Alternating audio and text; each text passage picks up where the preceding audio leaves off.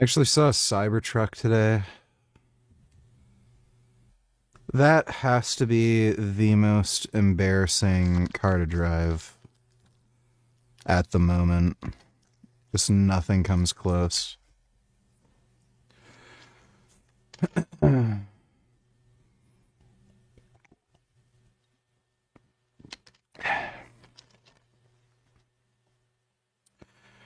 do you think about the nut diet? uh, I don't know why you ask me stupid questions, dude. I don't know what the fuck it is, and it sounds stupid, so...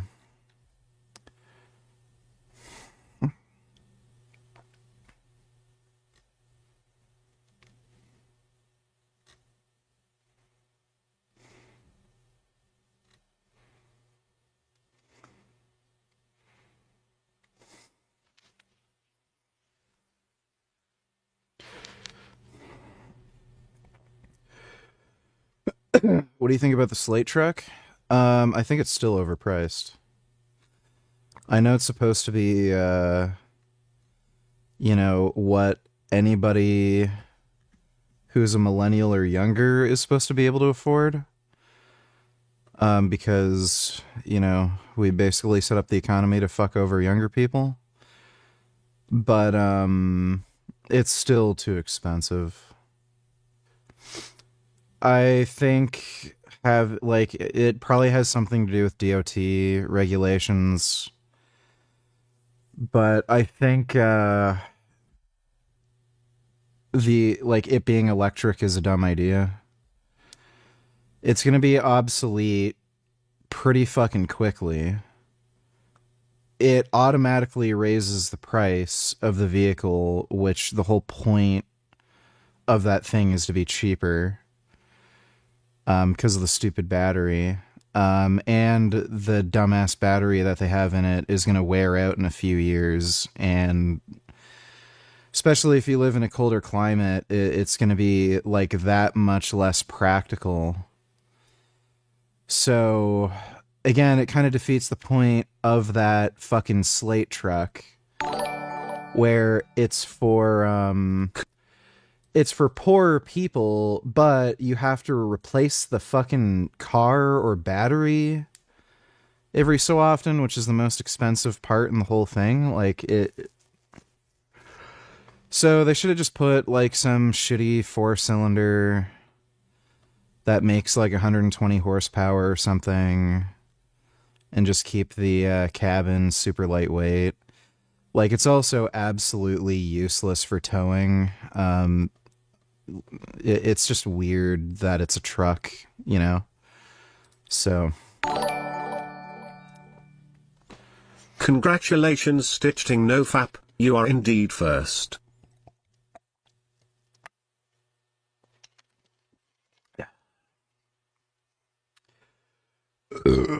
Yes, I forgot to mention that. Thanks for the donation, Vegan Gains.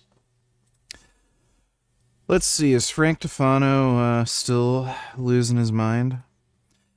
I think that's probably a good sign that he's not uploading anything, because that might actually mean he's really freaking out and he's toast and he can't even, bother to show his face on social media. Oh, that'll be so great when his business just goes bye-bye.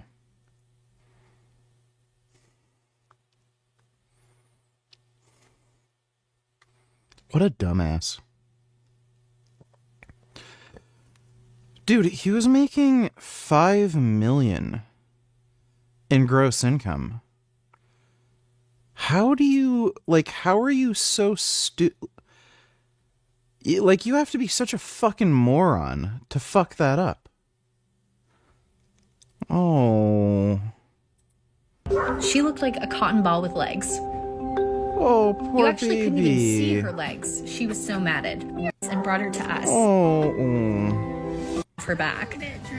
At first, oh my god, naked dog. She was pretty off balance, used to the weight and pain changing her gait, but she was motivated and got the hang of things swiftly that day. Oh my god. What a After beautiful her initial baby. treatment, Dolly lived in the clinic for a couple of weeks to Oh my continue goodness. recovering. The call center employees gave her a huge bed. Oh, what a nice dog. Oh. And more treats and toys Dogs than are she so could ask sweet. for. One of our longtime employees Oh my and goodness. has totally acclimated to her new home. Oh, that's a beautiful dog. That is very nice. That is very nice indeed.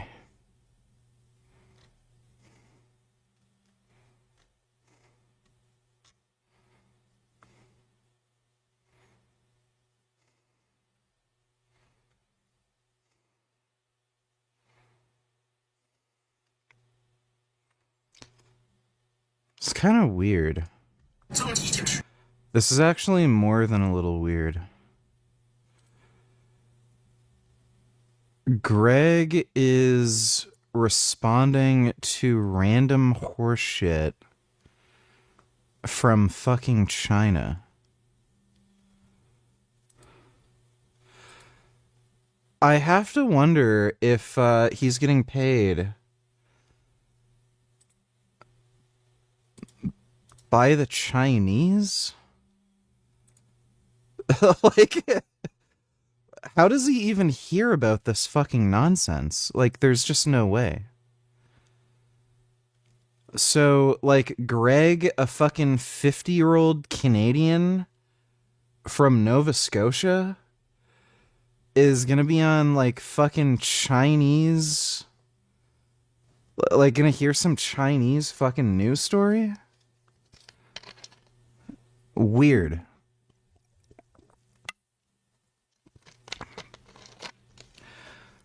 Like, there's no other way to explain it. I don't know how the fuck he'd ever end up coming across this. 叫做美替的一种激素药物。 Primobolan. So, this is some weird shit.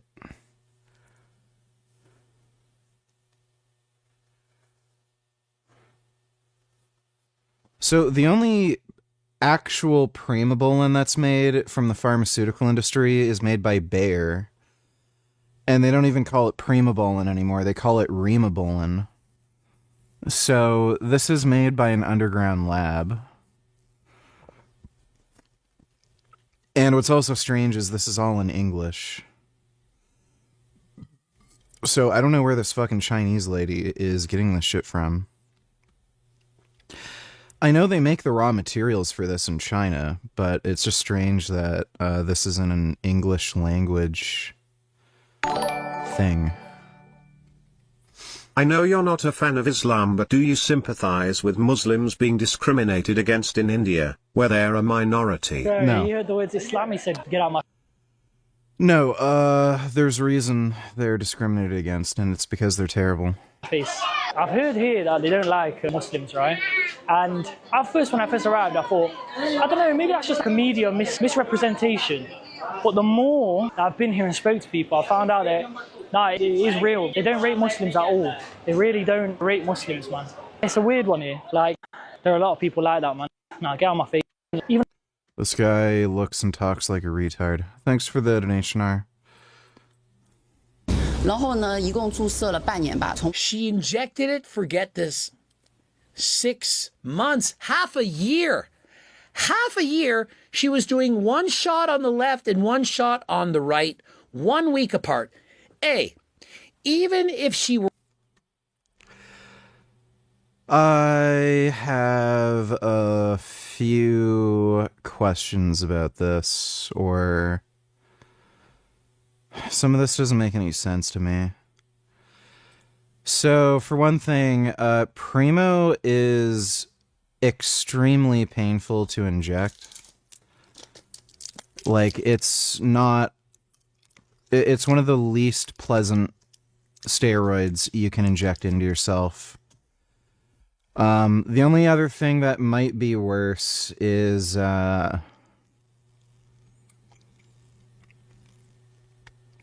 boldenone and nenthate,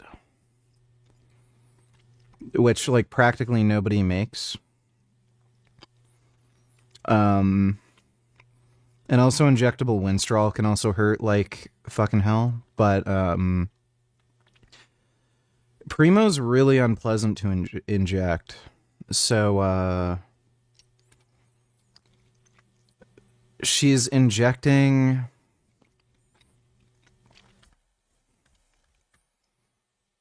she's injecting her shoulder once a week for 6 months. Like, I don't buy that some like random dumb skinny girl who's trying to get into shape. Like, I mean, you can just look at her. I just don't buy that a chick like this is going to go through horrible post-injection pain weekly for half a year. I just don't, like, there's so much weird shit. Why is he covering a fucking Chinese news story? There has to be something to this. There's like a hidden ad in here for like Temu. Changed. 现在是我都唱不了歌，我一唱歌就会跟公鸭嗓叫一样。陈女士提供了当时的照片，可以看到胸部有很多密密麻麻的小红点。去年11月，陈女士在微信里说：“你看，之前长在下面，现在下面好了，它往上面长了，我哭死。”梅林教练回复：“持续喝苦瓜汁。” And so, you know, she's getting some of these side effects. She calls up the coach and sends him a message, you know. Getting a lot of acne Drink on the bitter chest, you know, melon the juice. voice is getting a little coarse. And so does the coach say, you know what, you need to come off or to perhaps lower the doses, or we're going to swap you over from doing Primo to perhaps Adavar, Ostrine, or does the coach offer any suggestion? Absolutely. He says, add in some bitter melon juice.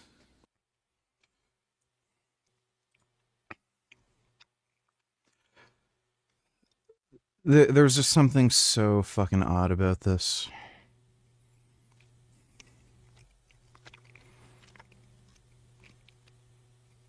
Is anybody mentioning that it's like fucking weird that he's covering Chinese news?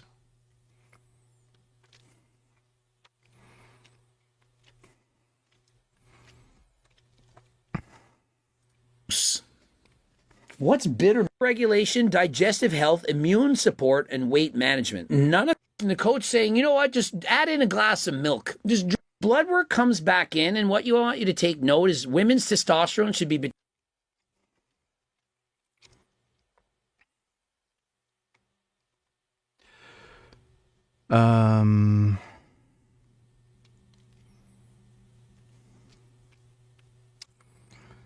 Her testosterone's slightly out of range. Like, that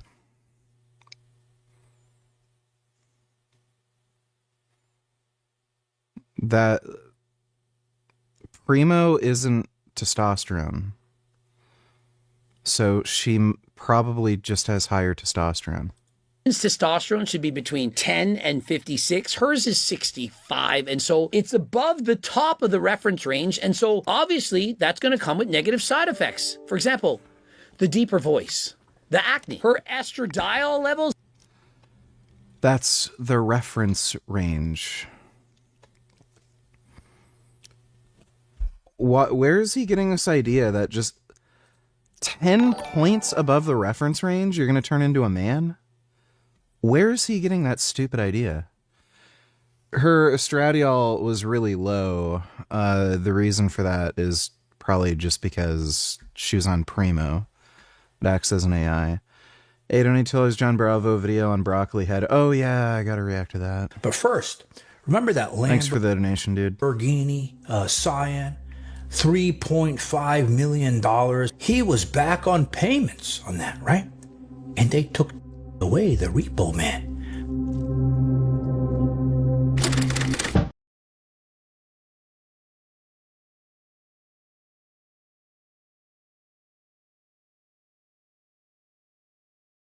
Life is materialistic, right? It's always broke. In fast food.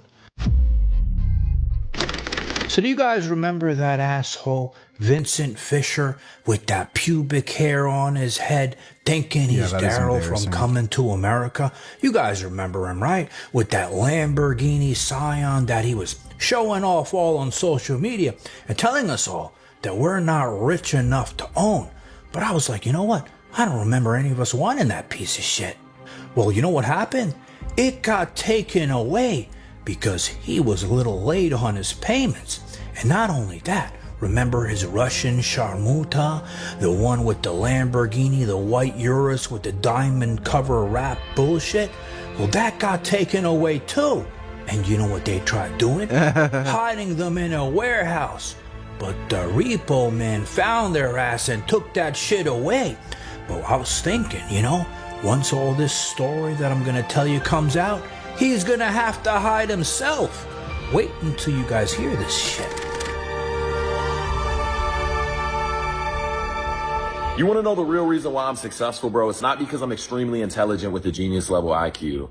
It's not because I'm unusually tall, sexy, and handsome. It's because I'm delusionally optimistic. I only think about best case in every single scenario. So I've been hearing Yeah, so how do you feel now that your toys got taken away? whispers behind the scenes, because you guys know I got these spies that happen to see this asshole out and about with that pubic hair.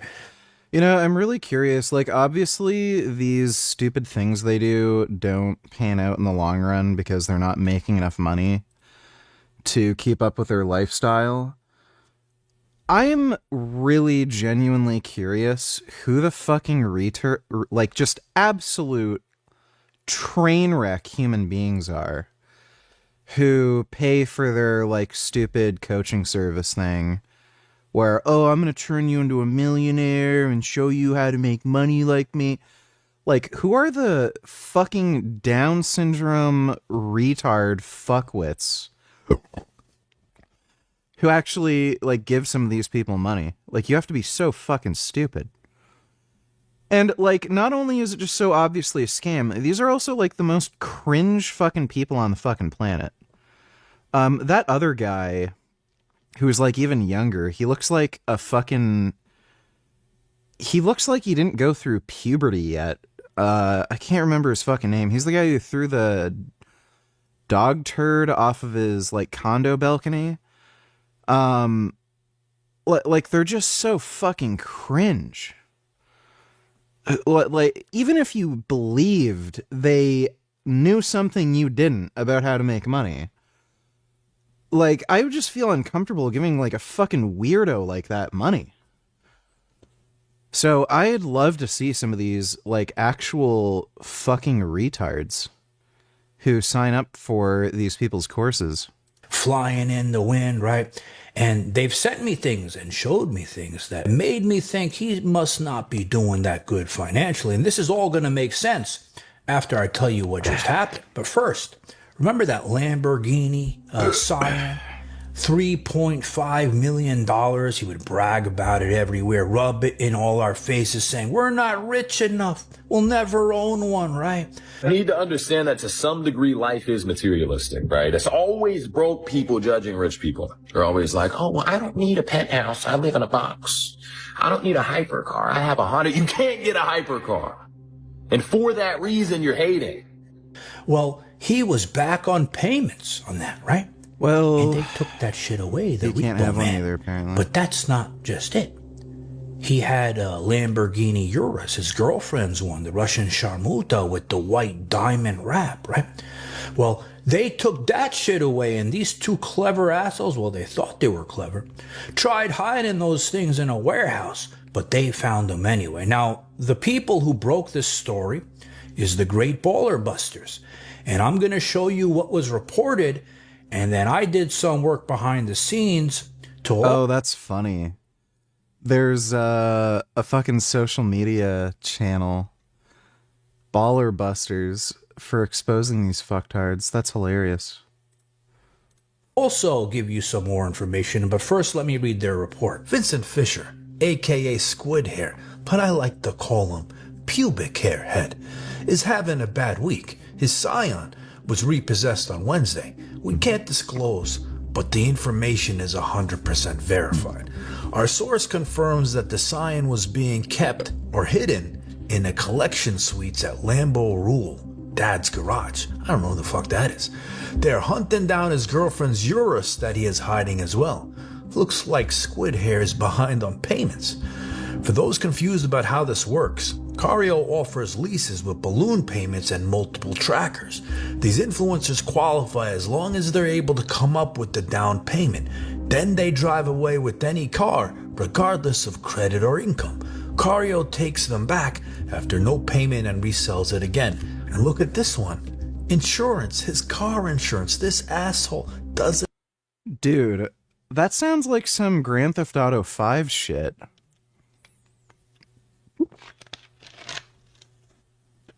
That was literally the thing that the car dealership you worked for at the beginning of GTA 5 did. Were you ever diagnosed with hypothyroidism?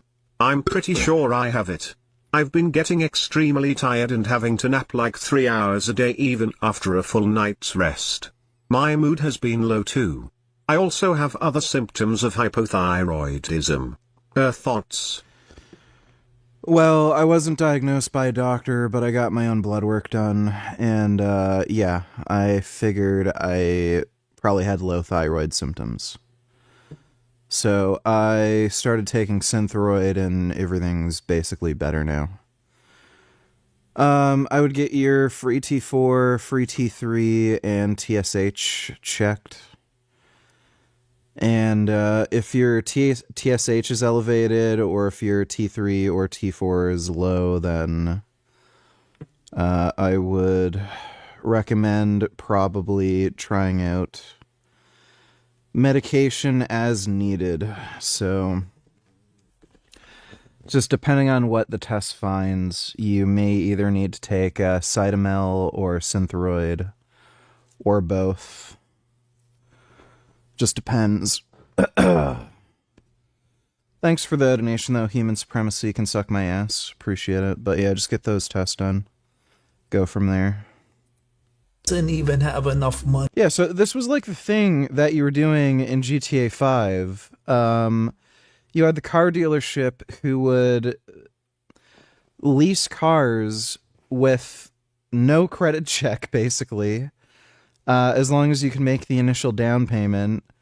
And then the payments were exorbitant, and a lot of people would default on the loan, and then you'd repossess the car and then sell it to somebody else. Money to pay the insurance on his cars, and he's driving with the suspended license, the piece of shit. The fuck? Lapsed insurance, repossessed Scion, suspended driver's license, hiding girlfriend's truck to avoid another repossession. Pay your bills, you piece of shit. So after, I read this, I said, you know what? I gotta find out, is this legit? I mean, I trust baller busters, but I gotta see it with my own eyes before I talk about it, right? So I went and I contacted the source themselves, Corio Motor Cars, and I can't discuss exactly what our conversation was. But what they did tell me is, on Monday, that green Cyan Lamborghini Vincent Fisher's, it's gonna be on the sales room floor. So if you guys want it and you're interested in it, just go and contact Corio. But I told him, I said, listen, you're gonna sell that fucking thing? I hope you clean those seats real well. Because that asshole, he's Daryl from Coming to America with that soul glow. Those seats are gonna be fucked up. So I hope you clean it before the next owner takes it. Right, it's very hard to die or go broke if you look like money. Apparently not. This guy doesn't realize that he looks like such a fucking retard. I've never seen anybody with such stupid fucking hair in my life. Like, what the fuck even is this? It's, like, the only way to explain this is, this was the best way he could figure to cover up, like, male pattern baldness. He has some, like, recession going on. But this is just a fucking joke. This is, like, literally clown hair. If you were to paint this orange, you'd think it's a fucking, like, fuzzy clown wig. Or go broke. I just, Go into Fry's, wink at the goddamn waitress. Hey, on the house. So back to my spies. You know, these spies, happened to see him around out and about. Remember that video they sent me of him in the pool trying to record a video and he looked like this little jerk off taking take after take after take? Well, those same spies happened to see that when he went to the gym one day, right?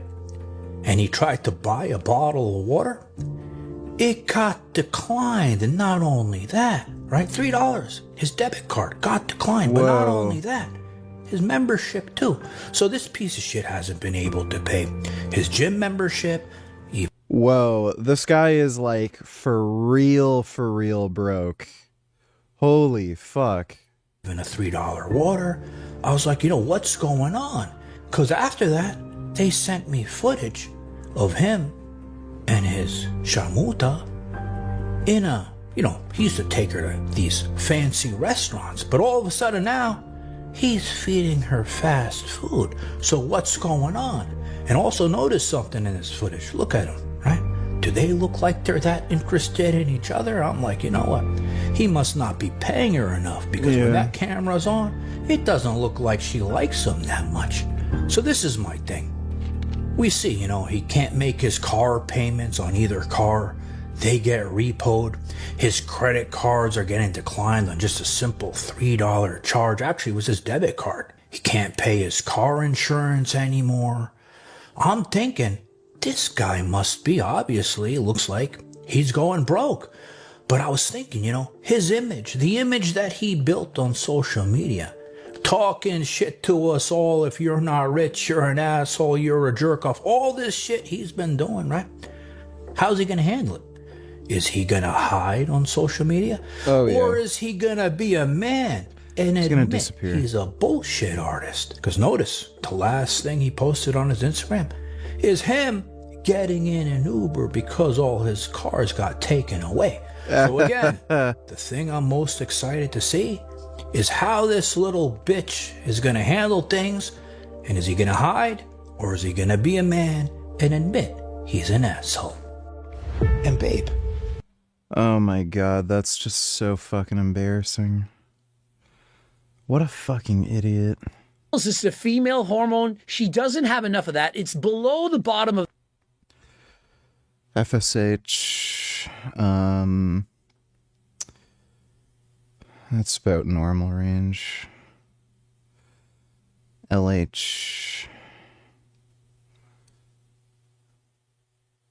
I think that's... Yeah, that's a bit low.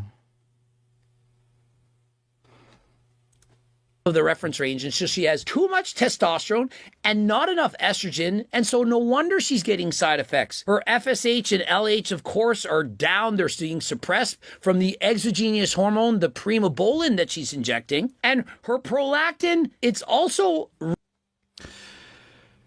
I don't know if she's being totally honest. That's surprising that if she was only on Primo, she'd get that kind of suppression. It can happen. Some people are just more prone to it, especially if she had like low thyroid output to begin with.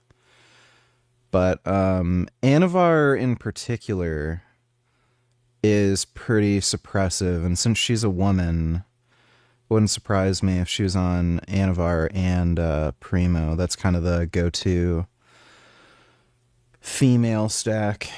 Right at the bottom of normal, at the base. And so she doesn't have enough estrogen and prolactin. These are female hormones, but she has too much. What am I buying when I win the lotto? Let's see.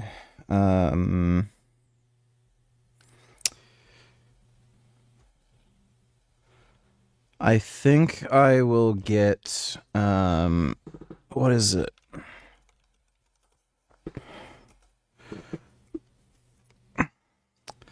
I'll get this.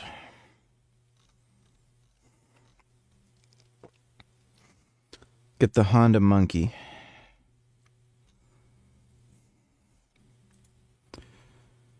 Yeah, I'll get a Honda Monkey.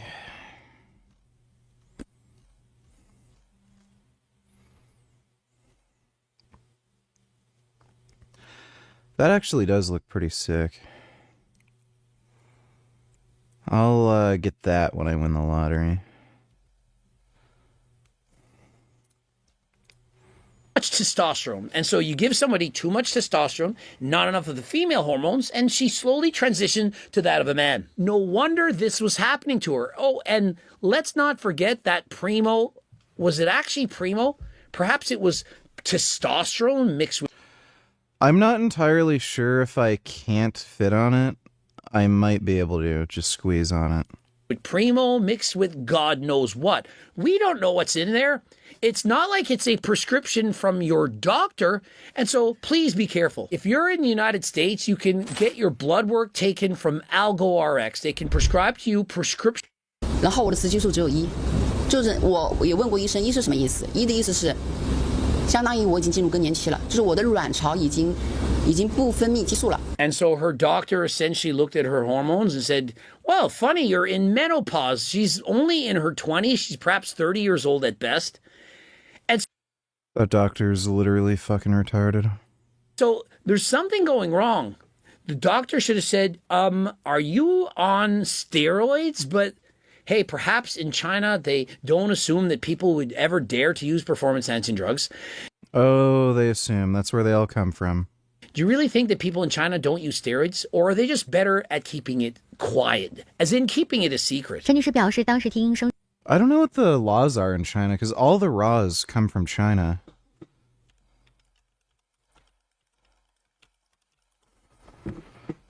AI. China, the manufacture, sale, use of anabolic steroids are generally illegal without proper licensing, medical authorization. Government maintains strict control.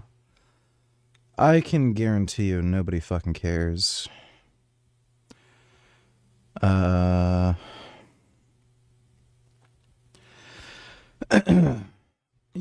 I can guarantee you nobody cares. All the raws are manufactured in fucking China. Like, there's no way this shit is getting mass-produced and shipped all across the fucking world.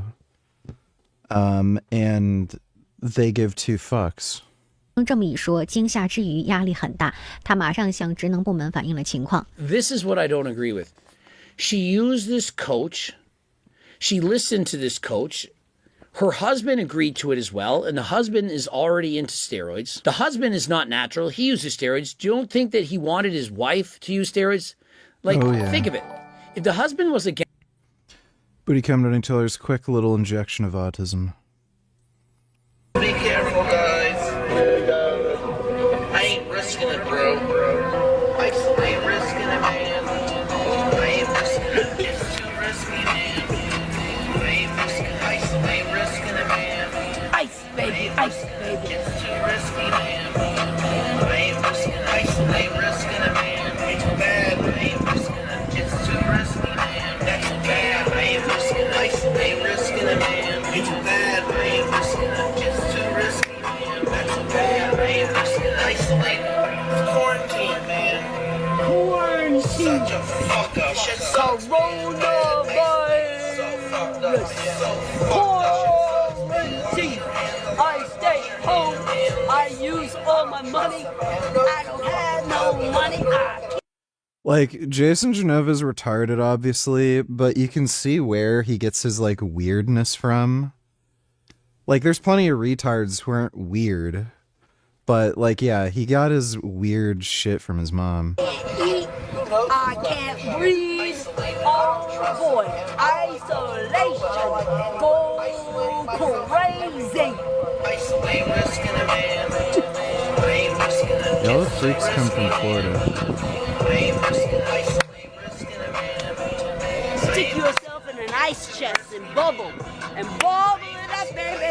Drink all you want. Forget it when coronavirus is gone. You can drink all the corona beer you want. Cinco de Mayo. I leveled out. Isolated. Sparkling soda. Fuck that. Yeah, Jason Genova's weird. Thanks for the donation, Booty Cum. against it, she would have said, hey, husband, should I use this Primo thing? This is what my coach wants me to do. And as a couple, they would talk together and he'd say, no, I don't think I want my wife to be a man. Dude, girls on steroids are so fucking hot. Like, when women use steroids properly, they are so fucking sexy.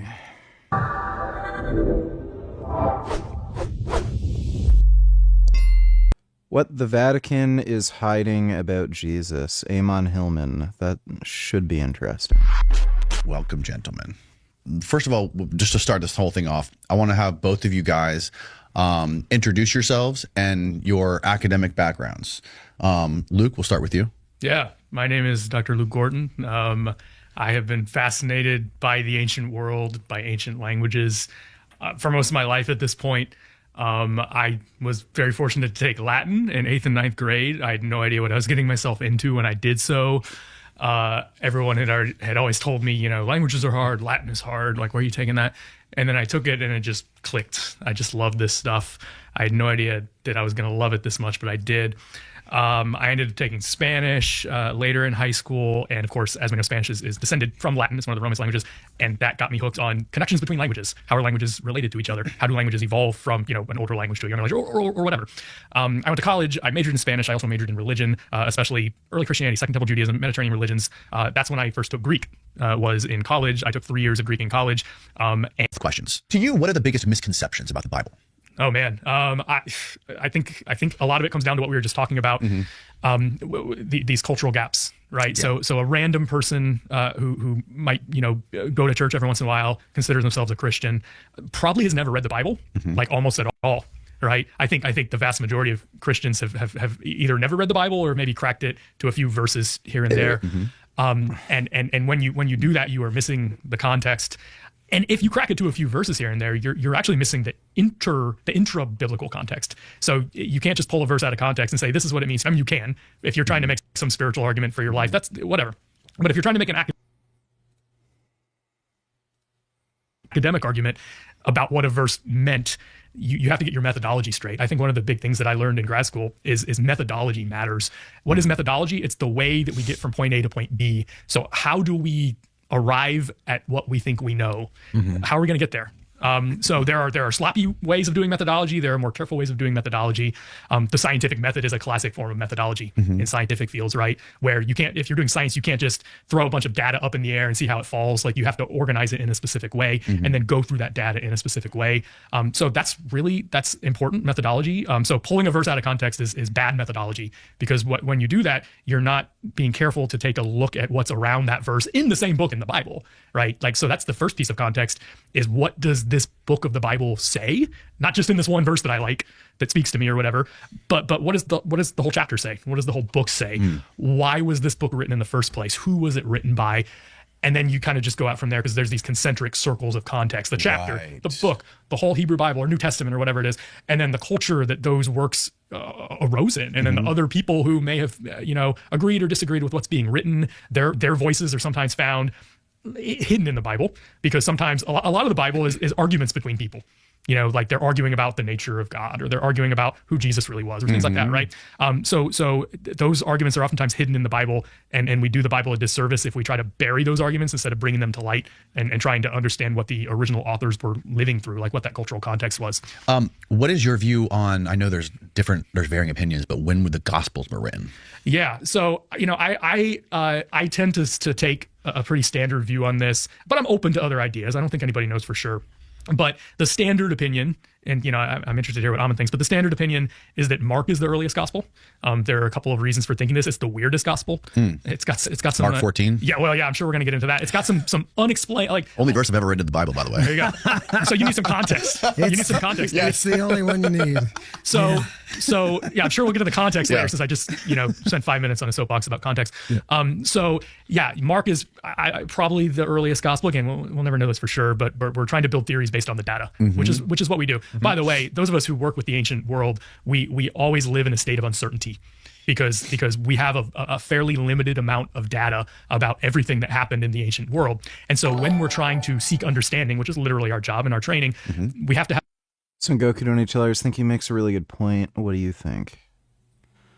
Let me see. that they prefer a man who has a dad bod over a muscular or shredded physique, they're actually lying to themselves, and they don't even know that they're lying.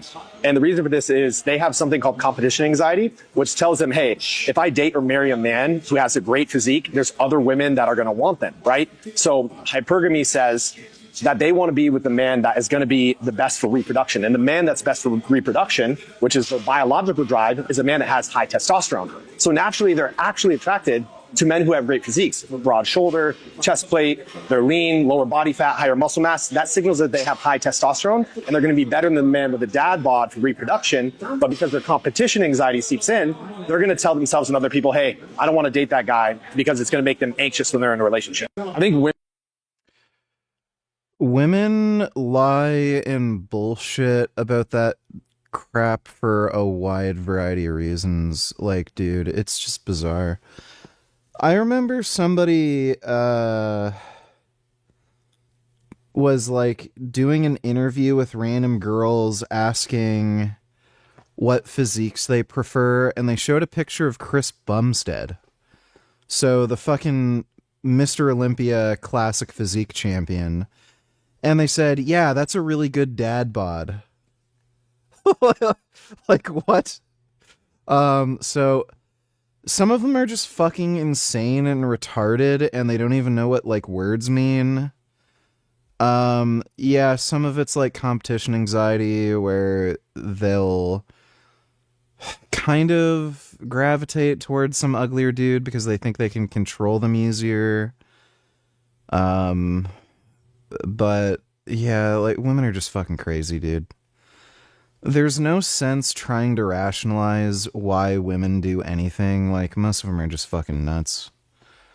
Thanks for the donation, Son Goku. Have a certain amount of humility, and you're going to hear me probably say this several times today that I don't know, Amin might say something and I might say, well, I'm not sure about that, but I can't disprove it either. It might be right. I don't know. Like, I'm going to be humble about it. And I'm going to... Aprilia RS600, most aesthetically pleasing bike besides Ducati V2 before 2025 model. All the Aprilias are fucking ugly as fuck. Yeah, this is not a good-looking bike. I don't know why people like Aprilias. They don't look good. They have absolutely fucking horrendous reliability. Like, they all just have catastrophic fucking failures, left and right. And they're overpriced. Like, Ducatis look great, but I don't understand why people like the Aprilias. They just look awful. And what's weird is they look worse in person.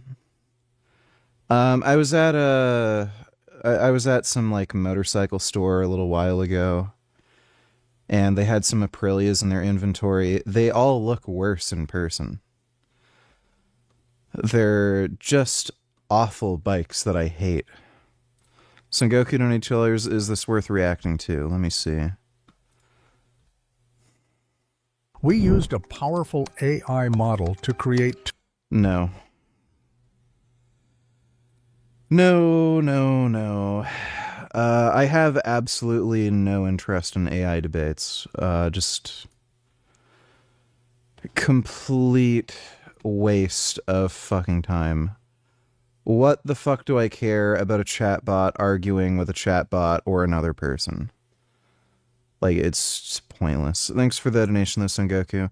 And the AI chatbots are terrible at debates, too. Like, they just actually suck. Met a few girls who have said they went after the less attractive dude because they felt they would have better chance of that person sticking around. Well, yeah. There's definitely girls who do that. Say that maybe we don't have enough evidence either way to decide this, and let's just, look at the evidence we have. Mm-hmm. So I think there's that. I'm going to resort to John Scarborough's training, and I'm just going to look at the primaries. Well, that's sources. Exactly right. To me, it's all that matters. Yeah. If you ask me the same question of when Mark was dated or when the New Testament, I would answer from the perspective of reading it and say, what other texts have I read that are using similar vocabulary and style? And from that, you can put it straight first to second, late first, second centuries, and it's meshing perfectly with the apocryphal. It's using these texts are using the same vocabulary. It's gorgeous. So I would put it, look, these are second century texts. That's consensus? RS 660 acid gold. You mean piss colored. Yeah, literal piss. This looks like shit. Like, and again, they look worse in person too. So this is the most flattering image you can get of this bike, and it's so awful. Like, just look at this fucking horse shit. Why are the wheels red and the plastics are yellow? And then you have so much of the fucking frame exposed, and it's like this very white, metallic, silvery color. None of the colors like go together. And like even if you were to just paint everything fucking black, like the bodywork just isn't that great. It just looks like fucking meh.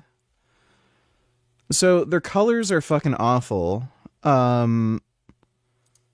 It just looks stupid. This or what? The consensus, and again, I'm humble about Again, this. I hate it when people always fall back on consensus Right. for everything, because that's what most people in my experience have done when I ask them shit, you know? Sure, yeah. The consensus is it was probably written in the 60s, like around 65. Oh, okay. Which is last half of the first century, of course. The consensus, for whatever that's worth, is that it was written in the years leading up to the Jewish revolt against the Romans, which took place between 66 and 70, which is a watershed event in Jewish and Roman relations, as you can imagine. So that would have been Mark. That would have been Mark, and then yeah, it's McDonald's colored. That's a good point. And then again, we're talking the consensus here is that Matthew and Luke were a little bit later. Just missing again, a little the bit of consensus is orange. that Matthew and Luke use Mark as a source because they have a lot of the same material. The three of them, Mark, Matthew, and Luke, are called the synoptic gospels, right. which comes from two Greek words that mean to see together, synoptic.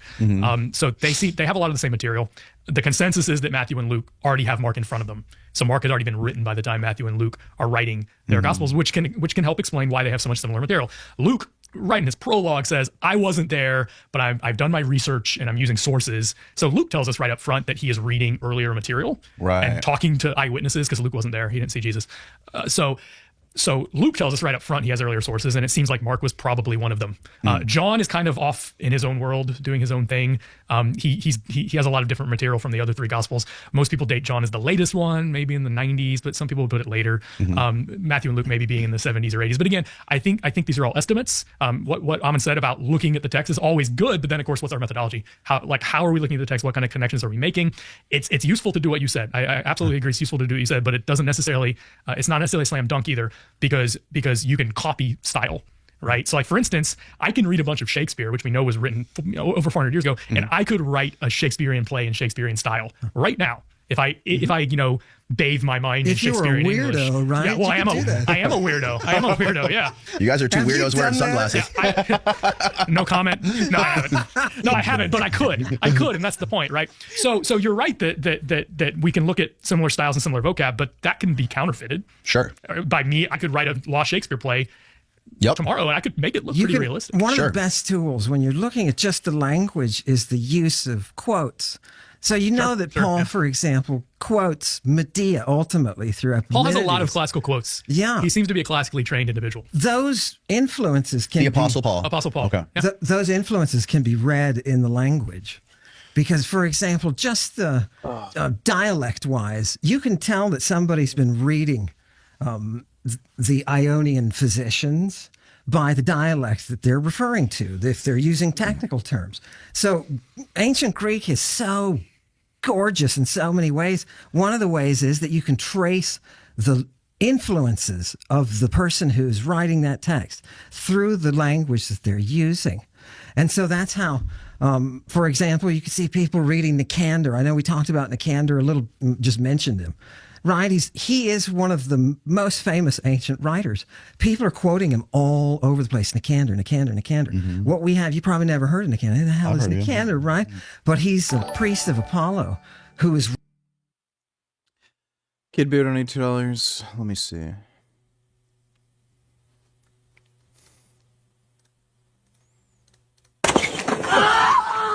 Oh,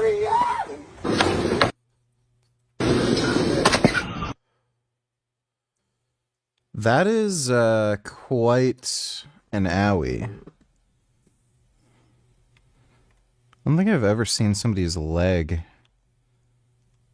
Why is it so stupid? Jeez. This guy has to have bird bones. I've never seen anybody's leg just snap like that.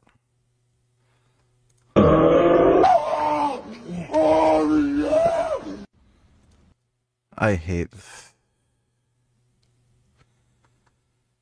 Oh my god. Social media has, like, ruined everything. Remember when you used to be able to watch, like, gross videos like that, and then there wasn't some fucking asshole who put his own fucking face at the end of it going, fuck you. I hope he gets punched in the face. Thanks for the donation, though, Kid Boo. Writing poetry that is wholly medical. It is pharmacologically wholly medicinal, right?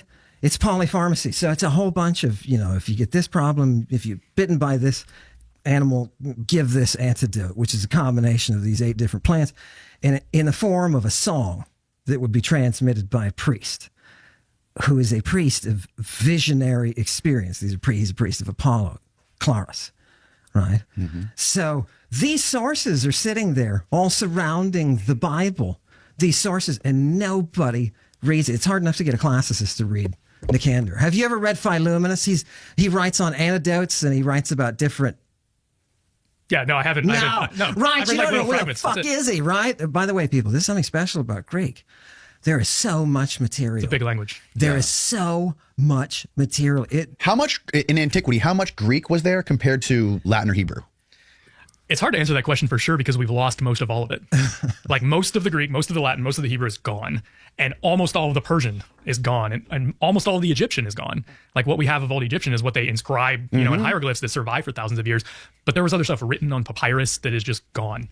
So this is something that I always impress upon my classes, that we are dealing with a lack of data. We are dealing with a serious lack of data when we are trying to understand the ancient world. Yeah. Because they just wrote so much stuff. We know they wrote so much stuff in all of those languages. Right. And almost all of it's gone. Well, wait, and despite that, what we have remaining is still awesome. From the libraries, Sure. from east to west, when archaeologists open up a new library, Rome. We're in Rome, right? What would you think would be written in these Latin. libraries? Dwelling Romans, right? Freaking Latin, right? Because they're Romans. No, it's majority Greek with some Latin. The amount that we have that survives is so much that I've been doing Greek for 35 plus years. You've been doing Greek for what? Yeah, over 20. Over 20. And between the two of us, we should both know all the authors then, if there's not, But we never will. No, just but we never more. will. There's Yeah. so much. I mean, if we read... You know this guy, Amon Hillman? He has the perfect voice for a cartoon character. I hope the people who make Smiling Friends ask him to voice some lines, because that'd be funny. Greek for the rest of our lives and all of our waking hours, we might make a dent, right? But Well, honestly, now that Herculaneum is coming out, and I don't know. Yeah. So what we have left from the ancient world, because again, another thing I remind my classes is that they didn't have the printing press up until 500-600 years ago. Mm-hmm. So everything that has survived because somebody cared enough to keep it and to copy it, right? So like things that were almost all this stuff was written on perishable material, papyrus, vellum, a very humid climate too, right? Often. So more stuff survives in a place like Egypt, which is not humid at all, the dry desert. So even near Alexandria. I cruise on 500 NHR. Steroids are bad for you. In fact, they're worse than alcohol. Big Daddy government said so. Hopefully it comes back to YouTube so Alex can host a debate between you two. Skip to 2045. All right. Oh, is this going to be stupid?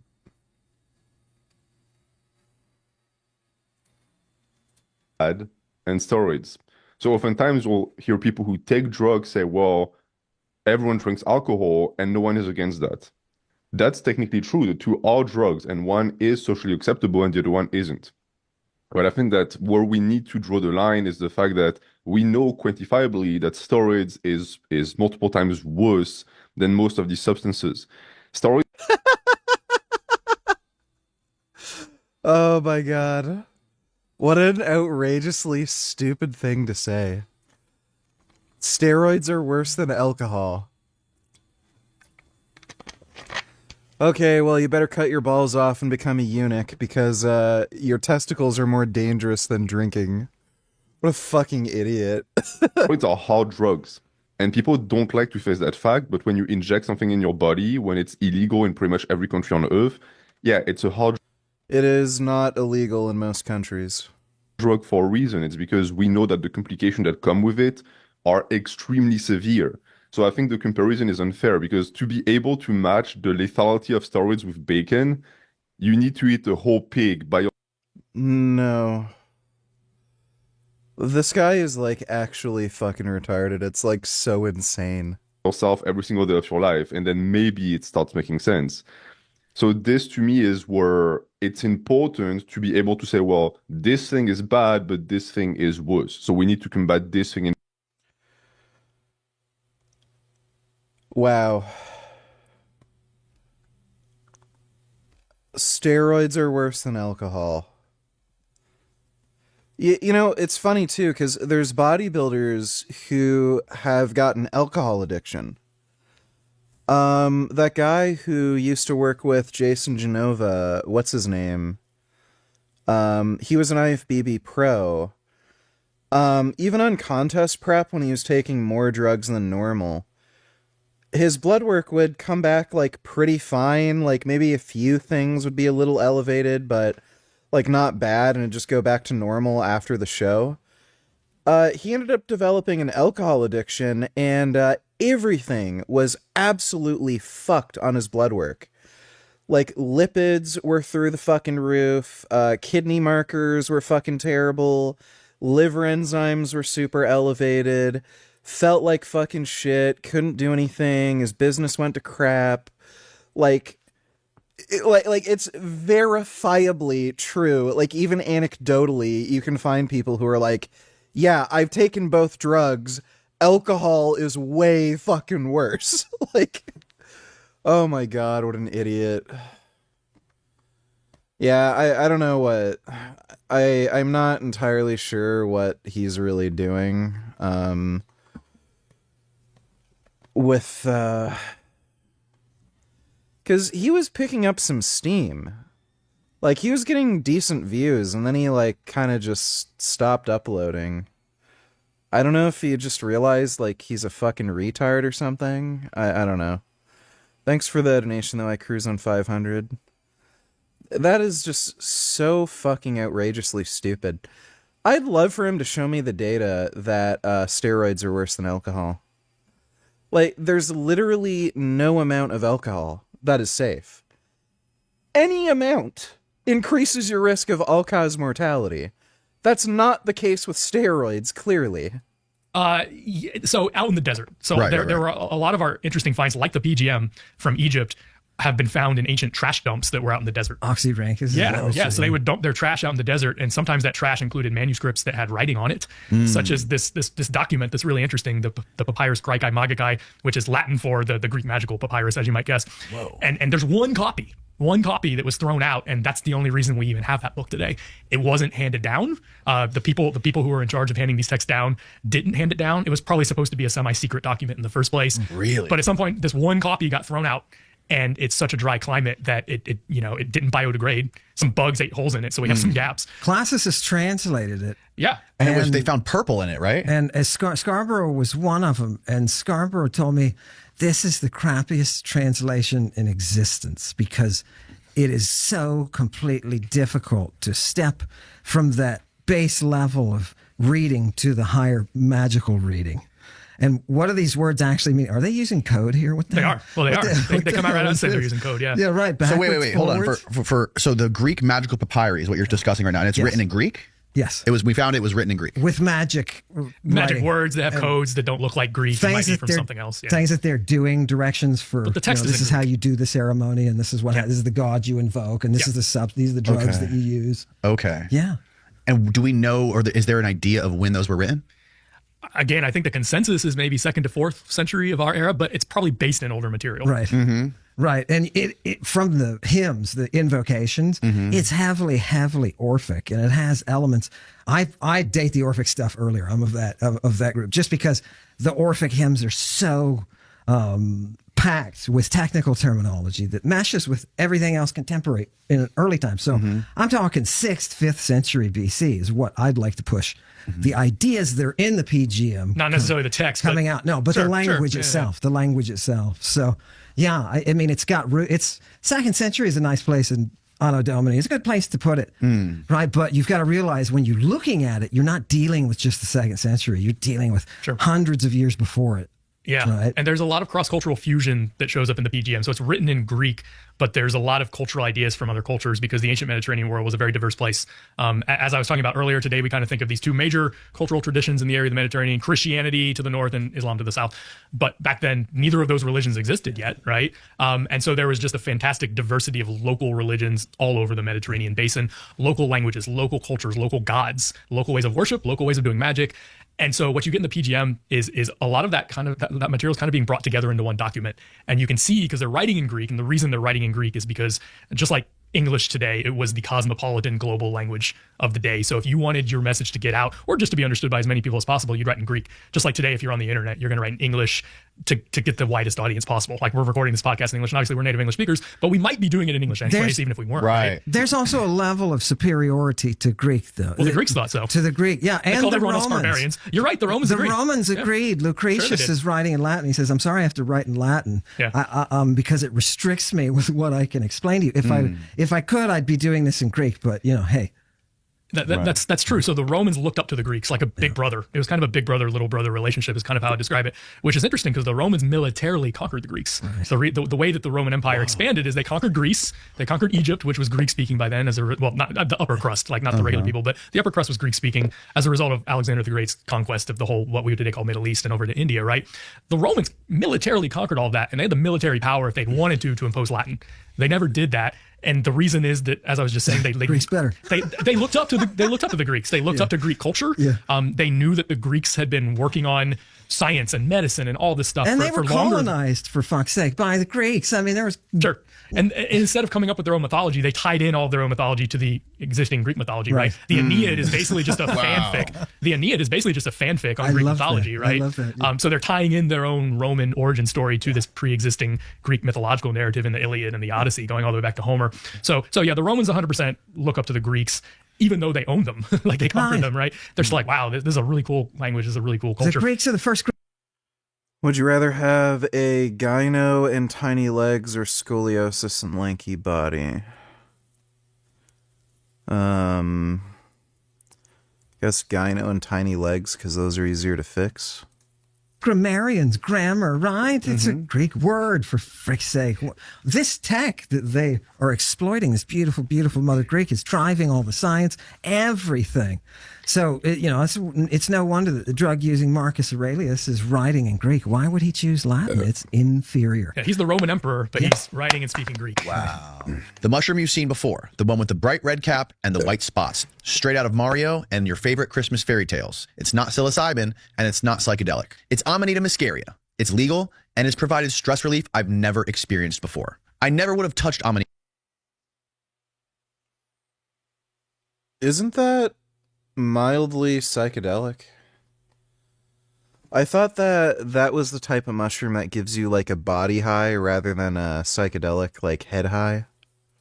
Amanita, if it weren't for Amanita, side hustle or a scam. It's a serious weird. It keeps me DJ 22 for 22. It's climate, right? So even in Homer, the characters talk about how Egypt is a magical drug land, essentially. Right. And the reason they think that, not inaccurately, is that Egypt has a warmer climate. Yeah. So you can grow more tropical plants. What's that word Egypt, I asked you about the other day? Kemet? Oh, yeah. Isn't Egypt known as like land of Kemet? That's the older name for Egypt. Yeah, That's the older name. That's the Egyptian name for which Egypt. means chemicals or alchemy or something. I'm not sure. Dark We'd have to soil go- originally. Yeah, it does mean dark soil. I think you're right. Which is Yeah. where you can grow a lot of plants, Right. which create drugs. Right. Sure. Yeah. Awesome. The Greeks called It's also- Egypt Aegyptos, and that's where our name Egypt comes from. But that was never their native name. So the Greeks looked up to these cultures to their east and south. Egypt was one of the big ones, Mm-hmm. and the Greeks accurately understood that Egyptian culture and Egyptian knowledge, whether drug or otherwise, went back a lot further than the Greeks did. Mm-hmm. So the Greeks kind of looked up to. All steroids should be legal. Like, look, anytime you make a drug illegal, you're just creating a black market. And every steroid has the same, roughly the same potential for abuse. Like, the reason you hear so many bad stories about Tren is because people take way too much. You need to take, like, if you're going to take Tren, you need to dose it way lower than you would other steroids. But it's not really an issue with the Tren, it's just an issue with the way people are taking it. So I don't see any reason to ban Tren, but allow every other steroid. It's just a matter of dosing.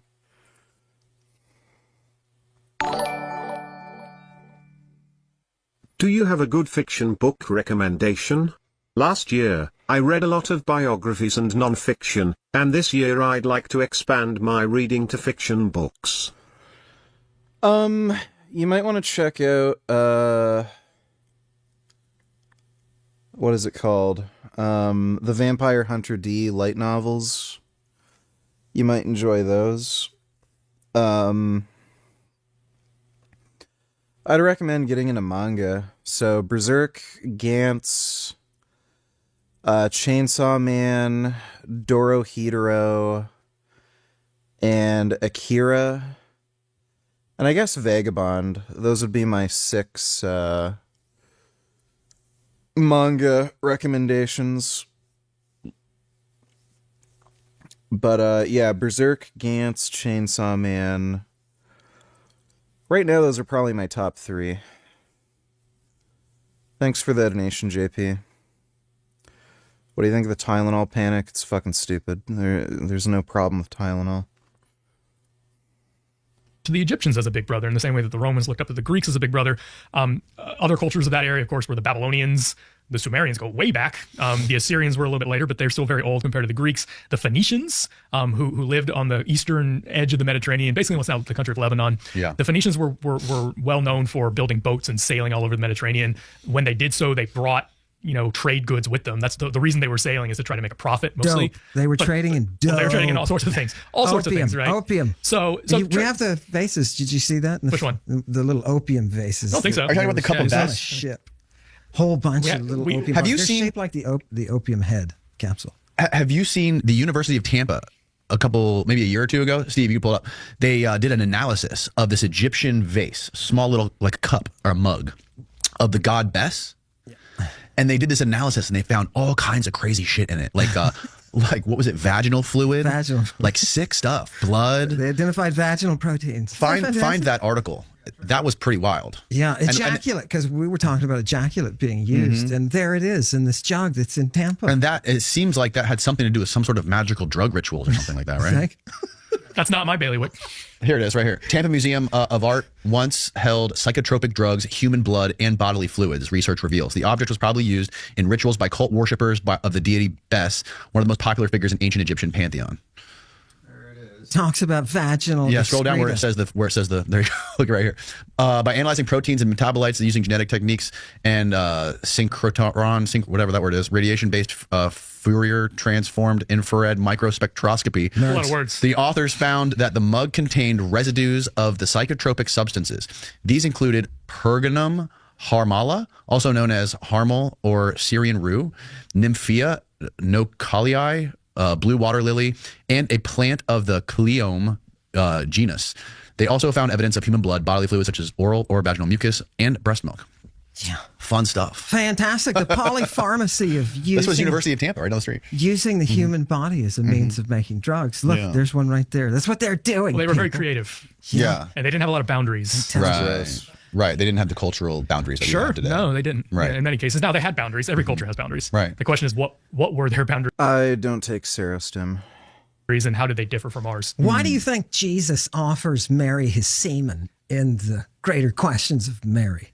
I don't know about that text. Can you bring it up? Oh God, yes. Yeah, we find made the- a slide. the- It's the number, Greater Questions of it's Mary. right No, before that's not a the biblical seven, text. Number That's not a seven. biblical That text. one was taken out. I don't think it was ever in there in the first That was probably written way after the Bible, I think. Exactly. Right? Yeah. It's- No, I'm there's a gonna- lot of later mythology about Right. Jesus, and that's one of the methodological questions. Right. We know that people were saying and writing things about Jesus that were very diverse. Even early Christians, like some of the stuff came from people who didn't like Jesus and weren't Christian, but some of the stuff comes from people who were Christian, like who did worship Jesus. But there's a lot of diversity. Hey VG, do you think civil war will break out soon? Also, how is your dating life since Jasmine? Do you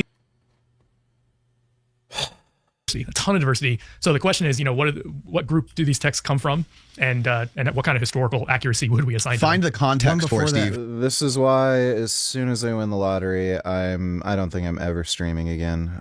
You people are just fucking pathetic losers who just are so fucking annoying. One before that. This is Amin's slide, but find like the definitions of the Greater Questions of Mary so we can give the audience context of who wrote it, when it was written, and all that kind of stuff. It is Epiphanius. Okay. Okay, and he is writing about the heresies in Christianity. Do we want the Sure. English And or that's the a- Greek? yeah. So the Just heresy. find like a yeah. Google explanation of Okay, it. good. It's good. Yeah. So as I was just saying, there was a ton of diversity in early Christianity, and you might think that something like this that sounds off the wall was coming from someone outside of the faith, but it might It's not have not, been. no, might not it's have been coming right from a bishop. because there was no orthodoxy yet. Right. So And like it's being established. early Christians are arguing with each other about who Jesus was, why he's important, And why what we he have did. to eat his semen. Well, that's what apparently some people thought. These guys, yeah. I don't think that was ever orthodox. You don't think that was orthodox, right? You don't think No, that was normal. it was one of the things. It was that one of the many things that somebody said at some the point. Ophites from the beginning were doing it. So There was all- there was- Simon Bob. JP, don't need $2. Let me see. The original Fidelity Bank foreclosure lawsuit. December 2022, Fidelity Deposit Discount Bank loan $246,000 to Frankie's Meat LLC with Frank Tufano personally involved in the loan documents. Loan was secured against commercial property, meaning that if the loan wasn't repaid, the bank had the right to take and sell the property to recover its money. According to the bank, the required monthly payments were not made, of course, which caused the loan to go into default. Once loan is in default, lender is legally allowed to demand repayment of the outstanding balance and begin foreclosure proceedings. I knew it. So I knew it. In this case, the bank is asking the court for permission to foreclose on the property, proceed with a sheriff's sale, court-ordered sale of the building, apply the proceeds towards the amount owed. The bank is also seeking to recover interest, fees, legal costs.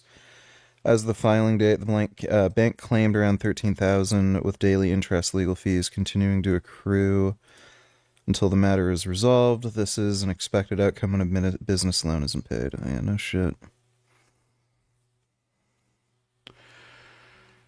Frank is such a fucking idiot.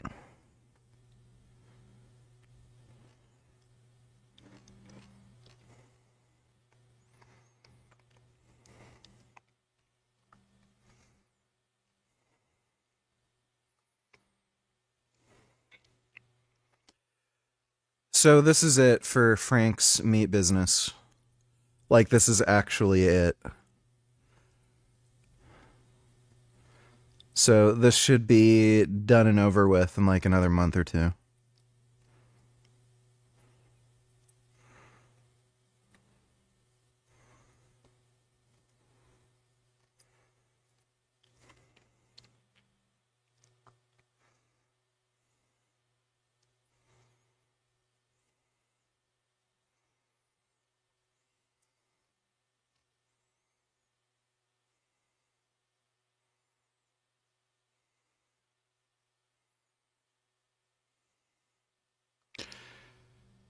So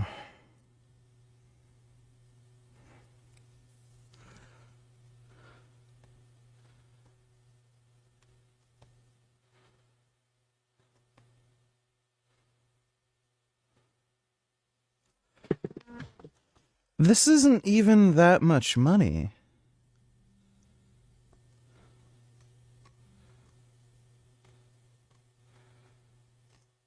Frank has to be, like, so fucking retarded. Like, this just was not that much money. So he was making $5 million gross income in the last year, and he decided to throw that all away because he didn't want to pay just like fucking 10 grand. Like, this is just outrageous.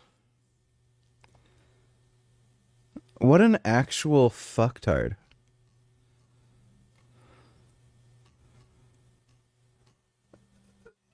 Absolutely insane.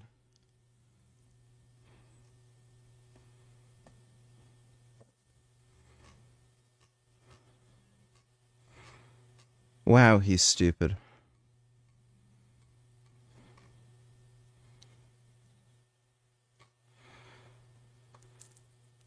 Well, dumb motherfuckers be dumb motherfuckers. Thanks for the donation, JP.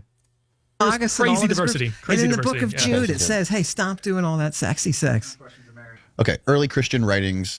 Epiphanius writes the following about the Gnostics, and this is our only source for the contents. They published certain questions of Mary. So what year was this published, Ahmed? It wasn't, well, or written, let's rather? see, Epiphanius is 4th, right? Okay, so 4th century, so Yeah. 400. Okay. Right, confirm my friggin' dates. I think that's right. Yeah, But he's right after Julian. Right after Julian the dies. 4th century is really important to Christianity because that's exactly when Orthodoxy is being formed, right? Because there's different sushi. Some of it's avocado and tofu. Some of it's cucumber. The yellow one that looks like carrot is yam. Sweet potato.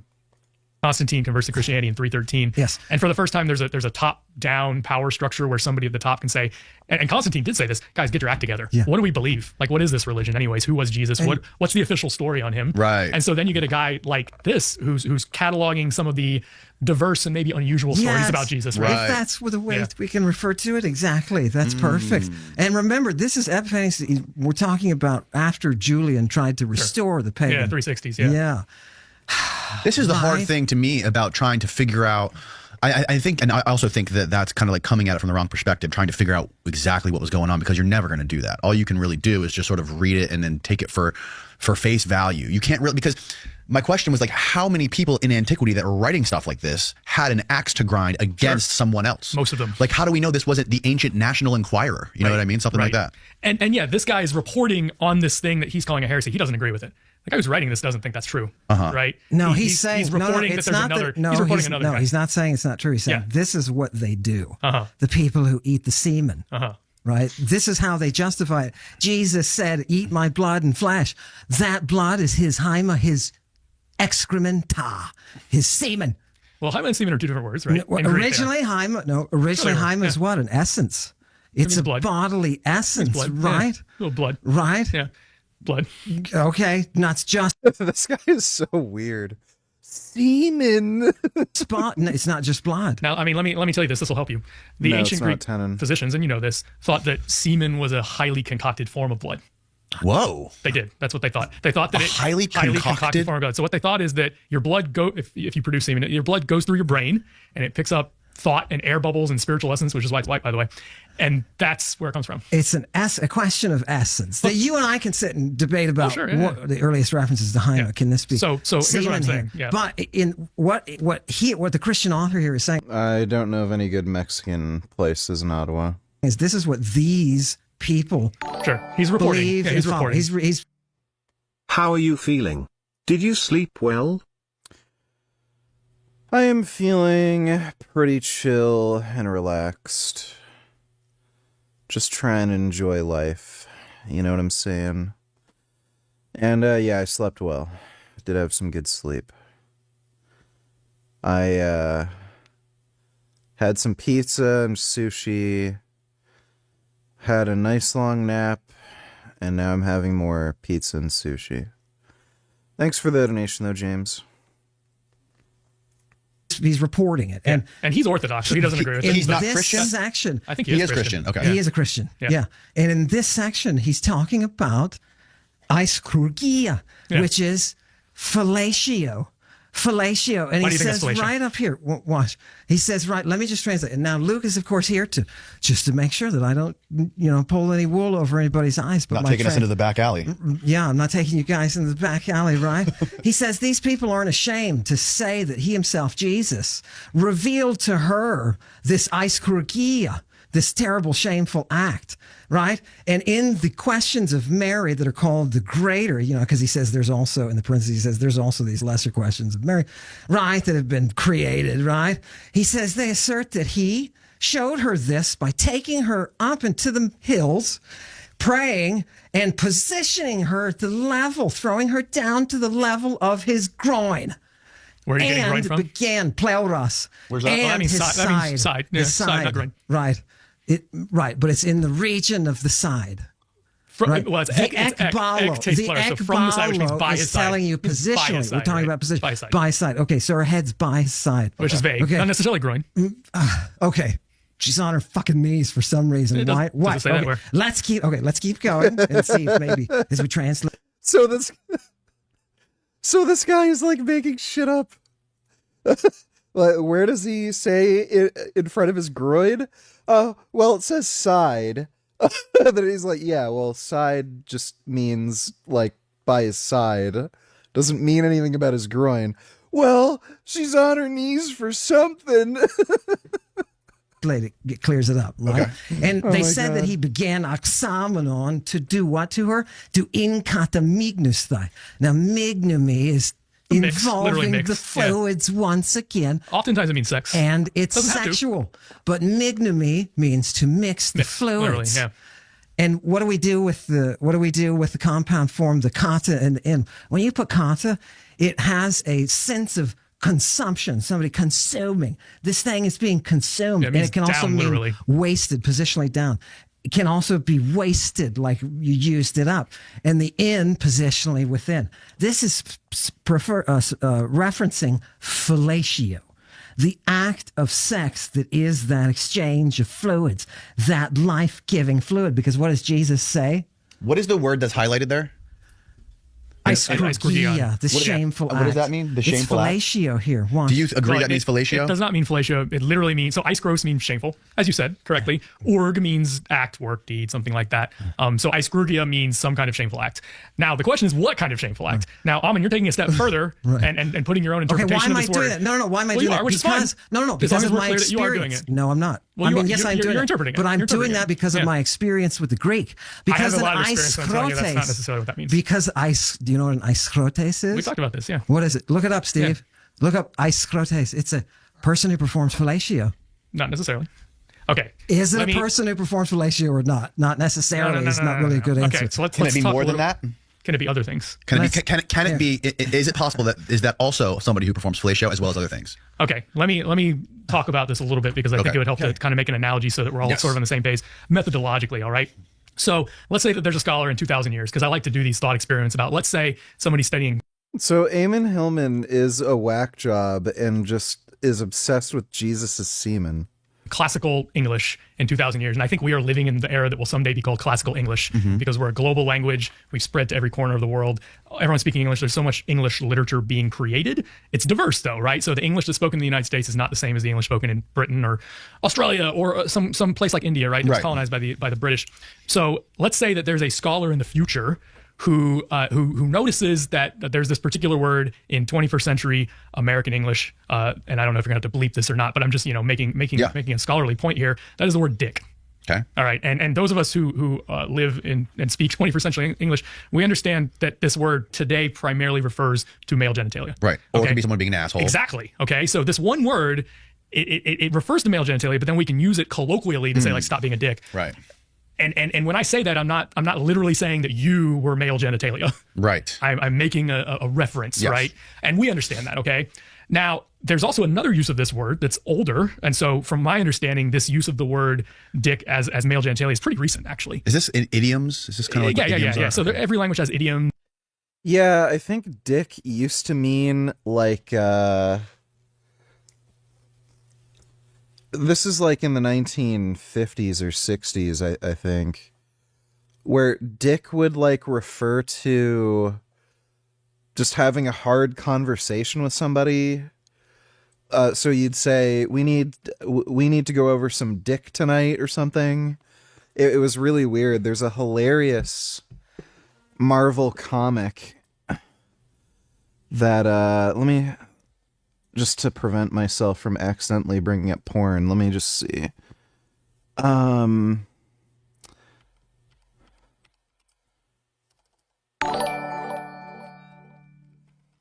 I fucking love getting blowjobs. Few blowjobs a week keeps the doc away.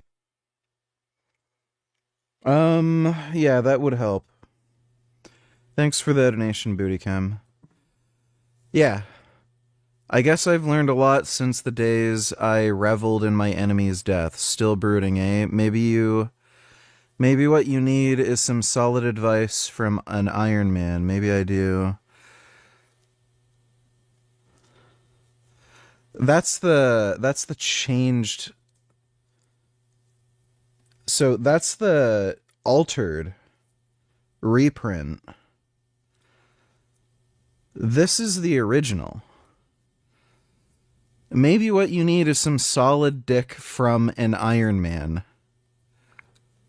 So, dick used to mean like advice? Or just like a hard kind of conversation? But this was the original. You need some solid dick from an Iron Man. And this would have been like 1960s. So, yeah. But blowjobs do keep the doc away. And semantic references, right? So this use of the word that we kind of take for granted in English today is pretty recent. Up until fairly recently, dick was used as a name for Richard. Right? As we all know. As we all know, right? So we had a president named Dick Nixon. Mm-hmm. We just had a vice president who just died named Dick Cheney. Dick Cheney. Right? And there's lots of other dicks in the world who are just guys named Richard, right? Mm-hmm. Okay. So we understand, because we speak English, that there are multiple meanings of the word dick, and they don't all mean male genitalia. Right. Right. So we understand that Dick Nixon was not calling himself that because he was trying to say he's the penis guy. Right? He's not. It's a totally different thing. And it actually predates our meaning of the word dick. Now, let's say that there's a scholar of classical English at some university in 2,000 years who correctly notices that this word dick in 21st century classical English, as I'm calling it, oftentimes occurs in dirty contexts. Okay. Mm-hmm. It refers to male genitalia, and then he has 100, 1,000, a million different examples of that, right? And so he hits you over the head and says, look, this word clearly means male genitalia, and he's right. That oftentimes it does mean male genitalia. But then let's say he takes a leap and he says, well, you know what this means about Dick Nixon, right? That means that Dick Nixon was calling himself that because he was a child. Like, he just was obsessed with male genitalia, and I mean, like, why else would he use that as his first name? Like how dirty would he have to be to use the dick as his first name, right? And so this person 2,000 years down the road has this theory that Dick Nixon was I don't know, maybe he was gay, maybe he, who knows, like you can come up with some theory like that. Now, those of us who speak English today know that makes no sense and isn't true at all, right? Because we know that there are different contexts in which this word can exist, and it has different meanings in different contexts, and that's methodologically sound, as we have to pay attention to the text. So I want to come back to this word. No, because what I'm calling this is pulling a Dick Nixon. Okay. So from now on, when I say pulling a Dick Nixon, and I think I'm going to have to say it multiple times, what I'm referring to is pointing out a word that could be dirty or could mean a certain thing. Yes. But it might not. It might mean something else. It could mean fellatio here, right? Is it possible it means fellatio in that context? Okay. So since it means dirty deeds. I see it. Oh, by the way, can we bring that up? Yeah, show that. So this is actually methodologically important. Yeah, so this was from your short. You sent this to me a few weeks ago, but since you brought it up, let's bring it up now. Steve, LSJ. Yeah, LSJ. LSJ, okay. It was Eiscrogia, right? Yeah. No. Eiscrotes. Eiscrotes, okay. Yeah. Okay, LSJ. Honestly, can we bring up... Wait, you said hang on, let's take I gotta take a leak, so you look it up. I'm gonna go pee. Steve, are you ready? Go to the definition. Yes. Let's go to the definition. All right, we are back. And Steve just pulled up the definition of, what's this word again? Now, this is Eiscrotes. Eiscrotes. And all of this is using the beautiful, glorious Greek root, alpha, iota, sigma, he, right? That rho is hanging on there, can come off or not, but the iskron is that which is just awful, ugly, deformed. Oh, look, it's in his hand. The iskrote. So you see the main definition, at least in the form. Iskrogia is the working of this shameful thing. Committing iskrotes, right? Exactly. It's filthy conduct. And ugliness, deformity. You notice it's a euphemism for fellatio, right? Okay. Yeah, but why is it? So I'm curious. Why is it? So they're associating filthy conduct with fellatio. Yeah, because these are Victorians, right? Okay, so this is something now for the listeners. The three of us have had a text discussion or a text thread for the past few months. Yes, Amin sent this to the thread a few weeks ago, and I pointed out at the time that semicolon is very important. Right after Ephesians 5:4, there is a semicolon. Amin, what does that semicolon mean to you? What does it mean to you? You surprised me. As a Greek reader, it means nothing to me. Well, that's a problem. It means something very important. It means it's an "and" as an English reader, no, and it's a euphemism, as you see from the Scholiast on Aristophanes, frogs. Right? Sorry, Aristophanes frogs. Frogs, right? 1308. Yep, we agree with and that. then they refer to you the general term "iskrosune," right? Which is which Tzitzis is going to talk about, right? And his comment. Tzitzis is Byzantine. All right, what to you? What does that colon mean? It's separating two different things that are pretty different here. Okay, so specifically, it's separating two places in which this word iskrotes has been used by two different authors at two different times and places. Before the semicolon, what we see is filthy conduct, epistle to the Ephesians, chapter 5, verse 4. Okay. And in that use, and we can go look at that if you want, but I don't think this is particularly controversial, the author of Ephesians is simply saying, don't engage in iskrotes, right? He doesn't define it. I think because I think he's being vague. Yeah. I don't think I don't think he necessarily has one particular dirty thing in mind when he says that. Aselgeia. I don't it's think he does. only aselgeia Hold on. the pharmakeia. It could be sexual. Yes, okay, so I think when he has dirty things in mind in Ephesians, sexual stuff is part of it. All right, but he's not narrowing down the sexual stuff. Do you agree with that? He doesn't just mean one particular sexual thing. No, in Ephesians? he does because I don't he think calls it idolatria. It is the act itself of engaging in these dirty mysteries where they are eating. Let me go back to the semicolon. All right. Everything's fucking eating cum with this guy. Oh my god, he always talks about it. Everything's eating cum. Right. Okay. So then the next use of this is centuries later. I'm actually not sure what century the Scholiast to Aristophanes' frogs is. I want to say like 11th or 12th century. It's over 1,000 years after Aristophanes. Yes, or sorry, 1,000 years after the author of Ephesians. Right? It's Byzantine, right? So hundreds, maybe over 1,000 years later, a Scholiast, and let me tell everyone what a Scholiast is. Amin and I both know. A Scholiast is somebody who is a commentator on an older work. Okay, so like for instance, today you can buy a Shakespeare annotated volume because sometimes we don't know what Shakespeare means because it's been 400 years. Right. And so somebody will put notes in and say this is what Shakespeare meant when he said this or whatever. Okay. That's what a Scholiast is doing. He's a later writer who is a commentator. Has this ever happened to you, Richard, when you were coaching people?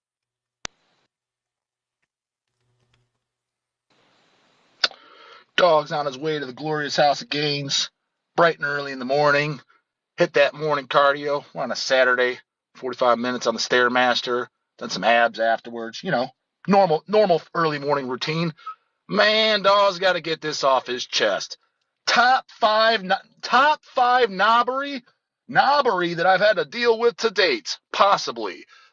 No names mentioned. I got an in-person interview set up to do that's been scheduled for months. And one of these T-boners, no reply, no call, no show. Been trying to get a hold of him for the past 3 days. Just no reply. Where you at, bruh? So, and if he screws me on the interview, can't say nothing yet. Will in future, and see, I'm not confident that he's going to pull through on something that'll be even really screwing me.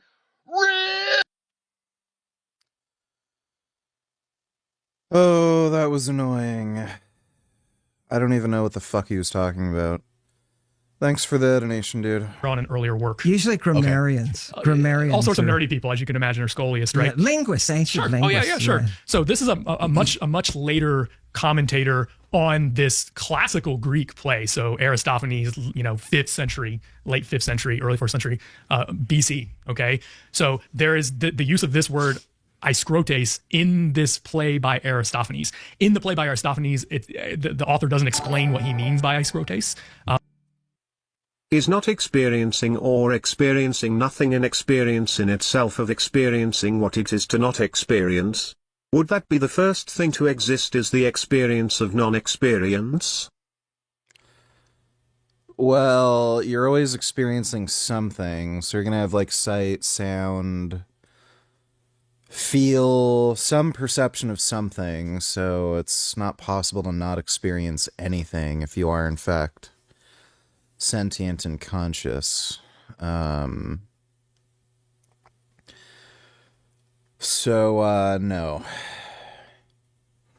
I mean, you can experience boredom.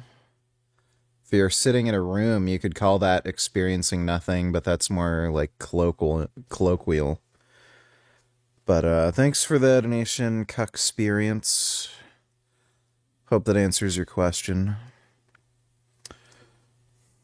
But this later commentator from literally a millennium and a half after Aristophanes wrote this, he says, I think it means fellatio.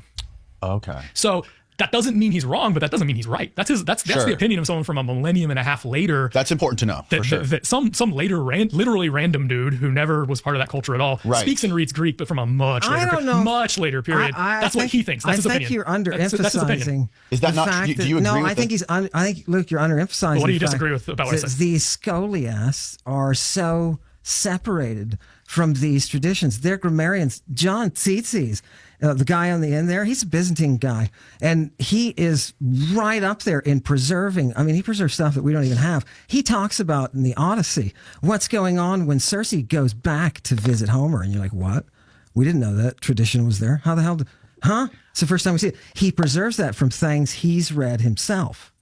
That's sometimes true. That could be true. Like he has a commentary, that guy who's there talking about the Eiskrosune, which is the older form that they would have been using. He is saying, this source is telling us X, Y, and Z, and we don't have any other record of that. He's the one who's saying, look, this is euphemistically, right? Yeah, he's saying it's a euphemism for fellatio. Now, right. I'm not, to be clear, I'm not saying he's definitely wrong because he's writing 1,500 years later. Right. And I 100% agree that these scholiasts are in a tradition where they are very well read. They're not dummies. Just like if you hire someone to write a commentary on Shakespeare, hopefully they've read all of Shakespeare and everything else from the period to even know what they're talking about, right? I am not trying to discount that these scholiasts don't know anything. Otherwise, we wouldn't cite them in a dictionary. However, we have to cite them with a pretty large grain of salt. So we can't just say that's definitely right because this is 1,500 years later that somebody is coming along and saying, I, Mr. Scholiast from the Byzantine period, think that the use of this word in Aristophanes' play The Frogs means fellatio, right? That's its opinion. It's a learned opinion, okay? I'm not saying he's wrong. Right. I'm just saying we do have to take it with a grain of salt. Sure. We can't just say that's definitely years, okay. Yeah. So also I want to make this point. He's only talking about the use of the word in Aristophanes' Frogs. He's not talking about it anywhere else. Okay. He's not talking about the use of the word in Ephesians. He had no comment about the use of the word in Ephesians. He's not talking about the use of the word in what we were discussing before. Yeah, that's the Victorians who were putting them next to each other and putting the semicolon. Well, no, the semicolon is Bible. No, it's not. No, it's not. The reason that the semicolon is there, it's very simple. It's dividing two different times that this word was used. Okay. You agreed. It was used in Ephesians. It was used in the Frogs. Right. Two different times, and that's all. That's all the semicolon. And I would say it's used the same. I would say it's used the same. And that semicolon is an and. You can have that opinion, but it's just your opinion, right? I might have a different opinion. You might have a different opinion. We can both argue for it. Correct. And it's good. That's what university is for. Yes, we argue for our particular. You think the leaders of the museum didn't fight with each other and all the fought all the underlings time and they stormed off and they started new museums. Exactly. Of course they did. Exactly. Right? Now, can we have the text now? I'm just trying to start a new religion here today. That's all I'm here for. To finish the text. So I want to go back to we were debating actually what led us to this is what the word Eiskrurgia means. And so what Amon has done is he's pointed out that hundreds and hundreds of years later, one guy had an opinion that this meant fellatio in a different text. Not even here. He said not even in this text. Not even in this text. This was in an Aristophanes play. Aristophanes play, which is not what we're dealing with here. Right. So this is where methodology comes into play. On the no pun intended. On the one hand, Amon is doing linguistic work here, which is important and valuable because he's saying, look, here's another time where somebody said that this word used in a different place, but still the same language, even if it's 1,500 years apart or whatever, means this particular thing. However, it doesn't remotely prove in any way that that's what it means here. Are we pulling a Dick Nixon by saying that this means fellatio? Okay.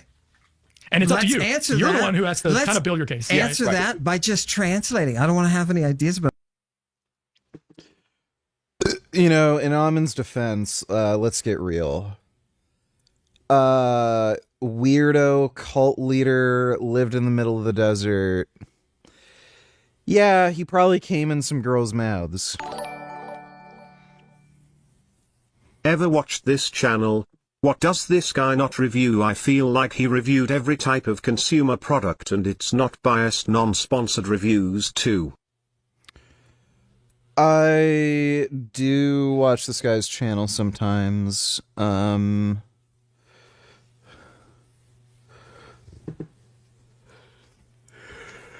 I've seen some of his reviews on like jump starters, some lubricants, drill extractor things.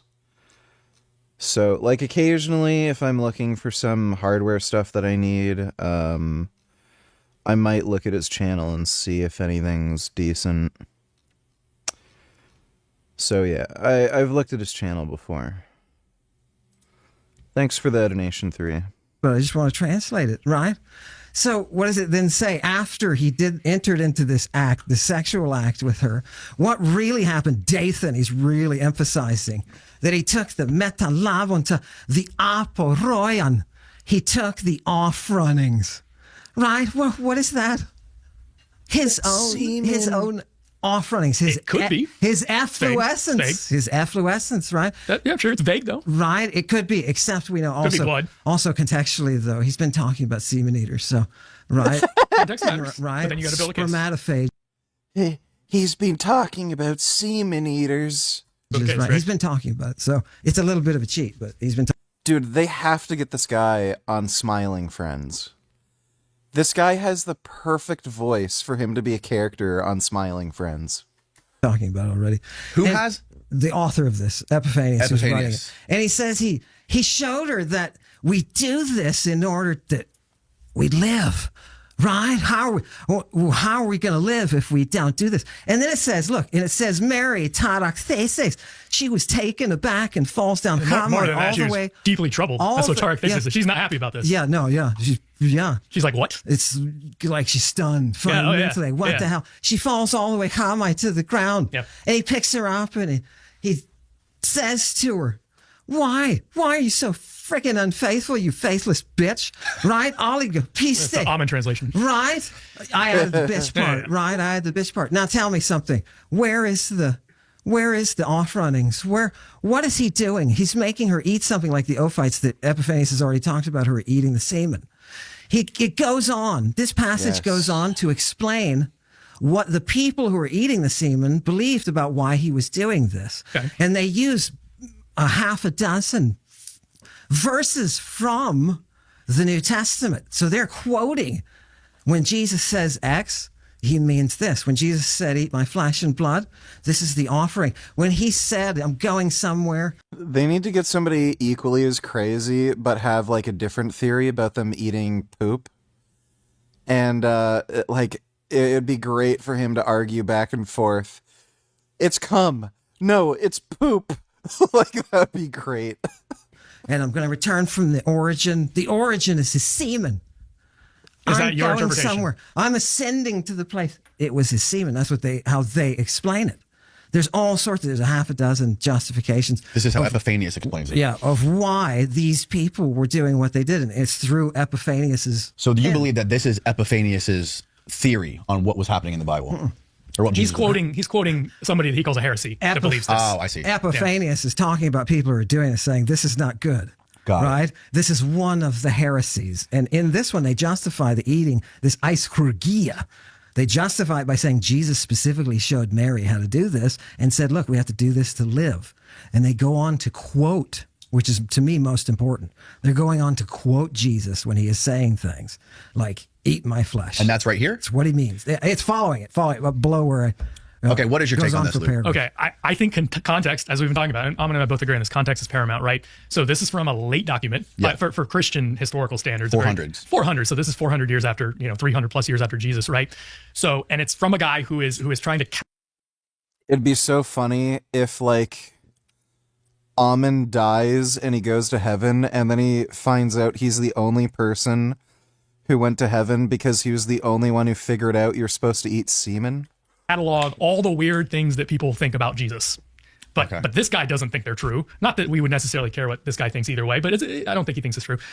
Even if he did think it's true, doesn't make it true, right? Lots of people are wrong about a lot of things. Except for that Dathan.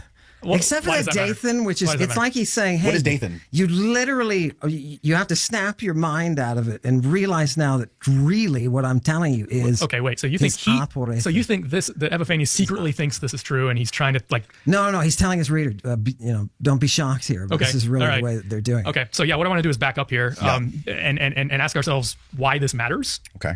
To Jesus, right? So we're trying to get back to Jesus here as historical scholars, like not doing biblical theology of like what Jesus means from a theological perspective, Right. but we're trying to understand as historians, because classics are historians, right? So who was this guy Jesus who walked the earth? Right. And most of us really, there's a minority mostly on the internet that thinks that Jesus is made up, and there never really was a guy named Jesus, but almost everybody in the academy that I've ever met would say that there really was a historical Jesus who did walk the earth. Amin, you think there was a historical Jesus who walked the earth? My favorite part about the wintertime is I still get to wear my favorite anymore. When I put on Perfect, there's one. They relaxed at depth overdrive better. Like there, you'll reach get 20. That's 20% where you heard about them. That's my only. I don't tell them we sent you.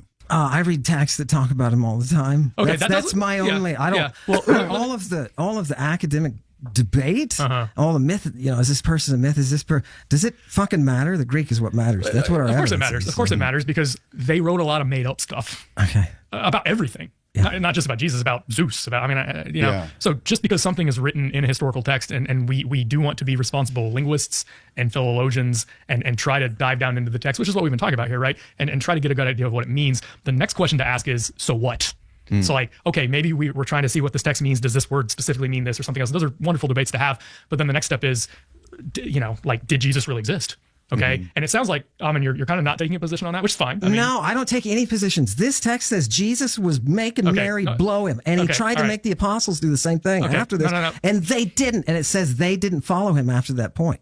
Okay, so do you believe that really happened? I don't have to believe anything. That's the text I'm talking about. No. Okay, we're having a disconnect It's here. science. It's not. This is science. No, that's a text. I don't have to It's not believe. science, it's a text. I don't have to believe in chlorine. I know Text. chlorine Texts exists. lie. I don't know if you know this, but sometimes texts lie. Actually, usually texts lie. No, you can be. This guy could be lying out his butt. Okay, Epiphany, all right, church okay. bishop, he can be lying out his back. Sure. Plato's the biggest fucking liar on the planet. He's quoting people, so he's not lying. is the biggest liar on the planet. Oh, sure. Plato admits to it right up So front. no, that's Sure. a part of the text. Yeah. But I'm still going to tell you what Plato wrote. Sure, I 100% agree with that. But then I don't agree that it's not worthwhile or that we can just wave our hands and say, well, so what? Like, did this really happen? And what you're saying right now is that You don't necessarily know. believe this happened. You don't necessarily believe this It happened. doesn't matter Or it doesn't matter to you because you're more Right. Yeah. text-based, which I respect text-based. It matters I'm that text-based. somebody It doesn't matter. wrote this down, and that's our evidence. So let me tell you how I see this. Again, it's a 4th century text from a Christian guy who is trying to explain what he calls heretical Christians believe. Okay. This is not coming from outside the church. This is coming from inside the church. And he's saying these are some Christians with what we would today kindly call diverse beliefs, but that sounds too positive for what he's trying to do here, I think. He's saying these are weirdos. Yeah. These are heretics. These are people who don't know who Jesus is, but they think they know who Jesus is. And they tell stories, okay? They tell stories about Jesus doing some weird stuff with Mary, all right? That most other Christians, including this guy Epiphanius, are not going to believe. And so we can kind of back away from that. Now, this is where biblical theologians would say, well, we know what Jesus did, and he did this, and he didn't do that. But as a historian, I'm actually still interested, not from a biblical theologian perspective, but I'm still interested in trying to get back to the historical Jesus. And I do believe there was really a historical Jesus who really did walk the earth. And we can talk more about him.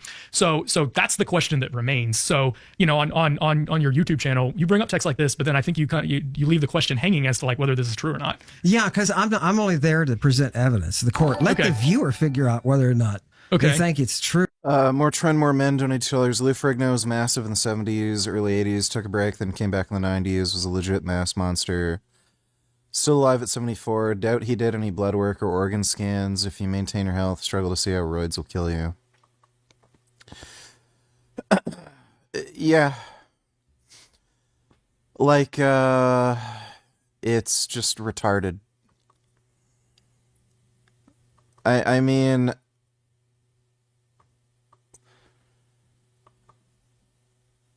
alcohol is literally poison. It has no beneficial function in your body whatsoever. Steroids, on the other hand, have all kinds of good things that they do. They increase muscle mass. They improve insulin sensitivity. They improve nutrient partitioning, so you're less likely to store body fat. They can improve circulation. They have anti-inflammatory effects.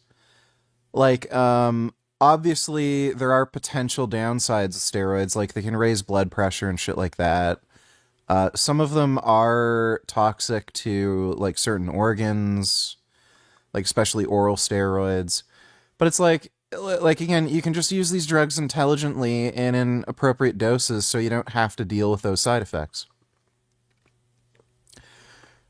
So, like, the idea that NH has where alcohol is more dangerous than steroids, like, it's just absolutely fucking retarded.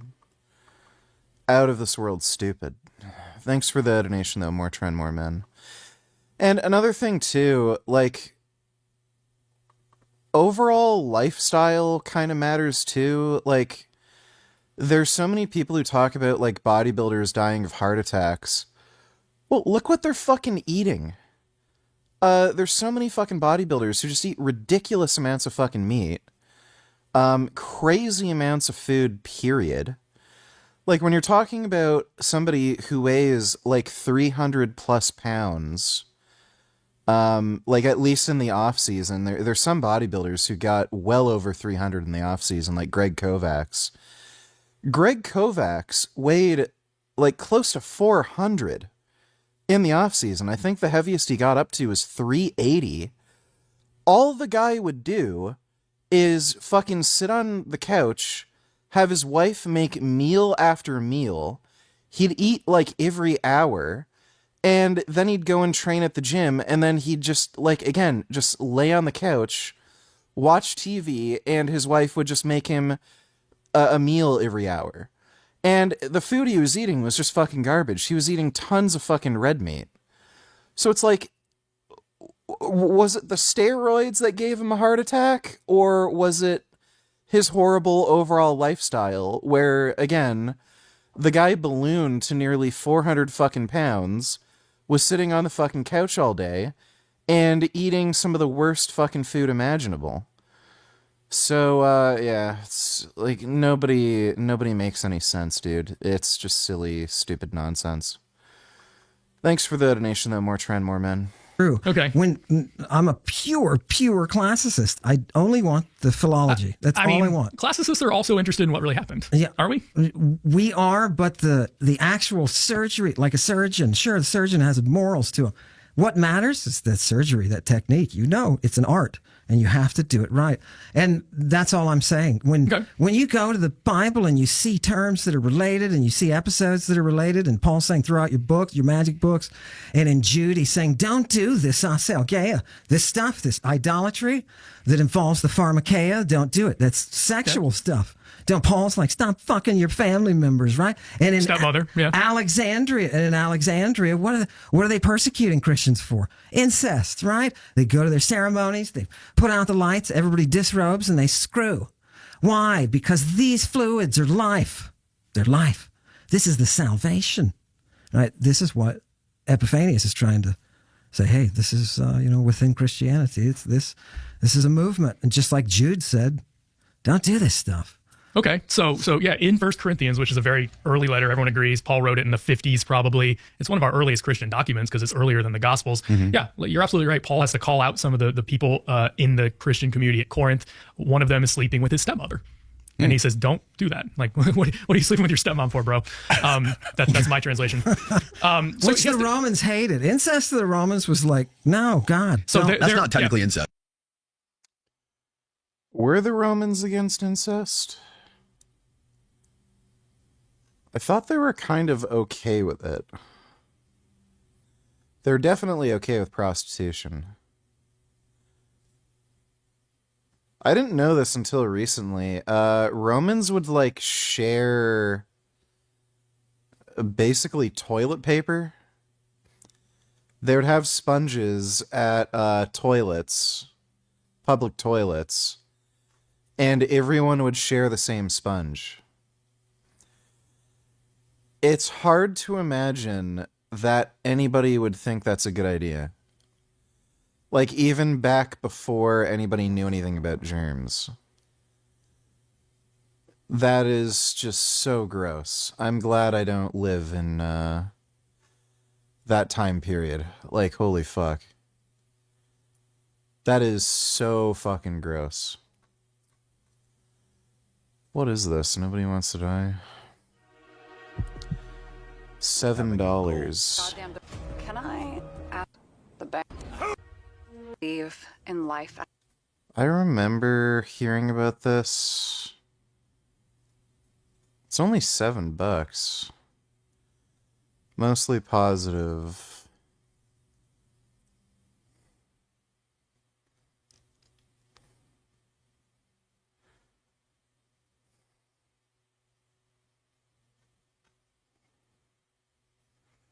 Story goes from 0 to 1,000, no time, so little context.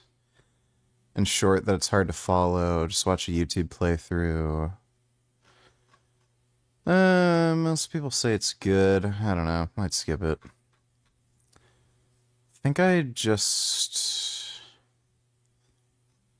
did actually end up buying Dead Island, because I figured why not. I think I have to install it in this PC.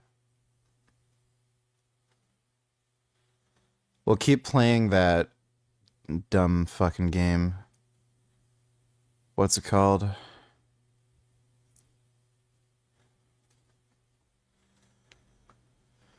Beyond Two Souls.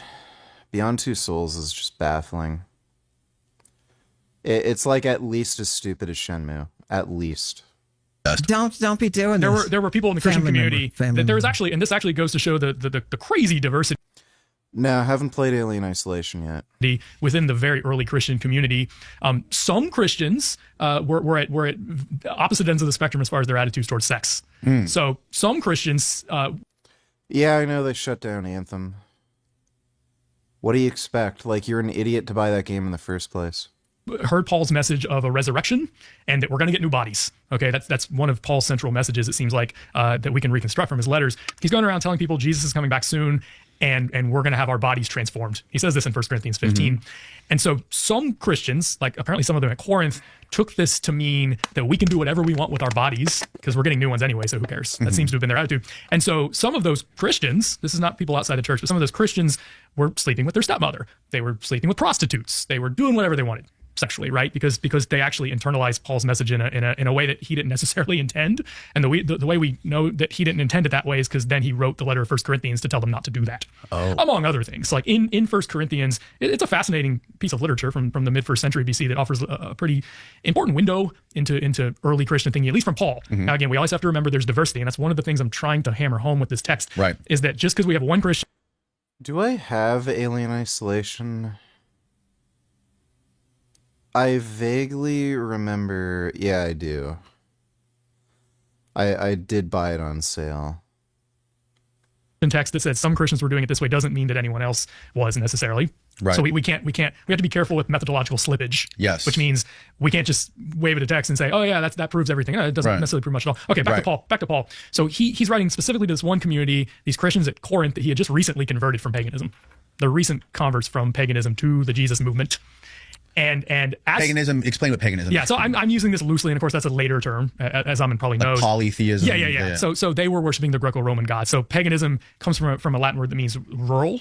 So it comes from a later period when Christians had taken over the cities, ideologically speaking, not militarily, but ideologically speaking. But then there were still people out in the countryside doing things in the conservative way, as is the case today. Oftentimes in places like the United States, cities are what is deemed more "quote unquote" progressive, and rural areas are more likely to be conservative. It's honestly kind of always been that way. It's derogatory. It is, yeah. It's kind of like hillbilly. It was derogatory because it was used by Christians to refer to hillbillies. Okay. Pagan means hillbilly, rural bumpkin or something like that. Bumpkin. Obviously, I'm not using it in a derogatory sense. Polytheism is fine though.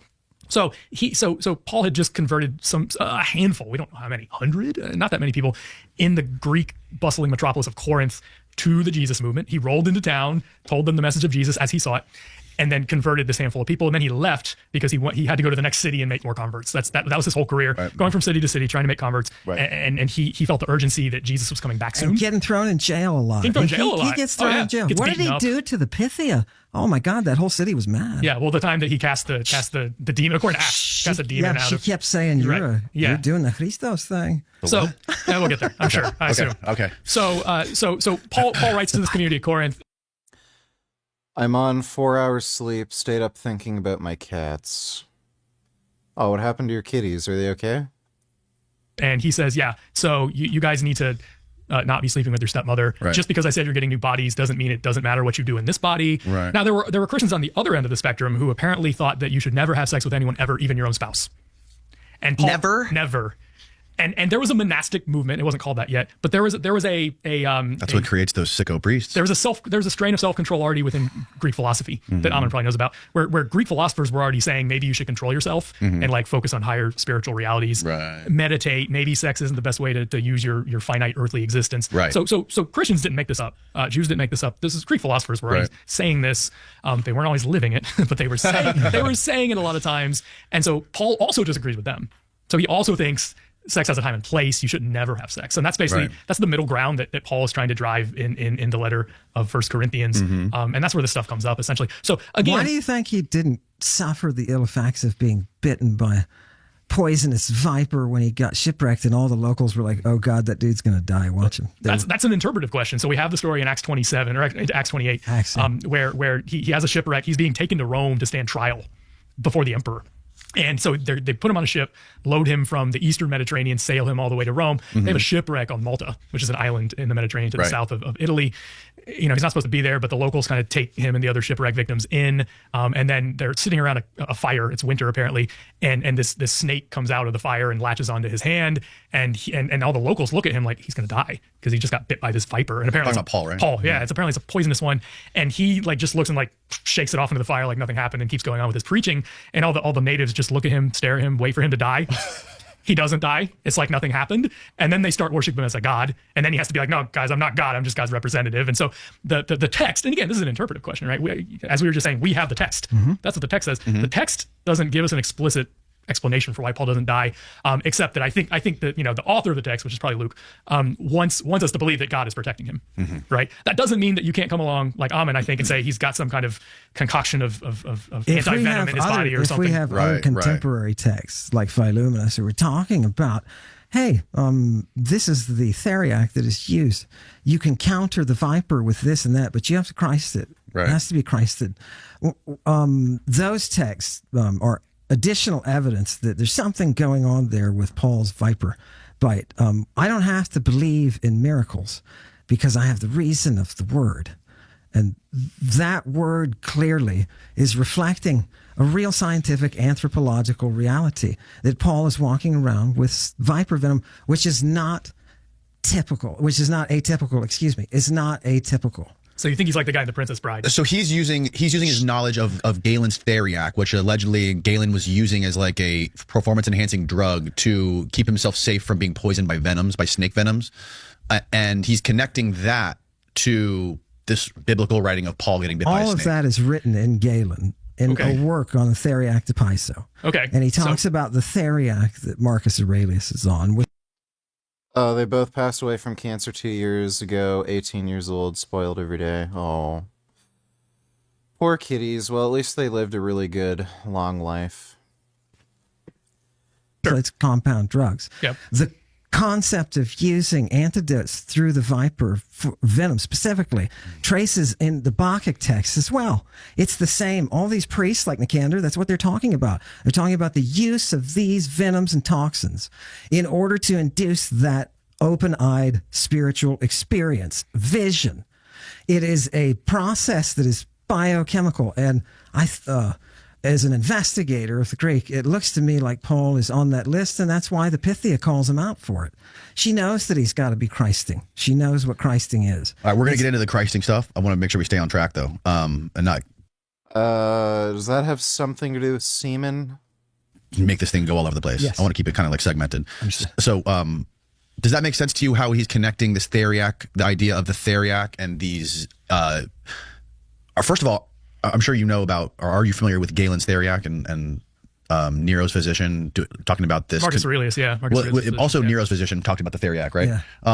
A concoction of like 7 different viper venoms, viper flesh, and all kinds of stuff that allegedly Marcus Aurelius was using and drinking daily. It had opium in it as well, to keep himself safe from people who were trying to kill him with poisons. I have little doubt that there were people doing drugs. Yeah. Regardless of what your advisor said. Well, this wasn't necessarily like a drug to get you high. This was more of like a concoction. Sure. That's fine. That's fine. Again, I think Amon and I both agree we want to be faithful to the text and be careful with the texts. Right. So Galen is writing quite a bit later. Nero's obviously closer to Paul's time, much closer to Paul's time. So he's executed under Nero, isn't he? Yeah, at least traditionally, Yeah. right?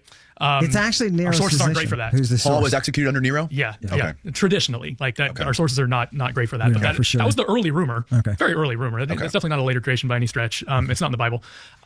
So my perspective on this is that we can hypothesize. I think it's interesting to hypothesize.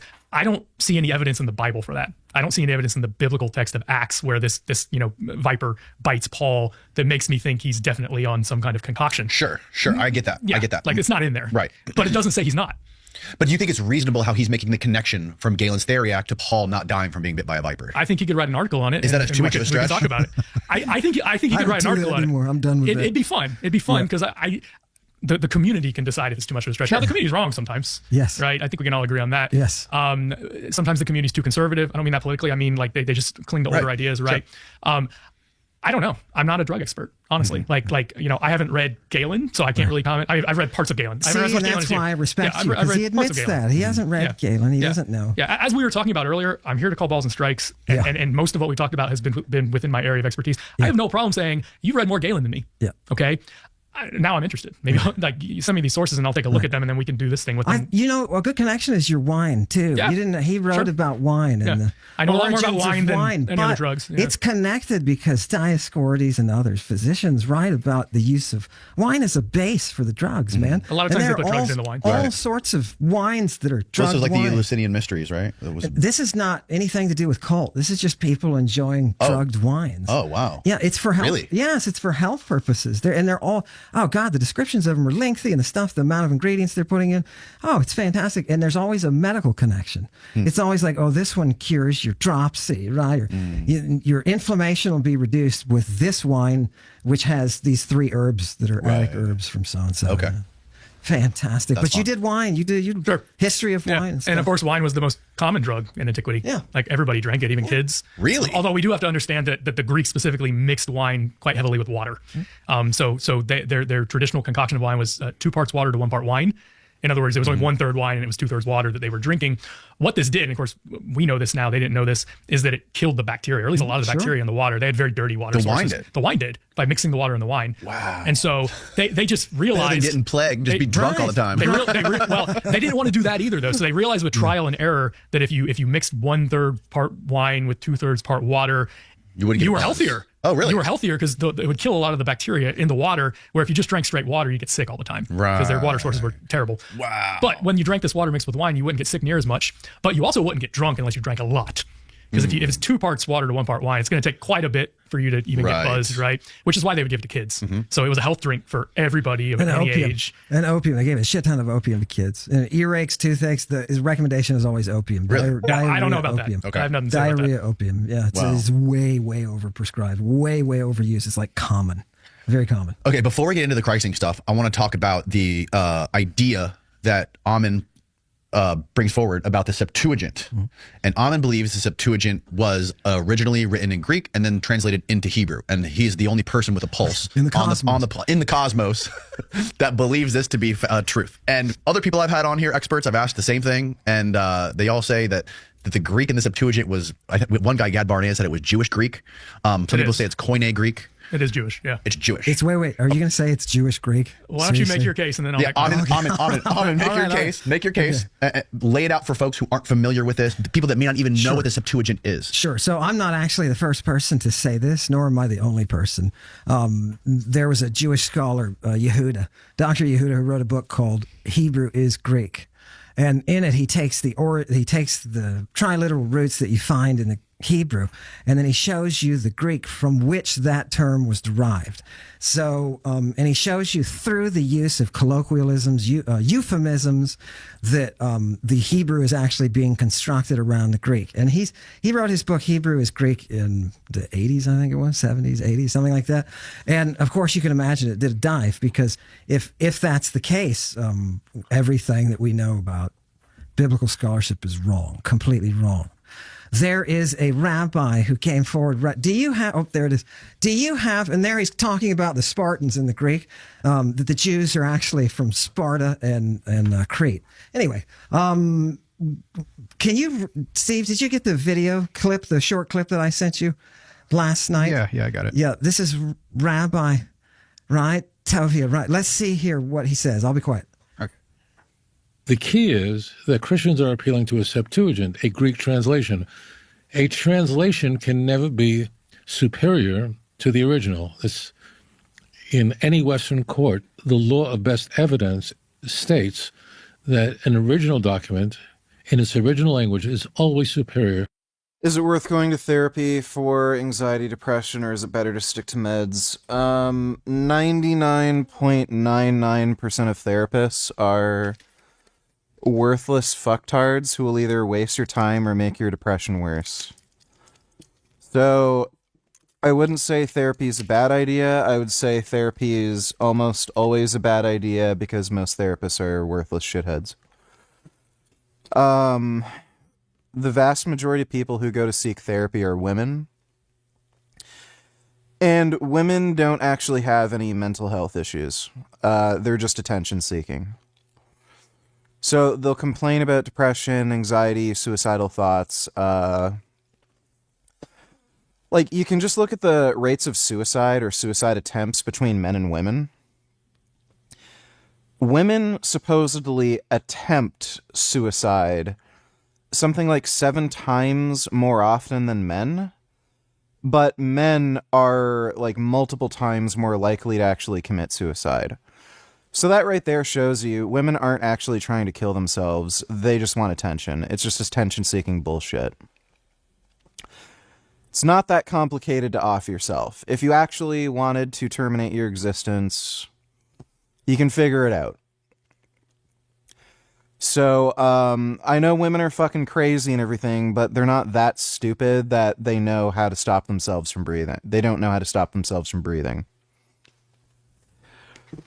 So again, the vast majority of clientele for these therapists are women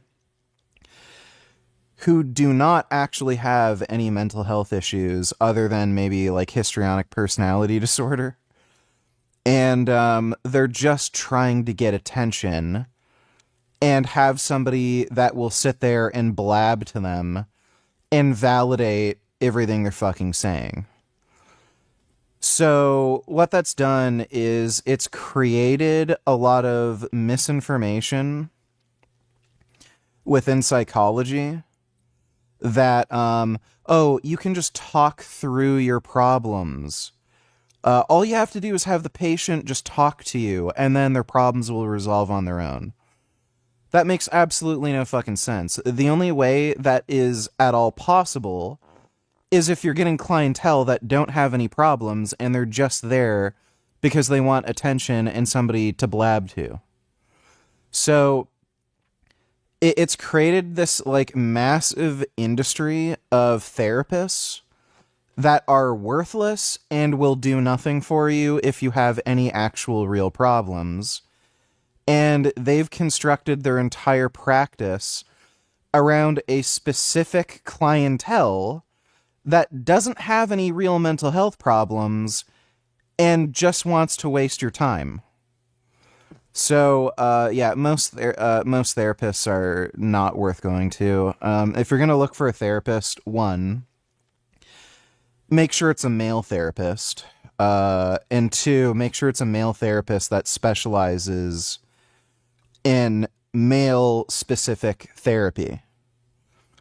Because if you don't have that, again, you're just going to find fucktards who will just waste your time. To any translation. So this is a Okay. specious argument. But he is exactly right. A translation cannot. Wham, wham, my mental health problems are bigger than yours. What the fuck are you talking about? I'm going to put you in like a timeout. What does that have to do with anything I just fucking said? Be superior. To be clear, he is saying the Septuagint is a translation. Right, he's saying the Septuagint is a translation. Right, with you. so the Septuagint should be a step down from the Hebrew original, because in the translation process, you lose information. You never gain information. You never get a more technical document from a translation because a translation. Dr. K is not an ideal therapist. The guy is a lying, manipulative fucktard. He bullshits for attention, and he is one of the biggest quacks I've ever fucking come across. Guy's a complete retard. Wouldn't those people have mental health problems if they want to waste their time? Well, yeah, that's why I said they might have something like histrionic personality disorder. It's like a need for attention. They could be they could have narcissistic traits.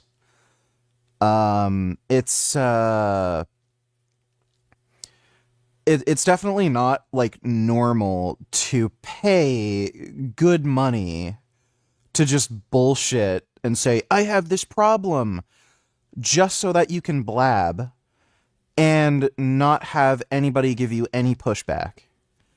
Like that's what they're paying for. They want to blab about nonsense and not have somebody be judgmental towards them in any way.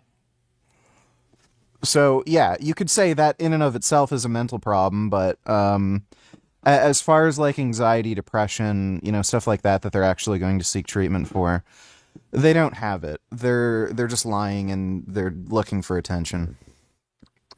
Translation is not adding. You can always add stuff anytime you translate anything. Well, you can, Ever. but Always. you're not translating. You're then a lot of the Septuagint is. I agree with your stance on therapist. I was dating this girl who was a therapist, and she had a patient that came in with depression, and she made it worse and caused her to cry during their session. Makes sense, she was a woman therapist.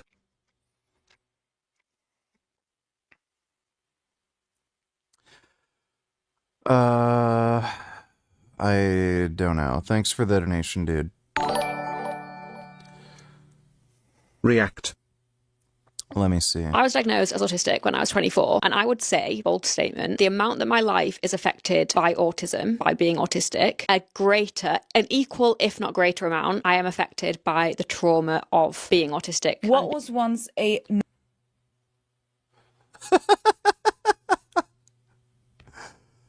Oh.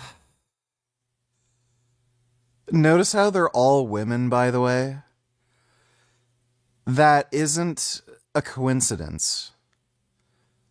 They're all 100% of them women. Neurological disability has become a personality profile. Almost anyone who's uncomfortable in social settings can claim a spot on the spectrum. I have autism. I have ADHD. I am an actor. How have we gone from diagnosing children with severe... So, you can just go through this. This entire video where she pulls up examples. And people have sent me influencers who do the whole autism grift too. It's not a coincidence that they're all women. So they probably don't have autism. And even if they do, it's probably not even a big fucking deal. It affects their life in no meaningful way whatsoever. And they just use it for attention. It's all attention seeking. Women thrive on attention. I think they get some sort of power source from it. I know this might be controversial, but I think women sort of photosynthesize, but rather than photosynthesizing, sunlight, they photosynthesize attention. So they don't actually have to eat. They can create their own food and energy just by people paying attention to them enough. And this is why you see this. all women universally do this whole like weird autism grift online. And it's just attention-seeking behavior from like women who probably have some kind of personality disorder, like histrionic personality disorder or something, where they just need to have attention. Please read over. Do not buy from or donate to Frank Tufano. Before he originally started asking for donations, Frank used to repeatedly explain how he'd soon have to declare bankruptcy. He stopped mentioning bankruptcy altogether when he realized it would stifle donations, since why would someone donate to a business that'll go bankrupt anyway? Under Chapter 7 bankruptcy, he'd be forced to sell his business and everything therein. The court-appointed trustee would seize his assets, including business inventory, freezers, equipment, etc., sell them to pay off his personal debts. The business would effectively cease to exist. Basically, if you donate to Frank Tufano, it's going directly into his bank account to save, for him to waste on going to fancy restaurants, getting more lip filler, that's it. Yeah, absolutely.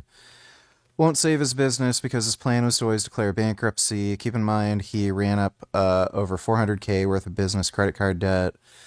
That was almost all luxury, starting with the original 40K eye surgery, 12 different corrective surgeries following. He deliberately splurged and blew money left and right, knowing he'd just inevitably declare bankruptcy and have it all wiped clean. Frank's been claiming to be broke, destitute for over a year now. Within the same year, he dropped $30K cash on a lightly used Lexus, $22K cash on a lightly used BMW, $200 on a steak with 150 bottle wine, full week at a $1,000 a night all-inclusive resort and spa, $60K on potato chip machinery, which he didn't need at all and ended up not even using and just paying the Amish to make his chips instead, and $5K on 14 goats to keep his massive backyard. He also admitted he had 6 company cars he bought. These are all directly admitted by him from his YouTube videos. It is egregious that a man who flew around the world for plastic surgery while filming himself eating a $400 Japanese Wagyu steak is asking for donations from hardworking, everyday people, not spoiled, rotten narcissists like Frankenstein. That's why you do not want to donate to Frank Tufano, but you might be thinking, maybe I can still buy from him, though. He's not shipping out any orders. Like, it's over. You absolutely do not want to ever buy from Frank Tufano. Here are just some of the reasons. Customer service is non-existent, hence why customers are forced to initiate chargebacks after weeks of trying to contact support with no response at all, usually for either rotten eggs, spoiled meat, or missing packages. If you do charge back for a missing package, he'll mail you a free egg crate to try to use that tracking number as proof of delivery. Whoa! I didn't know he was doing that. Holy shit. If your chargeback succeeds, most do, he'll publicly dox your home address on his YouTube channel with 100,000 plus subs for everyone to see. Huge violation of privacy. He's doing this multiple times. He sources from China, basically drop shipping, very low quality. His factory has consistently had major AC issues. Yeah, which is something you definitely want to talk about when most of the product you're selling has to be refrigerated. Films himself repeatedly touching the food with his bare hands. I've mentioned that. His products are sold not for human consumption. It's been shut down by health department at least once before. Recently admitted to including free samples of 7HO, an extremely addictive extract that's actually banned in states like Florida. He wanted you hooked so you buy his overpriced version. That's the Kratom thing. He's extremely litigious and attempting to sue those who initiated chargebacks. Yeah, I have no fucking clue why it's... People who are fans of his, who buy from his website, they're exactly the types of people you'd expect. Literal fucking retards. Actual dumbasses. But yeah, that was very well said. Thanks for the donation, Jew Lover. Lost and Found on Intelligence, she talks about how they usually have borderline and mental health professionals just pander and give them an autism or some other less stigmatized diagnosis instead. That's believable, especially since they don't... I'm sure people with, like, borderline personality disorder and shit, or, like, straight-up psychopathy and crap like that, I'm sure these mental health professionals know what these people are, like, capable of doing. So they don't want these crazy-ass women making up, like, sexual assault claims, leaving, like, tons of negative reviews, spreading rumors. So it wouldn't surprise me that they try to protect their own ass by giving them, like, an autism diagnosis. That makes sense. Thanks for the donation, Lost and Found. I swear most women nowadays are so coddled and deluded. If all men were to suddenly disappear, most of them would die within the first week just from the sheer lack of attention. The rest would starve since none of them would want to upkeep infrastructures. Oh yeah, women would die off. Like, dude, imagine a society only made up of women. Ain't nobody collecting trash, ain't nobody building any buildings, ain't nobody, like, you know, going through sewer systems. Like, think of all the, like, other tough-ass jobs. Like, there aren't many women who are going to work on a fucking oil rig. There aren't many women who are willing to be truck drivers. Like, it would literally just go back to tribal fucking retard societies where people just look for potatoes growing out of the ground. Thanks for the donation, though, pile of beans. Here, life-limiting impairments to diagnosing adult women who watched Sheldon and saw themselves in him. Welcome back to Psychobabble, where we expose bad therapy and the liberal narratives that contribute to our poor mental health. I'm Hannah Spear. Please like and subscribe and upgrade your membership and become a Psychobabble insider to join us in the members exclusive video at the end of this. As you see here, when Leo Kanner introduced the term infantile autism in 1943, he wasn't talking about socially awkward, misunderstood introverts. He was describing kids with profound impairments, nonverbal, withdrawn, and these kids didn't just struggle socially, they struggled to function. And for decades, that's what autism meant. Rare, severe, and unmistakable. Then came psychiatry's long march of diagnostic expansion.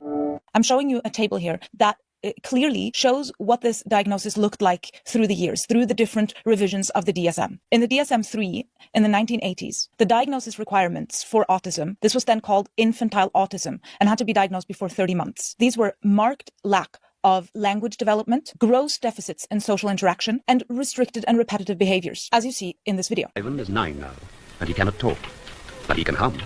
He sometimes hums the basic melody of a Beethoven symphony. Ivan is a sensitive child, in the way he handles things, in the way he hates unpleasant sounds as much as he loves pleasant ones.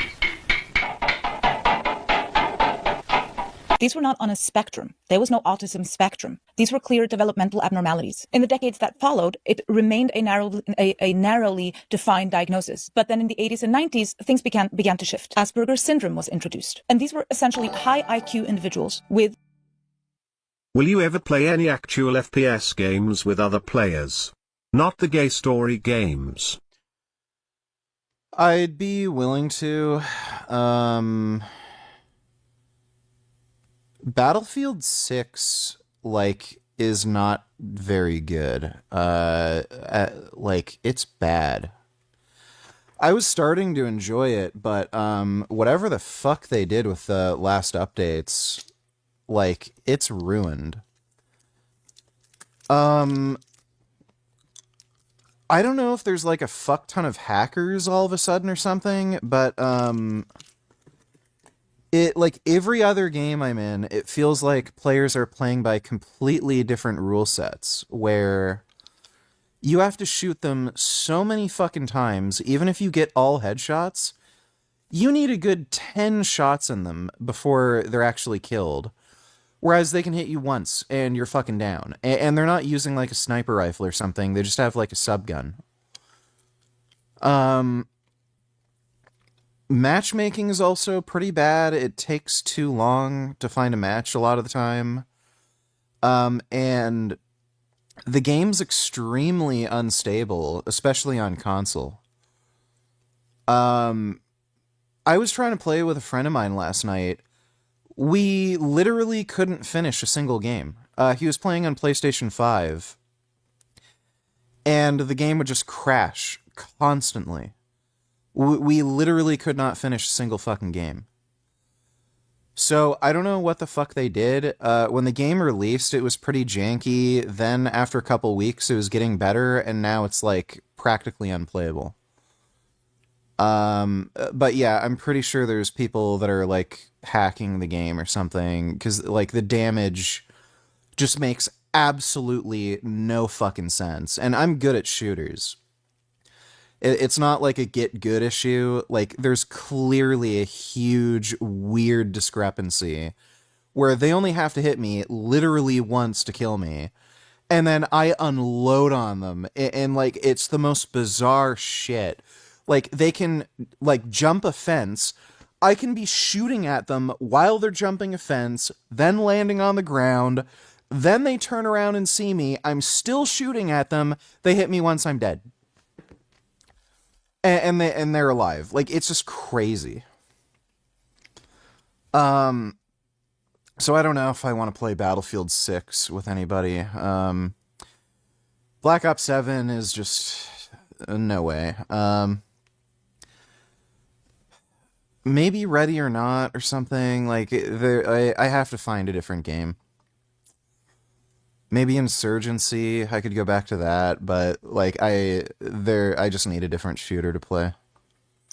Thanks for the donation though, Jew Lover. Social difficulties. By the 1960s and 70s, they estimated the prevalence around 4 to 5 kids per 10,000. Then, as you see here in the DSM-3R in 1987, they introduced PDD, pervasive developmental disorder not otherwise specified, and autistic disorder. So this already widened the net. There was less emphasis on language and IQ, and they included subclinical cases. Then, with the DSM-4 in 1994, things started to really change. Here, Asperger's syndrome emerges as a distinct entity within the diagnosis. And these are high IQ individuals with social impairments. And this is when the floodgates started to open. And in comes DSM-5 in 2013. And here the spectrum model begins.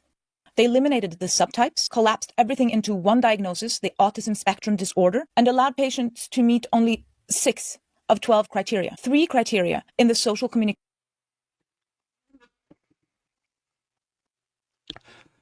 Deficits in social emotional reciprocity.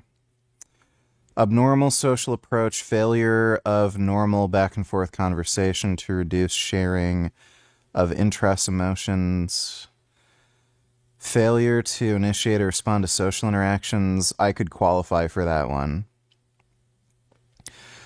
Deficits in nonverbal communication behaviors used for social interaction, poorly integrated verbal, nonverbal communication, abnormalities in eye contact, body language, deficits in understanding, use of gestures, to a total lack of facial expression. Depending on how you interpret that, I could qualify for it. Deficits in developing, maintaining, understanding relationships, difficulty adjusting behavior to suit various social contexts. I'd qualify for that. Restricted, repetitive patterns of behavior, interests, activities manifested by at least 2 of the following. Stereotyped or repetitive motor movements. No. Instance of sameness, inflexible adherence to routines, or ritualized patterns of verbal, nonverbal. I don't really fit that one. Highly restricted, fixated interests that are abnormal in intensity. That, like, I could qualify for that one. Hyper or hypo, reactivity to sensory input, or unusual interest in sensory aspects of the environment.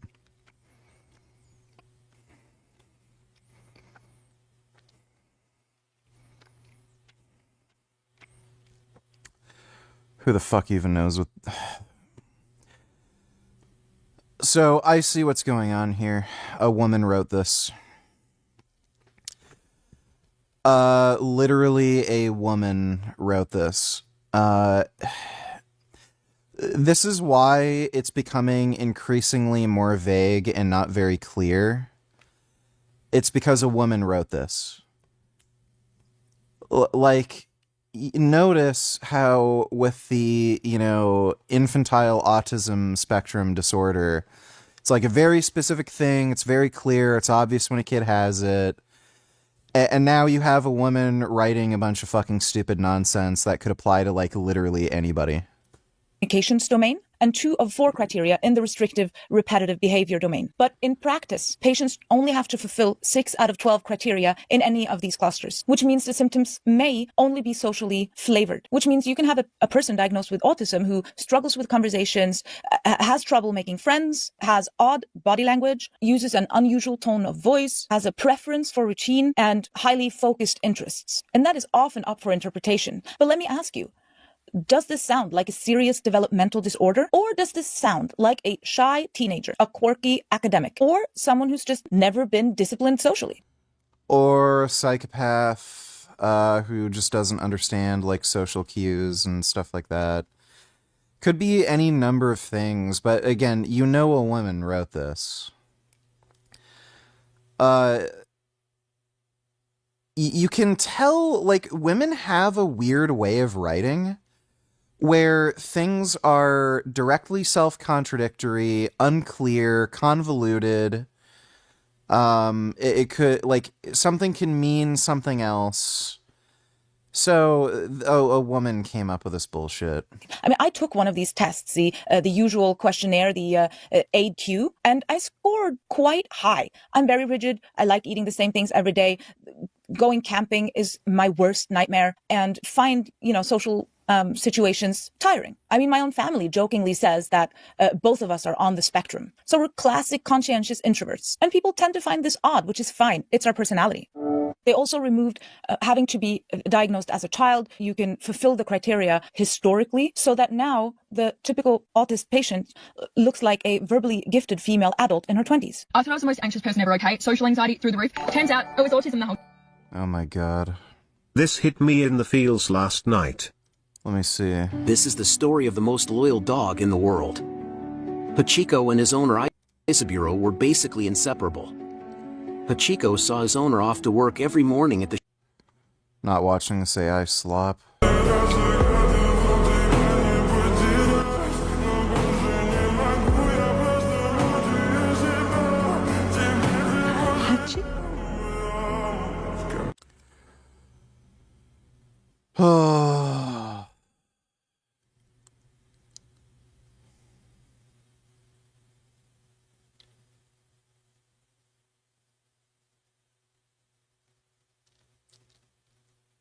Poor dog. Yeah, I'm not watching this fucking AI trash.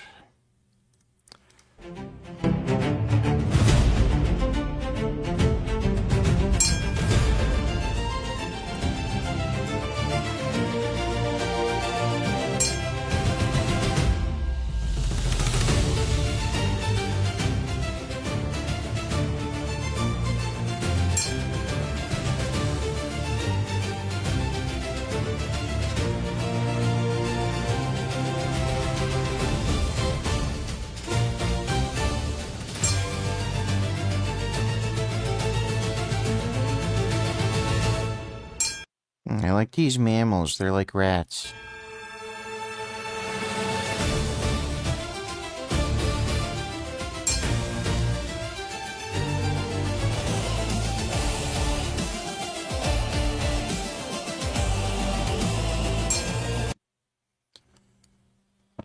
I was wondering why I was mildly annoyed, and then I realized, oh, the music.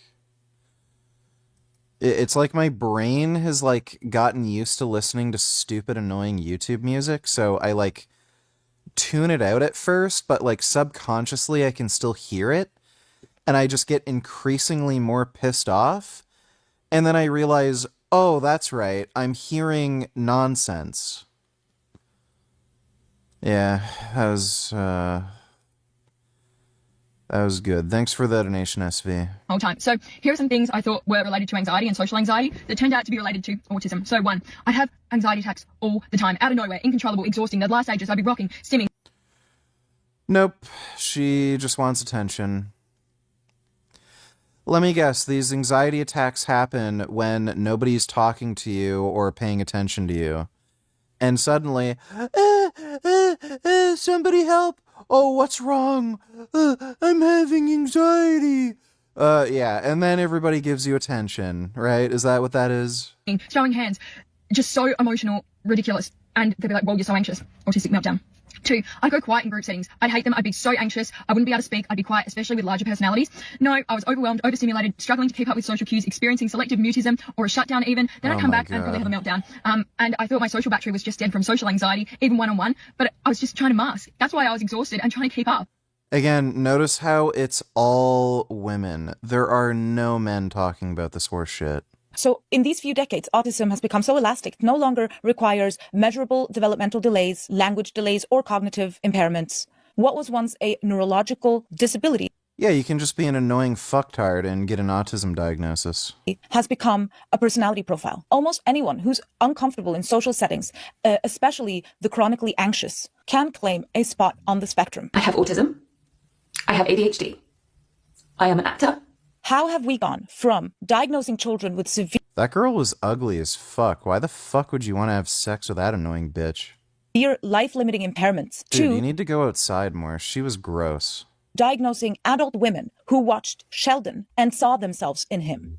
This could only happen because psychiatry has failed to gatekeep against culture and ideology. The term neurodivergent popped up in the 90s from a sociologist called Judy Singer. And this Yeah, there you go, woman. Yeah, women getting into it just ruined it ruined everything. It just all the dumb ideas. This was a part of a larger move towards neurodiversity. And this was meant to frame neurological conditions like autism and ADHD, not. Do you think the dudes were actually being simps and overbearing, or is this girl just a retard? She seems annoying AF. Yeah, she's annoying. I literally don't care what the internet has to say about it. But when a guy likes you too Is this chicken OnlyFans whore? much and he's obsessed with you, it's not flattering. It's actually the worst fucking feeling ever. Like, it's like being. It's like, I'm getting, like, attention from a guy I think is gross. Like, why can't a guy like Brad Pitt give me that kind of attention? Nobody fucking cares.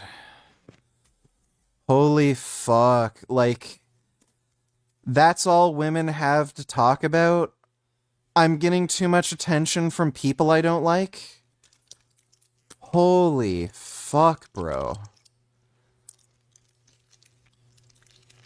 And then they wonder, why are the only people who follow me on social media dudes who want to jerk off?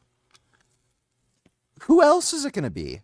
You're fucking annoying and stupid and have nothing to say. Like, that's all they upload to social media. It's fucking crazy. Thanks for the donation, Sleep. As pathologies, but as variations of human behavior. But here is one of the many problems with that. This framework smuggles in an essentialist and pseudo-religious worldview where identity is not only fixed and innate, but morally protected. It purposefully collapses the distinction between disorder and difference, making all variants equal. And once that move is made, psychiatry loses its ability to speak in terms of impairment and dysfunction. So neurodivergence in this model is no longer a clinical category. It's a moral identity. And that was always the intention. Take it from Judy Singer herself. It was a perfect word for the times because it combined the fashions of the time, which was the rise of neuroscience over psychology. People were fed up with paying fortunes for therapy and not changing. Neuroscience seemed improved. And the green movement, diversity as a desirable thing for any ecosystem. And I thought, why? There you go. Diversity is our strength. Yep. Not put them together. So what does it mean? It means, well, it's a fancy word for all humanity, but don't tell anyone that because... but what it doesn't mean is not a disability. It's like, Joey the kangaroo's got a bad case of biodiversity. No, it doesn't mean disability. But basically, I didn't define it, but I said what it was for. I wanted to name a social movement for, in the mould of the women's liberation movement and the gay liberation movement, for people who were neurological outsiders or neurological minorities, as I prefer to call them now. And the other, that was to name the movement. And the other thing was to add to intersectionality, because in those days, disability was just physical, intellectual, and mental illness, and that wasn't us. This neurodiversity paradigm, it borrows from postmodern relativism, which, as we've talked about before, resists hierarchical judgment of traits, of personality traits, and social constructivism. And that insists that what we call normal is just what society rewards. So with this, the person who can't sit still in a classroom isn't disordered. They're oppressed by a neurotypical system. And here's the problem with that. Why can't we just be nice? When everything's reframed as different and not disorder, the burden of adjustment shifts entirely to society. SV, you don't need $3. Let me see. Okay.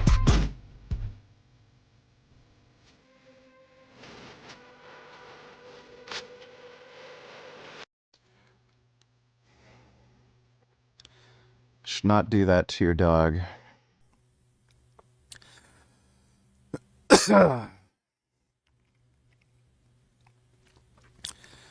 Thanks for the donation, SV. Sleep donate $2. Do you agree with Clav on this? Though, did you see his wife? She has a bunch of sleeve tattoos. She has tattoos? Hold on, I'm gonna show you. Well, congrats to Kyle Rittenhouse. He's now a married man. I'm very. Let's see. I hope the best for him.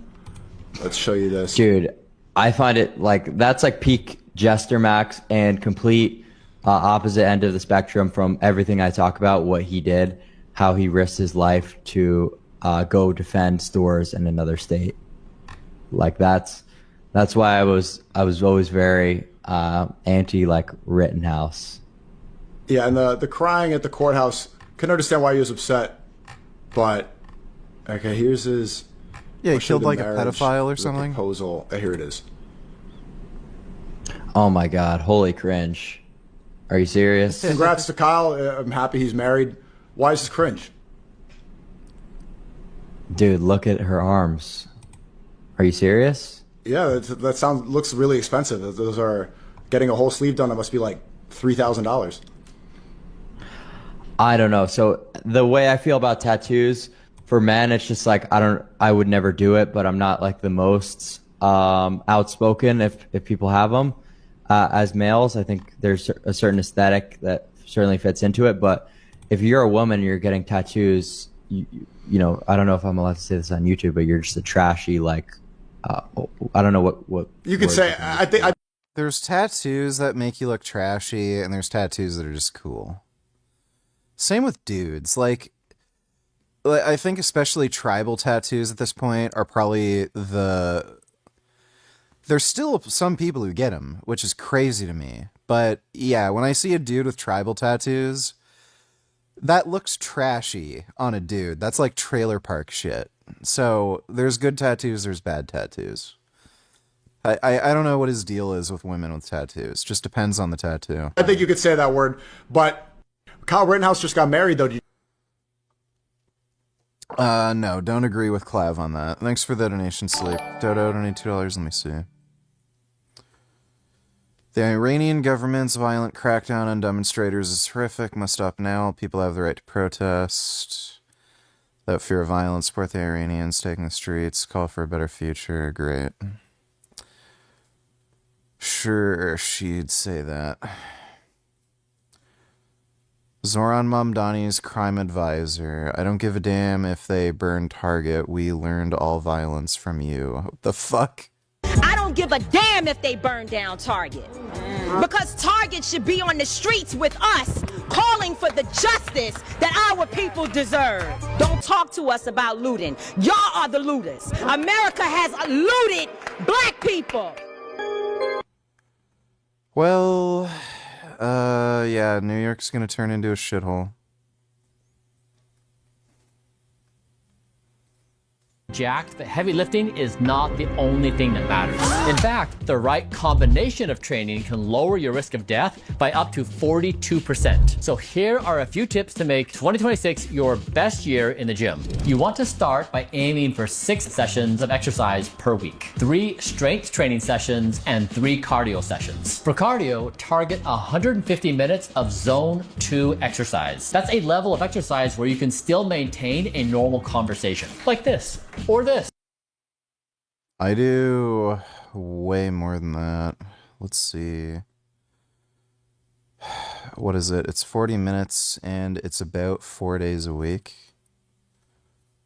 Well, I guess it's not way more. 160. Weight training, that's a lot. My weight training sessions have been going around like 2.5 to 3 hours. On top of that, you want to get 75 like minutes 5 of days a vigorous exercise. Things like high intensity interval training or sprints, these are exercises where talking is difficult. Combining moderate and vigorous activity is key to achieving longevity benefits. It's also key to include mobility, flexibility, and balance into your weekly routine. This will keep your body resilient and injury-free long term. And if you're going to work out, avoid high intensity exercise within 6 hours of bed and moderate to high intensity within 4 hours of bedtime. It can wreck your sleep and recovery. Friends, the most important thing is consistency. Build an exercise habit. Yeah, it's fine. They think they're really doing something. Oh my god. It's all a grift. They don't think they're doing anything. They're just getting paid by the Chinese Communist Party, and look, once China goes bankrupt, none of these people have money anymore. Code Pink's going bye-bye. They're all gonna just do whatever the fuck they were doing before. So living off their pension. Butch Ware, Green Party candidate for California governor. Okay, well, thanks for doing a video with him so everyone knows not to vote for him. Here with Bush Ware, who is a excellent candidate, Green Party, for governor of the great state of California. Why are you running? So this guy's a literal terrorist. Butch? I'm running to follow in the footsteps of soldiers like Code Pink's Medea Benjamin, who has been fighting against the war machine for decades. I'm an anti-imperialist. I'm an anti-Zionist. I don't take a penny of so an anti-Semite. money from AIPAC or from any corporate donors, and we are here to take down Team Blue Genocide and Team Red Fascist.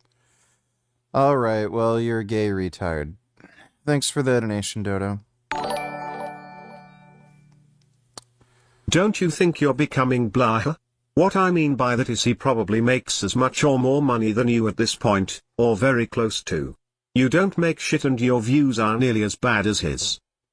You're literally insane if you think that.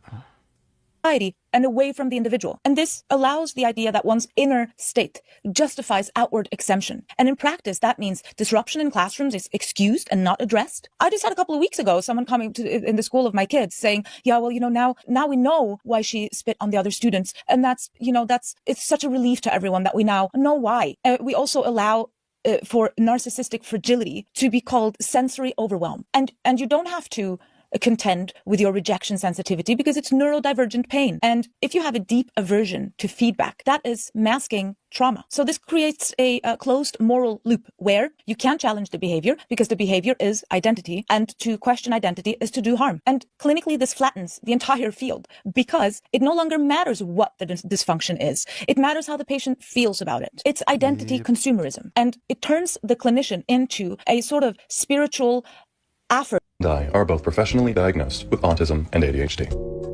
I was diagnosed early, and she was diagnosed late, at age. Ugh, social media cringe grifting.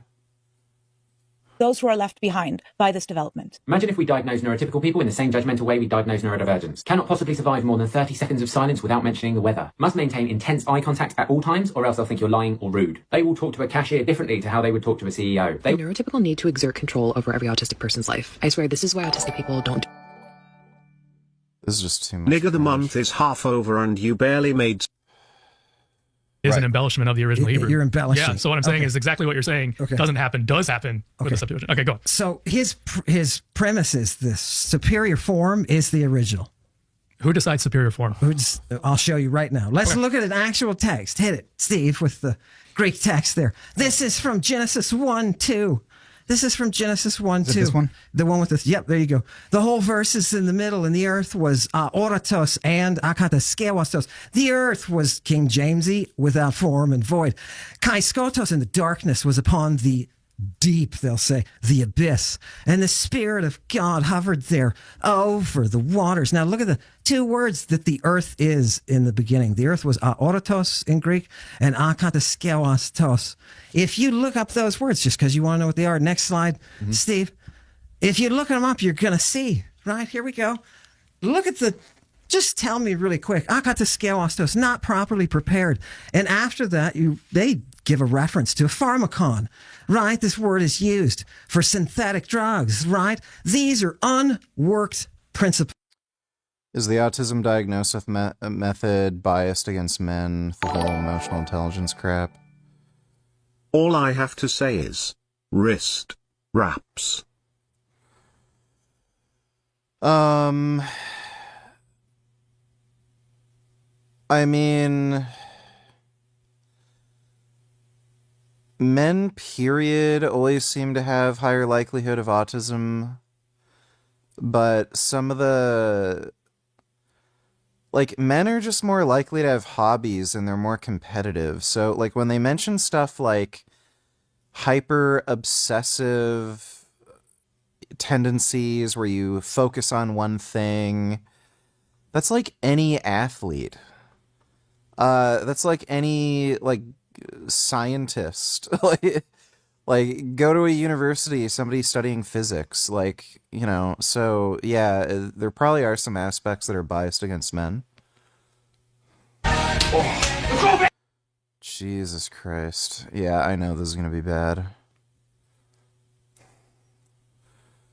They're all wearing the PR wraps. I'm assuming it's because they're the most supportive, or I don't know, they're just dumb fucks who watch Larry.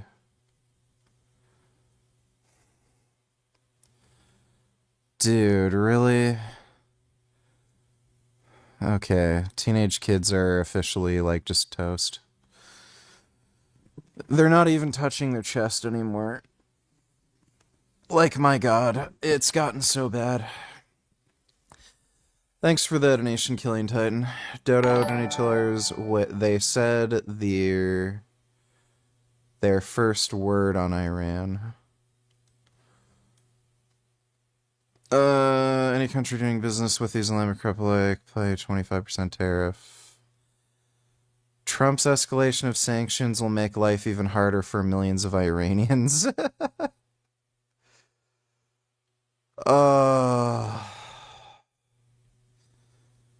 Dude, Code Pink. Her 5th wedding ceremony. This is everything I ate in my henna ceremony that was completely vegan. For dinner, we served from Balaji Bhavan the most insane dishes like these vegetable hakka noodles, cocktail samosas, vada pav. This was my first time trying a good vegan one. Tandoori soya chop with a cashew mint chutney, palak tofu, definitely one of my favorites. Vegetable kolhapuri, it's like a spicy mixed vegetable. I can't stand her voice right now. What the fuck? You only get reckless driving charges. Side of that box truck in opposition to their political beliefs. Police say no one was struck by the truck, but the 48-year-old driver, Kalor Mandishnet, was charged with reckless driving. Reckless driving? Didn't he, like, try to kill people? That's really weird. Thanks for the donation, Dodo. Kataskewastos. Look at kataskewastos, but below it. That's without the alpha privative on the front. So the alpha privative just negativizes the word. So what is something that is kataskewastos? It's artificial.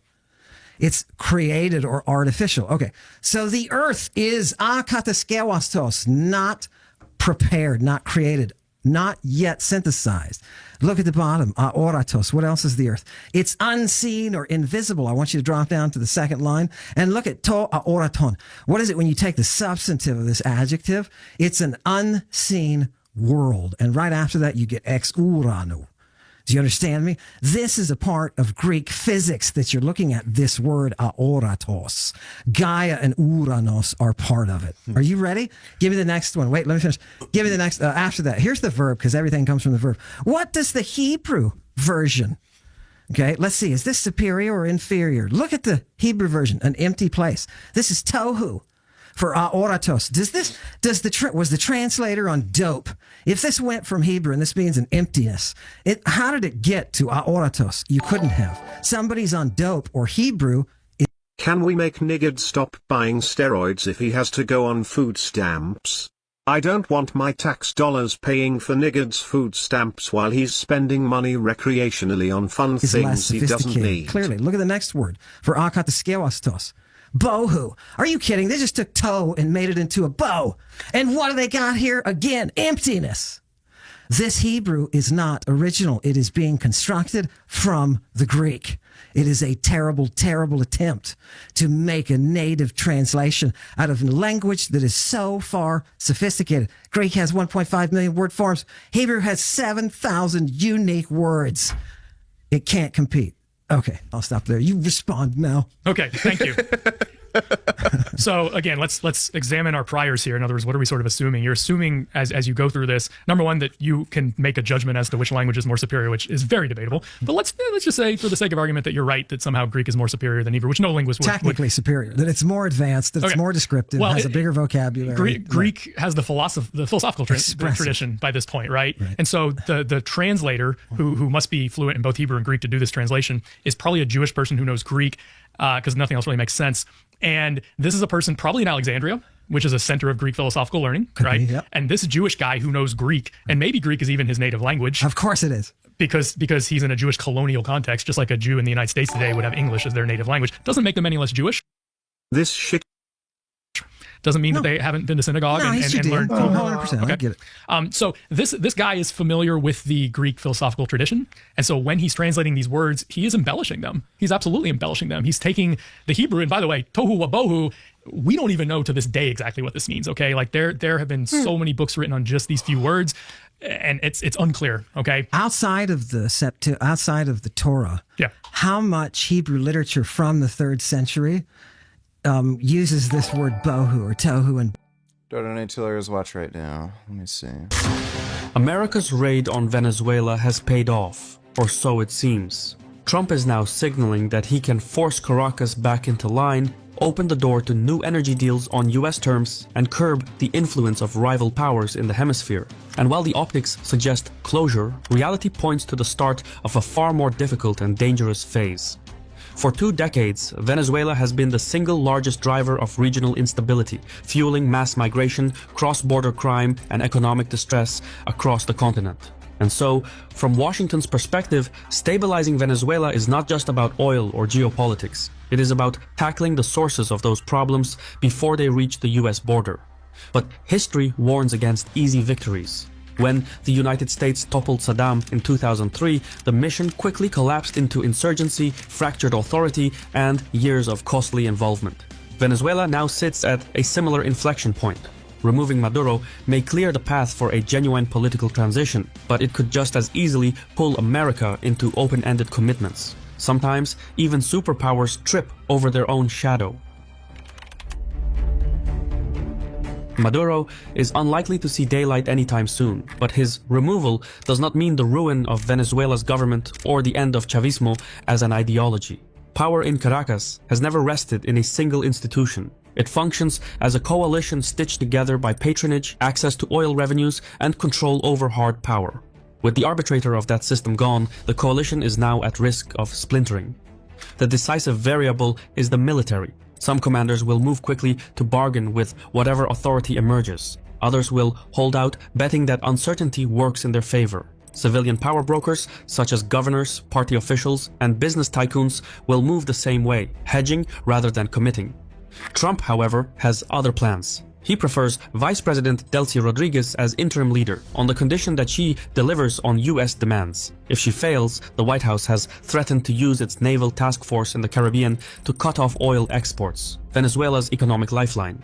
But it's not that black and white. Rodriguez sits in a trap of her own. If she complies fully with Trump's demands, she risks being toppled as a traitor by hardliners within the ruling party. At the same time, if she goes against Trump, she could face a fate worse than that of Maduro. Some of Trump's demands are transactional. Giving America a bigger role in Venezuela's oil sector is something Rodriguez can realistically deliver. As vice president, she helped negotiate many of the existing. Well, no. Venezuela has nationalized their oil industry, so they literally just stole tons of American investment in the Venezuelan oil industry. And again, the CEO of Exxon, he's talked about how like there needs to be greater security guarantees before they'd ever think of investing in Venezuela. They're actually still trying to get their money back. I think they're owed like 10 billion or something in a lawsuit. And they're actually trying to reclaim some of that money right now.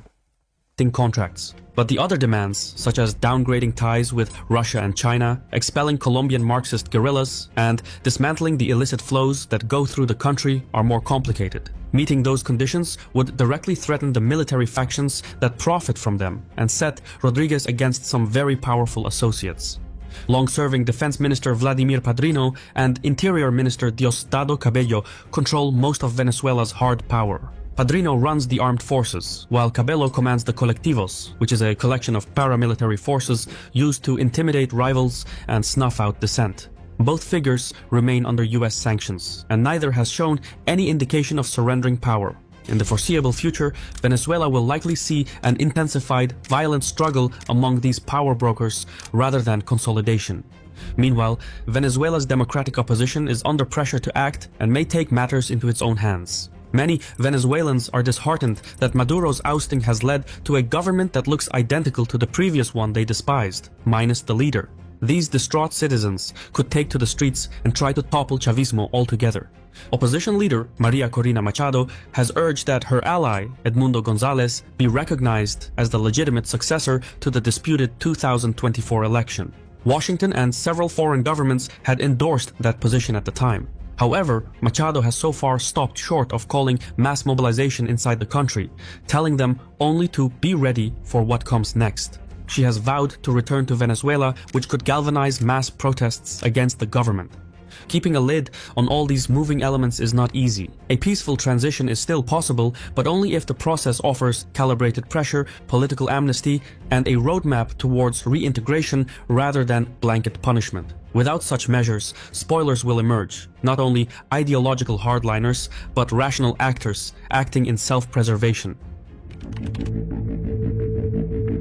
Maduro's exit does not dismantle the ecosystem he left behind. Crowds are restless, political officials are scrambling for leverage, militias and criminal networks are watching for openings, and insurgent groups on the margins are set to take advantage of any chaos that emerges in the coming days and weeks. The balance sheet, rather than the battlefield, could prove to be the key. Venezuela has lost more than 3/4 of its GDP over the past decade. Oil production has collapsed, public services barely function, inflation is sky high, and malnutrition is widespread. No other disaster in South America compares in scale. Seeing the PDVSA would not just slow the final say, no clean exit. This is one of their worst videos. It's just blowing wind. Bohu. How? Very rare. Yeah, because there's no Hebrew literature outside. Of course there is. The Of course Old there is. Testament. So basically, there's no new news that they can share, and they just like blab about a bunch of random stats. Is there? Of course there is. Yeah. So, okay. What Hebrew literature is there outside? Let's say that your theory is right, that the Greeks or Jewish, Greek-speaking Jews or whatever in Alexandria, which is probably where this is being written, the Septuagint, are inventing this language. Do you think they're inventing it in Alexandria in the 3rd, 2nd century BC? Definitely. Okay. So if that were true, there should be no Hebrew before that. There should be no literature at all. There should be you nothing.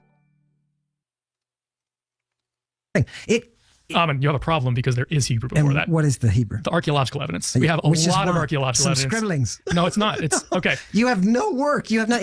You go to and look at. They talk about the amulets. And you go and look at these things. It looks like it could be an aleph. It must be.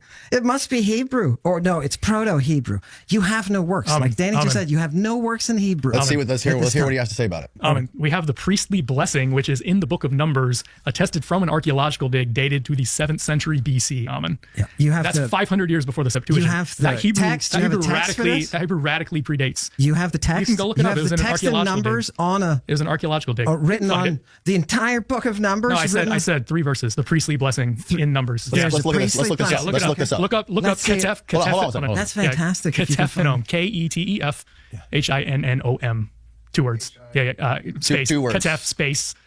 There it is. Ketephenom scrolls. Yeah. Okay, go to all. This is the silver. It's written on silver. Oh, and it's written in Paleo Hebrew. There it is. Priestly blessing from number 6. Do they think it's in Paleo Hebrew? It is in Paleo Hebrew. Two tiny. Well, I mean, it's a theory because it's true. No. What is Paleo Hebrew? Explain to the people what Paleo Hebrew is. And what are your documents that are in Paleo right Hebrew? Here. Here's one of them. No. One This of is 3 thousands. lines from a silver plate. One of thousands. Okay. So there is Paleo Hebrew. Everyone agrees that Paleo Hebrew is an alphabet that was used in pre-exilic time. So leading up to the destruction of Jerusalem by the Babylonians in 586 BC. They used a different alphabet than they used later, and this is what it looks like.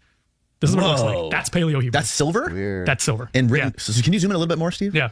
So Tohu Wabohu is in there? Or, no, of course not. That's not the verse. Text, Yeah, it's or priestly the text blessing. So that scribbling is Hebrew. That's Hebrew. Yeah. And it's something that's in the Bible. It's something in the Hebrew Bible that already is found in an archaeological dig from earlier than 600 BC. So it predates the Septuagint by hundreds of years. They're already writing Hebrew. They're already writing stuff that's in the Bible. They're already inscribing it and on scrolls, maybe keeping it with them, maybe as an amulet.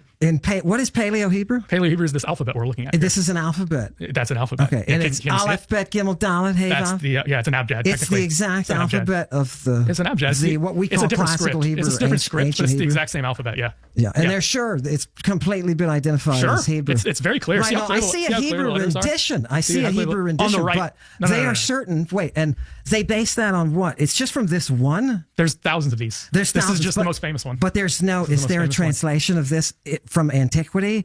I mean, how do we? It's an archaeological. What I'm saying is, they didn't put English translations in the archaeological. What I'm saying is, how do we know that that's the line from the text that we?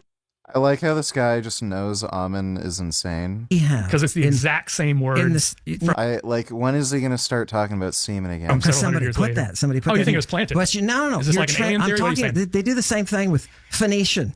Yeah, right. They do the exact same thing about guessing what the letters are, and that's why when they find an inscription, they guess that it's either Hebrew or Proto-Hebrew. At the time that this is being written, what's the date on the silver? Yeah, 700s. So 7th century BC. It was found 600 BC. 600 BC. Yeah, how many? That's the consensus. How much literature is there being generated that is from this Proto-Hebrew?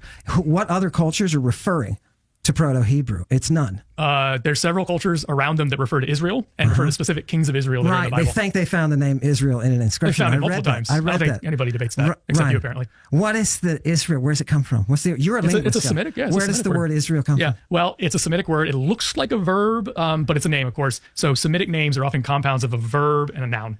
And the L at the end is God. L at the end is God, right? The Yisser part looks like a third singular masculine Semitic verb. There's debate about which verb it would come from, but it might mean God rules, or he struggles with God, or God struggles with somebody. Okay. That's the traditional etymology. Yeah. Okay. What literature do we have in it that you just gained that insight from? Where is the evidence? Yeah. So here's I think the methodological problem. You're saying that if a culture got destroyed and the pre-exilic Israelite and Judean kingdoms got destroyed. Well, no, the kingdoms got destroyed by the Assyrians in 721 BC and then the Babylonians in 586 BC. They had an apocalypse, essentially. Those nations, those ethnicities had an apocalypse where these foreign empires rolled in and destroyed them. They just leveled their cities to the ground. Jerusalem was leveled to the ground in 586 BC. They burned Jerusalem to the ground in 586 BC. And so what happened when Jerusalem specifically was burned to the ground in 586 BC, guess where all the texts went? Burned. Gone. They got burned. In the that's why we have the silver is what we have. The silver survived, and this was, I think, it was buried, and it was outside of Jerusalem, and so it would have been caught in the fire. It was in a library. They would have had libraries that got burned, just like the library of Alexandria. They almost certainly did. Full of Hebrew libraries. Almost certainly. Almost certainly, or they did. That's a big difference. Yeah.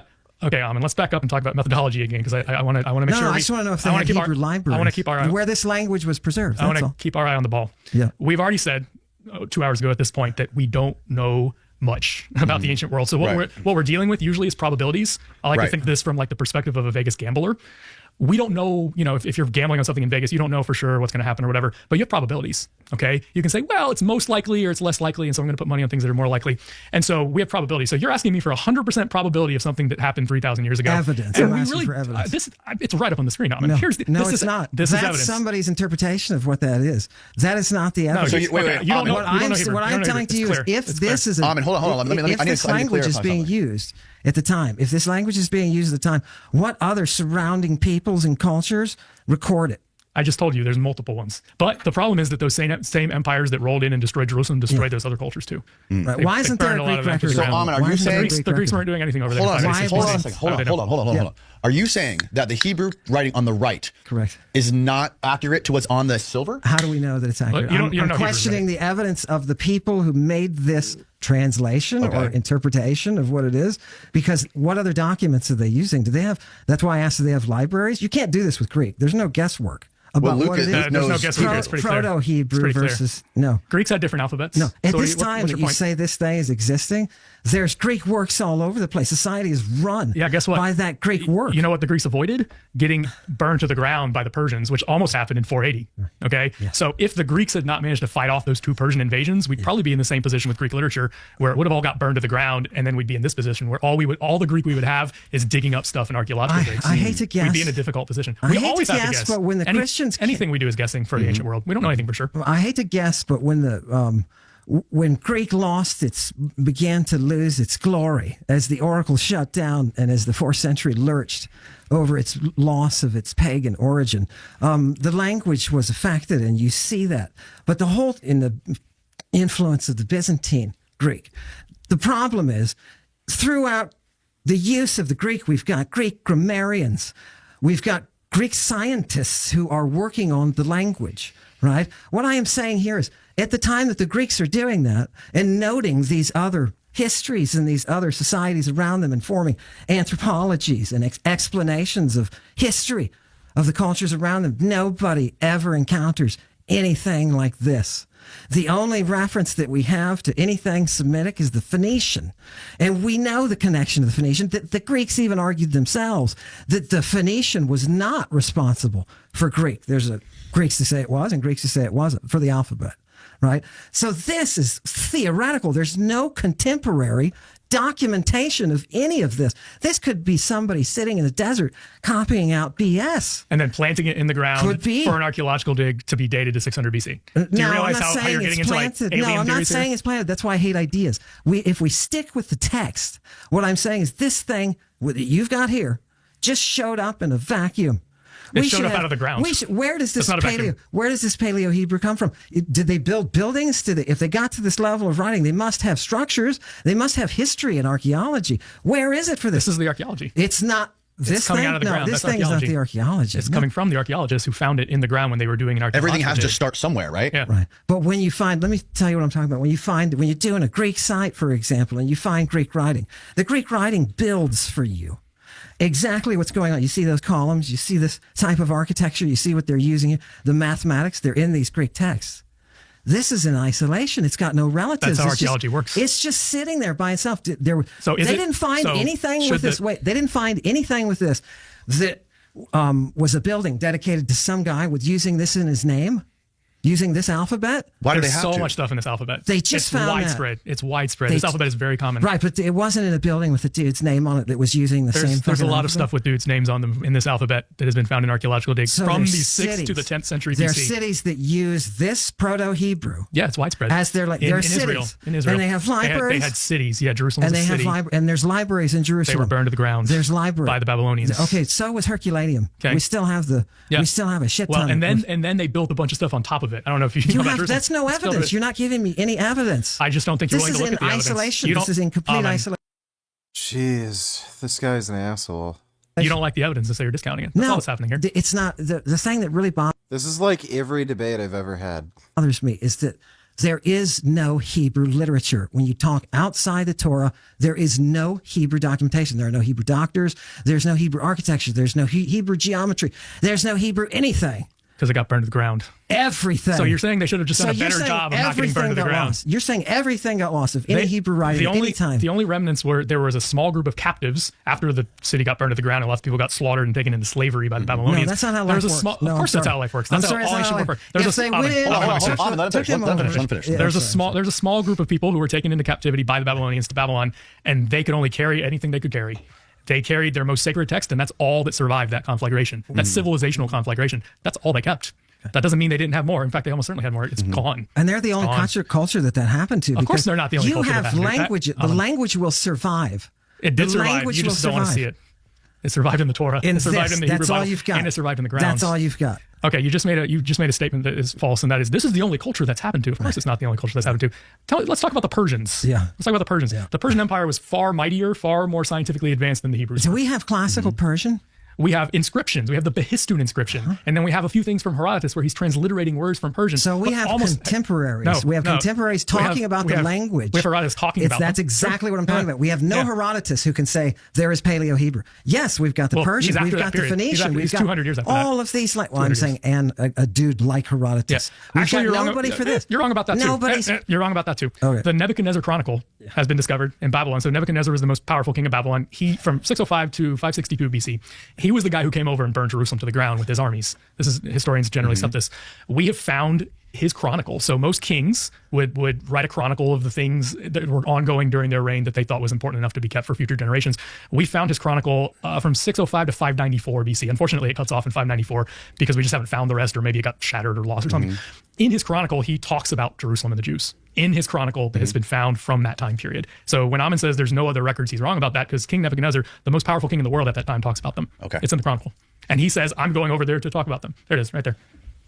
Confirming biblical accounts of his conquest of Jerusalem in 597 BC, the deposition of King Jehoiakim, and the installation of Zedekiah. It's all there. Contemporary. That is a contemporary document. It justifies the text perfectly. So the people your belief is that the people who were writing Septuagint were Jewish Greek speakers who were living in Alexandria in a Greek milieu. And they were taking the Hebrew, translating it into Greek, and embellishing and adding stuff to it. Yeah, so there's not just one translator who does all of this work. Sure. It's different Jews translating different books at different times. Right. And I can say this because I've worked with this stuff. I've gotten my hands dirty with this stuff. It's incredible stuff. I've written articles on it. You can look them up. I did my master's thesis on the Septuagint. Oh, fantastic. So it's very linguistic. This is perfect. That's why I said you're perfect. It's wonderful. Hit me with the evidence. So there's different translators who are translating different books at different times. What seems to have happened is... And what year was it translated? We don't know for sure, but probably third to 1st century BC. Probably the earliest stuff is third. The only way you can really date something is by people who quote it. What's the earliest we get people reading this text, right? That's really what you can quote. You can look at the letter of Aristeas, which people in antiquity said was a forgery, that talks about the translation. People said that was a forgery. That doesn't matter. Who's quoting it? And when are they quoting it? Jesus is quoting it, right? The New Testament is quoting the Septuagint, so in Greek. In Greek. It never quotes it in Hebrew, which has always bothered me. If the Hebrew is the superior original, and that's what the people, the rabbis, are promoting, why the hell doesn't Jesus quote Why don't you think Jesus was quoting it in Hebrew? Well, Jesus was probably quoting in Aramaic. All right. Probably. No, that's linguistically. Let's go back to methodology. Weak. Probably. Is it probably in Greek? No, it either is in Greek or it isn't. You're trying to pull a fast one here. No. All we have is probably. Right. So when I say probably, I'm being responsible. Okay. When Amin doesn't say probably, he's being irresponsible with the data. I want to be clear about that. So I'm a responsible scholar. I hope you are too. Let's try to work toward that. So obviously not. Hey, look, I'm dealing with you and we're talking about stuff. Right. I'm not calling you names. I just want to know how many times Jesus quotes Hebrew. Well, here's the thing. As you know, Jesus didn't write anything down. Right. So all the stories we have about Jesus are somebody talking about him at a later date. Right. But when they're writing about him in Greek because that was the colonial cosmopolitan language and they want their message to get out. Okay. All right. So Jesus was not a Greek guy. He's a Jewish guy. You agree with that, right? I guess you already said you don't know who Greek Jesus was. Greek is not an ethnicity. It's a language. Jesus was a dude It's a colonial language. Greek fluently, and he was in Egypt, so he probably studied in Alexandria, and he would have been studying Greek, not Hebrew. The question is, why does Jesus or anybody in the New Testament never quote Hebrew? Quotes Aramaic. Several times. In fact, the only times in the New Testament, in the Gospels, of course, when Jesus is directly quoted, at least a handful, right? Because they only quote at least a handful, and a couple of those are ones that we think, right? That we think may be Aramaic. No, they are. It's pretty clear if you know Aramaic that it's Aramaic. It's pretty clear. Yeah. It is. And we're going to keep going back to this it's every science. time. It's science. Look, it's science. It either is clearly Aramaic or it's not. Okay, you want me to say it this way? It is clearly Aramaic. It's clearly Aramaic. Clearly Aramaic. Lama sabachthon. That's when they say. Let's talk about that. That's Can we when put they this say. up? Yeah, Mark 27, or Mark 15, I believe, is when Jesus gets quoted saying, Eloi, Eloi, lama sabachthani. Right. Can we put that and up? everybody says, oh, it's Aramaic. I believe that's Mark 15. Aramaic, right? Yeah, because it is. So let's talk about it. All right. I love this. Yeah. So I have not studied Aramaic, but it's closely related to Hebrew. So just because I've studied Hebrew, I can understand the Aramaic. Because they're like Spanish and Portuguese. They're not that different. And so if you study one, you can make heads and tails of the other. Okay. So I can tell you what this Aramaic is, and I will break it down for you linguistically. Okay. Scroll down. Okay. This is the Greek, but can we get it in English? I think it's gonna be more helpful if we get a translation. Actually, Mark, one chapter. If you look at the sabachthon in the Greek, you have to see the Greek. Hold on, let's focus on this. Scroll down. It's toward it's when he's on the cross and he cries out his final word. Yeah, a little more. There it is. They even put it in italics. Okay, Eloi, Eloi, lama sabachthani. Okay, they put it in italics. So Jesus is being directly quoted as saying this, and then they have to translate it because that's not Greek. My God, why have you forsaken me? So Mark is writing in Greek, but he's quoting Jesus saying. So something he's writing Aramaic in Greek and he's interrupting his Greek to say something Aramaic. To say something Aramaic. Because Jesus is saying his final words in Aramaic because that was his native language. So let's break down this Aramaic linguistically. El is God, just like Hebrew. All right, El, Eloi, Eloi. The E at the end in both Hebrew and Aramaic is a first person possessive pronoun that means my. Okay. So Eloi is my God, which you can see it's translated correctly there. My God, my God. That's the Eloi part. In Hebrew, right? In Hebrew and Aramaic. He's speaking Aramaic and not Hebrew. He's speaking Aramaic. Okay, so in Aramaic and lema. Yeah. Lama is actually two words that are usually written as one, whether in Hebrew or Aramaic. Like lama in Hebrew, right? Why? Exactly. Yes. Yeah, there you go. Yes. Yeah. So la means for and ma means what. Yes. So when you say for what, you're asking why. Does that make sense? So lama is why, but it means literally for what. Got it. Ma. Sabachthani, I think this is the most important word here. Clearly, this is your verb. As you can see from the translation, they're translating this, have you forsaken me? Those are the words that we have left in the English there. And that's being translated from the Greek. I mean, the Greek says, my God, why have you forsaken me? In the translation, which is in parentheses there, right? Okay. So Aramaic has this verb. Now, there's triliteral consonantal roots in the Semitic languages, not just Hebrew, not just Aramaic, the Babylonian languages, Phoenician, all the Semitic languages operate on what we call triliteral consonantal roots, which means it's 3 consonants. And you put vowels in the middle of the consonants to sort of inflect the term, okay? So there's 3 consonants here, S, B, and K. The CH is a chi there in Greek, because in the original Semitic, this is actually a guttural sound, K, that we don't even have in English, and they didn't have in Greek either. So they're doing the best they can to transliterate this, because Greek has this k that is a chi. It's the letter chi in Greek. So they're doing the best they can to write this Aramaic sound in Greek. What's the Aramaic letter for the he? It's a k. It's a kof. Okay, what does it look like? Yeah, it looks like it looks like a P thing. Okay, but it's the source of our Q. Yeah, it's the kof. It's the source of our Latin Q, actually. Okay, good. Yeah, because the alphabet wandered from Phoenicia to Greece to the Etruscans and ultimately to Rome, and that's where we get it from. So you have this k sound that the Greeks don't know what to do with, but they write the next closest thing, which is k, which is we transliterate with ch there into English. But that's a chi. That's the letter chi in Greek, right? We can go look at it. Yeah. So yeah, however you want to pronounce it. Right. Who cares? Modern Greeks say. Yeah, modern Greeks, chi, whatever. It's in ancient Greek. That's what's going on there. The Semitic languages have the sound sh, and Greek, as you know, does not have the sound sh. So Greeks could not pronounce the sound sh. They did have the sound s, like a regular s. And so anytime there is a word in any Semitic language that has a sh sound, and there's lots of them, and they want to try to pronounce that in Greek, they write s instead of sh because it's the next closest thing. Okay. So this is shabach in the original Aramaic, which means it's this triliteral root. You put vowels in the middle, shabaka, that means to forsake. All right. You inflect it by putting a second singular masculine ending on it, which is the ta, the THA there. Right. That's the second singular masculine ending because Jesus is talking to God, and second singular is you. Okay, so he's talking to you, God, singular. And then the ni, Semitic languages have this really cool thing where they actually just attach object pronouns right to the word. So in English, if you say have forsaken me is a separate word from forsaken. You don't say forsaken me, all as one word, right? But in Semitic languages, you say that all as one word, forsaken me. And you write it all as one word. So that ni is the first person singular object pronoun. So when Jesus says sabachthani, that's why it takes 4 English words, which by the way shows that Semitic languages are very elegant. They can actually express a lot of ideas that take us multiple words in English, which is another reason I push back against your idea that somehow Hebrew is not as superior as Greek, because it's pretty cool. It's a very elegant language, and this is Aramaic, which is similar to Hebrew, right? So the author of Mark is going out of his way. He doesn't have to do this. He's writing in Greek, but he goes out of his way to say, actually, Jesus said this in Aramaic. And then he quotes the exact Aramaic here. Well, he doesn't say he says it in Aramaic. That's Aramaic. No, but he doesn't say it's in Aramaic. Elsewhere, there's another quote where he says, in Hebrew, Jesus said. Okay, but here he's not saying this is an Aramaic. Why does it matter? Why would it matter if he says it? If it's written if it's in Aramaic, why does he have to say it's Aramaic? Because it's written in Aramaic is your conclusion. Okay, go ahead. Argue against it's me. not. It's That's go not back Aramaic. to the Greek. So Go it's back not- to the yeah, Greek. go back to the Wait, Greek. go back to the It's Greek not text. Aramaic. Let's see. Maybe it's not Aramaic. Is it possible? Well, it's written in Greek letters. Is it possible it's not in I'm all ears. Aramaic? I am Bring all me the ears. text. Right? Scholars entertain discussion. Right? It's a museum. Blow it up, Steve, on the verse. What verse was that? A little further down. What verse is it? Do you in the remember? 30s. There it is. It's right above 35. Right in the upper middle, right side, right margin. No, go right. There it is. There, it is. stop. Right up, that, Blow right that there, up, right that there. last Right word. there. That last word Sabachthani. before the Sabachthani. semicolon. And remember, Yeah. there's your semicolon. Wait, just show me. That's not a semicolon. That's a question mark. Right. In Greek, you write question marks to semicolons. Right? And who put that in? Some Byzantine nerd. The Greeks didn't put that in. That's Who true. wrote I mean, this. all the punctuation is later. Right. All the capitalization is later. Right. And the word That's crazy spacing. that they There's wrote no. like that. There's no Sometimes word there's no spacing. spaces in the original. There's no spaces. Okay, Steve. Steve, you just gotta blow it know. up. You just got to know. Just blow up That's that one as word. blown up as I can get. Is that as blown Yeah. up? Okay, Sabachthani. just this one word, because this is the verb, and to be honest, this is the most interesting of the Okay, words. good. Verb is always awesome. Oh, sure. So Yeah. if this is Aramaic, as you say, this should have really no Greek essence to it. Why? It should. What do you mean by Greek essence? Because there's no influence. There's no Aramaic influence on Greek. There are people who are bilingual with each other. We have no authors, though, who are saying, I'm going to use this Aramaism and I'm going to write it out. Isn't We don't have Marcus that. is just doing this. Okay. Well, no, not if it's a quote. He's quoting him. Yeah. Right. Okay, It's so that's just a different way of direct saying- quote. It's just a direct quote. You're Okay, saying, fair enough. Sabachthon. Is there anything in that looks Greek? If I have read the Greek magical papyrus, my anus twitches because you can see both the roots for Saba, that worship, and the Chthonian divinity that is the Christing head, the Ion, who is the person inside the synagogues that is pictured on the walls of the synagogues, the god Ion. That is Saba of the Chthon.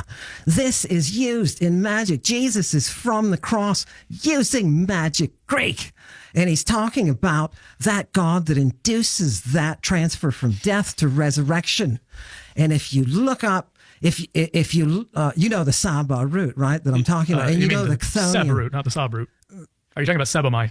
To Yes, worship? sebomai is Okay, the verb. So that's a different But here word. the Saba, no, this is the same. Spelled differently, too. Sabaoth, the God, That's your different Sabbath. altogether. He's going to say it's That's Hebrew. also It's Hebrew. Of course it's See? Hebrew. I told you. Yeah, 'cause it's I'm right. the same thing.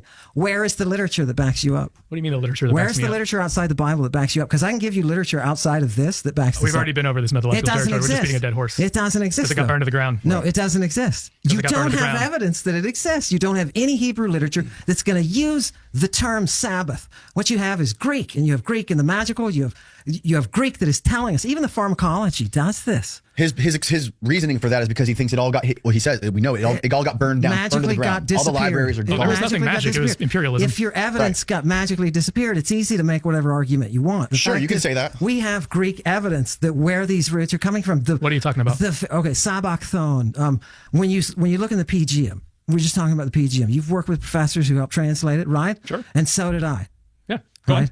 So fantastic. In the PGM, do we refer to the God of the Sabbath? Sabaoth appears in the PGM. Right, Yeah. right. Is that a Hebrew concept? Absolutely. Where's the Hebrew to back it up? It's behind the PGM. So we talked It's about the behind PGM it, earlier. So it doesn't exist. Behind It's it. So behind explain it. what you mean. It's behind the PGM. Yes. What do you mean by So that? we talked about the PGM earlier, actually right near the start of this, and I mentioned that the PGM is a collection of diverse cultural sources. Okay. They reference Egyptian gods like Thoth. Okay. So according to Amon's argument here, if we see the Greek letters THOTH, that proves it's Greek and not Egyptian. Which is not true, of course. We know that's because that's he's not saying what that's I'm because there's That's lots not of- what I'm saying. I'm saying the cult, because I'm not talking ethnicities. I'm talking language. I'm talking and the language, too. language I'm talking language, conveys too. Yeah. the practice of a cult, and the cult terminology is the Sabachthon, the god of Sabbath. Okay, so That is we're not actually- Hebrew, that hold is on, Greek. Time out. We're dealing with three different things here that you're conflating, and none of them have anything to do with each other. There's the Greek word sebomai, which means to revere, to worship. Theosebes means God worshiping. Theosebes. Okay, correct. That's an Indo-European root. That goes back to the Indo-European root tiegu, which is found as far afield as India. Okay, And so you will put an asterisk. You will put an asterisk on that term because that is a back formation. You are guessing. Indo-European is guesswork. For the thousandth time, Guessing. we're guessing about Yes, everything. yes, he's Guessing. guessing. He's Guessing guessing. about Well, I'm everything. not. These Yes, are you texts, are. and I don't want to guess. No. I have seen Okay. that expression in magical text. That is Amen. not Hebrew or Aramaic. There's no he's guesswork quoting here. him in Aramaic. This is pure philology. There is no text pure that BS, you Adam. have to back that up. There's no Hebrew doctor. There's no Hebrew epics. There's no Hebrew plays. There's nothing outside of the Hebrew Bible. Nothing. I think we've already disproven that point several times, so I Yes. think we should move on. So here's the deal. Sebamai, all right, is a Greek.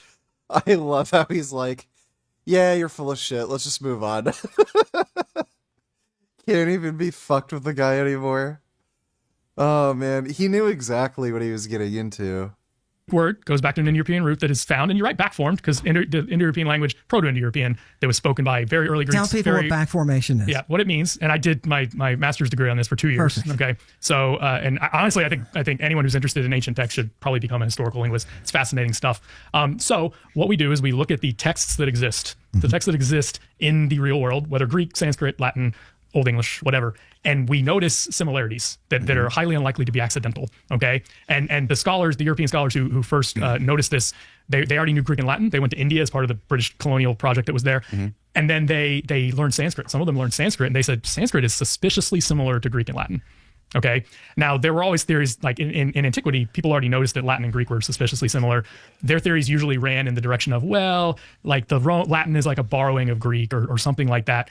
But what scholars have recently realized in the past couple hundred years is that none of them are stealing from each other. The reason they look similar is the same reason that you look similar to your brothers and sisters and cousins.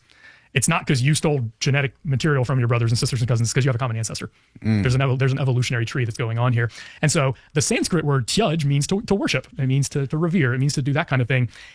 And we're talking about science and data. So historical linguistics is all about science and data. That's really all we do in historical linguistics. I think you'd like it, Amin. So Me what and the happens? Grimm brothers, they're into Sure. they were into that too. Yeah, Grimm's law is a famous sound law in ancient Germanic linguistics. So what we've seen in historical linguistics is anytime you have the sound tia, it palatalizes. That's kind of a technical term in linguistics. It palatalizes to an s. All right, tia becomes sa, which you can almost kind of see how tia, sa, not that different, right? So anytime you have a tia in Proto-Indo-European, it's going to become a sa in Greek, and then anytime you have a gua, it's going to become a ba. It simplifies to a ba. So seb is the regular outcome of this hypothetical, but I think pretty well substantiated based on the linguistic evidence, Indo-European root that meant to worship. In Sanskrit, it doesn't change as much. The gua becomes a ja, which we write j usually, but it's in Devanagari originally, and so you get this form. All right.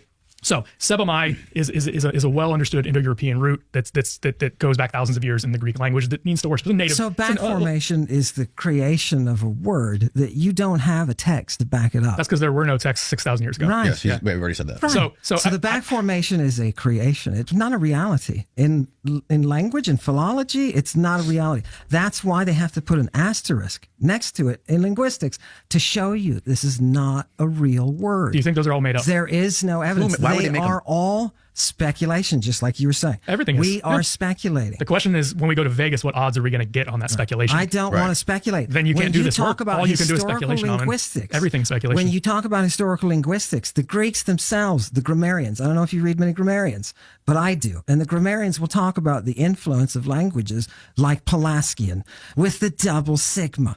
And they'll talk about how that arrives. And the influence as far west as the Etruscans. Okay. That's the type of historical development you don't have to put an asterisk next to. The Grimm brothers, with all of their stories, oh God, it's just speculation. And I don't want speculation for this text. If I see other Greek texts that use this word and it's a magical text, that makes me think this is probably a magical term. Okay, so you keep harking on this thing, just speculation, just speculation, just speculation. But then in your work, we've already noticed that a lot of what you do is speculation. No, give me an example. Yes, we've already talked about this. What? Okay, Give me an example. Like the earlier thing. The we were fellatio? doing. The fellatio, pure speculation. No, it said it was a euphemism. It said it's a euphemism. I didn't say that. Okay, when you speculate that that's what that word means in that context, it's pure speculation. Now we can go to Vegas and put odds on it, but you don't know that. We've already covered that ground. You don't know that. When You it don't know says that. the thumb is in his hand, You don't know that. You don't think? Okay.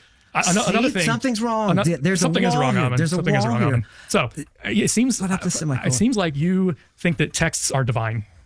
Like you think that it's in the texts. That's all we got. Texts are divine. No, I'm Okay. a classical philologist. That's all I do is text. That's a problem because you have to have context for the text. There's more to just what we're doing than just what the text is. We have to analyze it. We have to say, is this text wrong? Is it right? Who wrote it? What's the propaganda angle? What was everyone else saying in Sure, different professions surrounding that? Yeah. Like doctors or lawyers or physicians or whatever, philosophers. Yeah. Can we return to Sabachthani because there's several more My points? speculations. I want to hear let's more. Let's wrap up. Let's wrap this. I want to move on after this. Yeah. So Amin, what did you say about the Chthon? You said it's connected to Chthon. Chthonian divinities. Okay, Correct. all right. So let me point out the methodological problem with the way that you're approaching this word. It seems that you're saying, hey, look, there's this word that doesn't appear to be in Greek because it's nonsense in Greek. Sabachthani doesn't mean anything in Greek, but there's a part of it that looks like a word that is Greek. It's not nonsense. There's a part of it. No, it's not. No, you're wrong. No, I'm not wrong. That's not what I'm saying. Aramaic. It's not nonsense.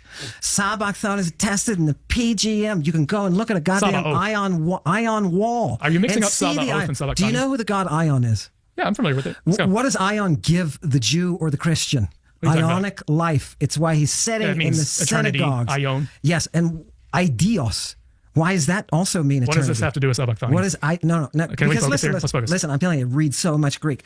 I can so show you. So you can mystically see things that nobody else, even me, cannot see. No, I'm showing you what experience does. Oh, so 20 years is not enough. Am I going to learn this in your 30, 32? When am I going to get to this? I'm going to bring you, when I bring you an apocryphal text that uses Ionic right next to eternal, Idios. And you will see the difference, but you haven't because you are trusting in Jesus. What are you talking about? You are trusting in that text. You are the one who's making this I have no idea what you're talking about right now. Yes, do you, Danny? You don't have. Listen, listen. Have you read Philomenus? Does it matter? Why does it matter? I'm asking you. Have to prove me you why read it matters. Philomenus? Not most of it. Why does it so matter? You have no idea what's in Philomenus, correct? Hey, we're reading Mark, not Philomenus right now. If I told you Philomenus, you're trying to distract the conversation. It's becoming more confusing trying to bring in all this other stuff that I don't even know what you're talking about. Okay, so I want to get back to what we're talking about with Chthon here because I'm going to interrupt me when I was trying to talk about this. So Amin's methodology seems to be, hey, there's a Greek word Chthon, which we both agree is a real Greek word that means earth. Okay, and it's in various compounds like different Erichthonius, mythical early king of Athens, etc. Right. Okay, it's not the same word. There's a vowel different, Chthon versus Chthon, but at least it sounds like it. It's not the same word, but it sounds like. By the way, vowels are very important in Greek. You can't just substitute them in and out. Vowels are very important. So you can't say that Chthon and Chthon are the same thing. But let's give him the benefit of the doubt. Say, they're mispronouncing it. Okay, whatever. Let me. I'm not going to say that. Stop putting arguments in my mouth. That's disingenuous. You are mispronouncing. You don't do that at CAMWIS, do you? You when are you go to mispronouncing CAMWIS, do you talk about? Do you talk about? I know you want to talk about this. No, come on. That's not professional. No one's going to take you seriously. I was once a professor. So okay. So here's the deal. So we got Chthon, which is a valid Greek word. We all agree with this. Okay. Amin says he sees the word Chthon in this Aramaic word, or what everyone else except Amin thinks is an Aramaic word. Yes. Sabachthani. Okay. So here's the problem with this kind of methodology, and I actually talk about this in my book on wine, which came out in my dissertation. I have a whole chapter on linguistics and linguistic methodology in that book, okay? And in that chapter, literally the very first part of the chapter when you open it up is a quote from an ancient grammarian, because we were talking about this. I love the grammarians, okay? Good. And they try to make connections like this. So wait. Say that again. Hold on. Say that again. Well, let me explain. They try to make connections like this. Let me explain. Okay. Yeah. So I deal with the wine word, oinos, winum, this word that's floating around the ancient Mediterranean, right? And what I'm doing when I do this is I'm first of all, I'm going all the way back to the original sources. What did the grammarians say about it? Like, what did the Greek grammarians say about this word? What did Romans say about this word? And their speculation usually relies on what I call in the book the sounds like principle. Okay. So they'll say the word oinos or oinos in Greek means wine. Digamma. You put the digamma. Of course, classic. Nice. I love the digamma. So you got oinos or oinos, winum in Latin, and they're already trying to figure out like where this word comes from, like what other words out there in the universe is it connected to. Right. And they use what I call the sounds like principle. So and there's multiple layers of speculation where they say, oh, maybe it's connected to this word that sounds like oinos or oinos. Maybe it's connected to this. One of them says, hey, maybe it's connected to this word onesios, which means benefit, because onesios, oinos kind of sound alike. Mm-hmm. They have most of the same consonants, right? And that's the methodology that the ancient grammarians use. All right, modern historical linguistics has moved far past that methodology. All right, that sounds so arrogant. That sounds so arrogant. It's just called building on things. Do you think science is musical? What if you think the Greek is musical? Do you think science has made progress in the past 2,000 years or not? Science is completely based on what? That great concept of how to create a hypothesis. Okay, so has science progressed in the past 2,000 years? Not beyond its roots. No. Technologically, yes, but not beyond its basic methodological roots. Well, what I'm saying is the methodology has progressed. And I told you we would come back to this time and time again. Right. The methodology has progressed, all right? We are not doing the sounds like principle anymore because it didn't work. And let me explain. No, of course not. The Greeks were brilliant for their time period. Hey, you're talking to me. I love the Greeks. I know. I love Greeks. So don't put words in my mouth. Just not Greek grammarians, right? We read them, but we don't believe everything they say. This was in antiquity. They're arguing like this in antiquity too. Yeah. The etymology of words is important to the Greeks. Yeah, and some people say, you're full of shit. It absolutely is. You don't know what you're talking about. Right. Here's why the sounds like principle doesn't work. So Amin is saying, okay, there's this part that sounds like something else that he has read, which is a legit thing, Chthon, whatever. How do we know it's connected though? All right. So there's lots of things that sound like other things. Okay. So for instance, let's say that as a linguist, I said that your name, Danny, contains the word knee. The last syllable contains knee, which proves that there's a connection to the knee that's your body part. Okay. And then I could make up a story. I could say your ancestors would knee people. I don't know. Who knows? Yeah. Or maybe a little more fanciful. I could say, you know what? Your ancestors were the knights who said knee. Okay. Right? From Monty Python. Okay. Love that movie. Love that reference. And so your ancestors stood in a forest and demanded shrubberies from passing knights because of the knee in your name. Okay. That's where the sounds like principle leads us. I could do it with Sabachthani. Sure. I could say, see the first syllable sob.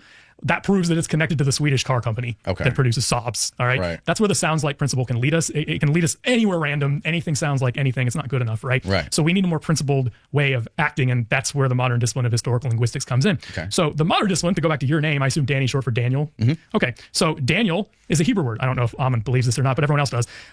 Daniel's a Hebrew word, and we can break it down into 3 morphemes. So I'm Jewish? Well, your name is. Okay. Your name is Hebrew. Yeah. Okay. But lots of our names are, mine isn't, but lots of our names are from some Hebrew source in the Hebrew Bible, which was written in Hebrew. Right. So Daniel, we can break it down into 3 morphemes. Your ears pricked up because I said morphine, but I didn't. Morpheme, which is a meaning-bearing unit of language. Every language has morphemes. Like if you say the word trees, there's 2 things that have meaning in there. Tree means a thing that grows out of the ground, and this means plural. More than one. Okay. That's all a morpheme is. All right. So there are 3 morphemes in the name Daniel. Don, which is the Hebrew word for judge. E, the I in the middle of your name, which means my. It's the same I in Eloi, actually, right there. And L, which means God. L, which means God. Hold on. This is interesting. So Daniel means God is my judge. It literally means God my judge, but you throw in the is to make it make sense. That's you learn that because that's what ancient Hebrew grammarians wrote, right? Yeah, they got burned to the ground. We talked about that. Oh, but how do you know that then? That's what it means. We don't know anything. We talked about that too. Oh my God, am I stoned? You might be. Yes, you are. Oh my God. Wait a minute. All of that was based on not having any evidence, though. That's bad, bro. That's bad. I think we've gone through this already. I don't know if we need to go through It's that. right, yeah. We've been through What time is it? We're already 3 hours in. How long is this? We're almost 3 hours in. Yeah. We have a lot of ground to cover. We might have to come back. Honestly, we have so much to cover. Yeah, we will. Can we come back? Yeah. Well, we're not going to end it right now. We still want. No, I know. We can absolutely do I just think we have another 5 hours left here. I mean, we got way more. I'm wondering if we're keeping the audience. Yes. Yeah. We really got stuck here on in the weeds here on this this stuff about the Septuagint and this word. But so. Basically, the case Luke is making is Jesus spoke Aramaic. He was Jewish, and you think he was Greek. You think he only spoke Greek. Textual evidence. Right. Which Amon loves. Right. The audience can make up their mind. Right. We'll have to definitely do another one on this. So now I want to move on to Amon's biggest claim is that Christ is a pharmaceutical term. Correct. Yeah. Now, the case Amon makes, and correct me if I'm wrong, is the first time the word Christ was ever used in Greek was from Homer, and it's been used hundreds of times before Jesus Christ. Correct. And Amon specializes in ancient pharmacology and ancient pharmacy, and he uses that context to corroborate all of this other historical writing we have from Homer and everything else, talking about Christing arrows with poisons and all kinds of Christing. Right, applying something to the skin, to the eyes, to an arrow, to something else. And he's taking that and connecting it to Jesus Christ, saying that Jesus was someone who was known and was connected to drugs. Is that about right? Correct. Yes. Mm-hmm. Yeah, we have the reference. Bring up Odysseus. It's a gorgeous picture. So he has tons of references, and he sent us in our group chat a whole list of I read them all. Hundreds of references. Just to make a long story short, you can tell by having read all those references, and you read hundreds. I sent you over 100. If you search for all the compounds of Christing, you're going to find thousands and thousands. This is like not an unusual word. That's why when Bart Ehrman came along and said, I doubt if Christing came before the Septuagint, why he looks so bad, because it's overwhelming, the history of this word. Biblical scholars have no idea what Christing is. They don't know it's an actual drug. They don't know the action of Christing. Here we go. Here's the cum. As somebody applying a drug. They don't know that chrio is associated with oestrus, the sting of the gadfly. The Greeks had established in mental changes, frustration, craziness, mania, right? Those are all associated with being Christing. We have it in Aeschylus himself with Io, right? And she says, what about this? I'm being Christed by this powerful mind-altering thing. So from the arguments I've heard against Amon, me using my best judgment, is that what most people believe is that Christing was applying something It could have been drugs. It could have been a roof. It could have been a coating underneath the ship to make ships more buoyant. They would Christ them, painting something. Yes, it was drugs. It was lots of other things, but they don't believe that Christ had anything to do with this word, similar to your Dick Cheney. Pulling a Dick Nixon. Dick Nixon, right? Sure. Yeah. Okay. That seems to be the general pushback to Ahmed. Yeah. But Ahmed thinks Christing was exclusively drugs. No. Okay. It definitely wasn't exclusively. Plaster. No, see, here's the thing. I don't come up with all sorts of things. I don't come up with ideas. I just read the text. Now, in the overwhelming majority, wonder if he Christ his Jesus. It's drugs. You can Christ plaster shit. Heraclitus Christed himself with poop, right? Done. Oh my God. What are the chances?